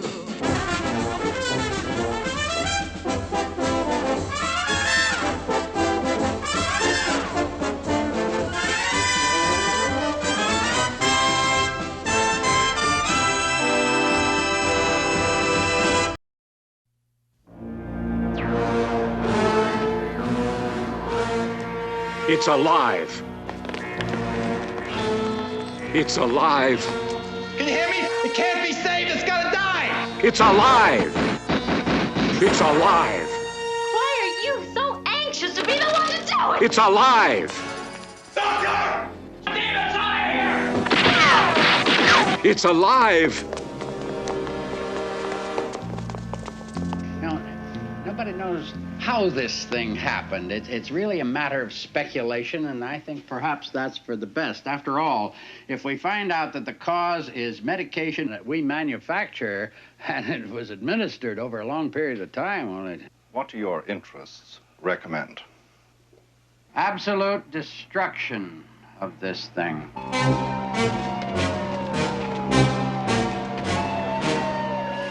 It went down the storm drains. That's how it can travel the length of the city without anybody seeing it. Don't touch me. Don't you touch me. They stole my baby. Come on, get down. Did you see it? Did you see? What does it look like? What are you Get those cameras out of my face, please. I got no comment. That had nothing to do with this. Will you get that thing out of my face? Get out of the way! He could have killed you. You know why he didn't? You know why he didn't kill you? Look out, Charlie!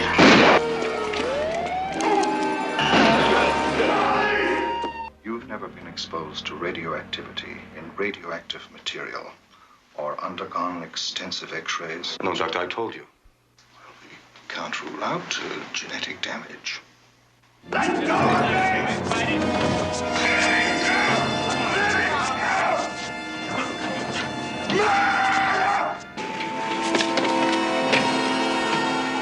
My department has already cautioned the police about excessive violence. If it could be dispatched with a bullet, or better still, some kind of a gas. Undoubtedly, it is very small, and any kind of bodily harm, especially from gunshots or explosives. In other words, you want me to sign away the body, is that it? Well, it's your right. After all, you are the child's father.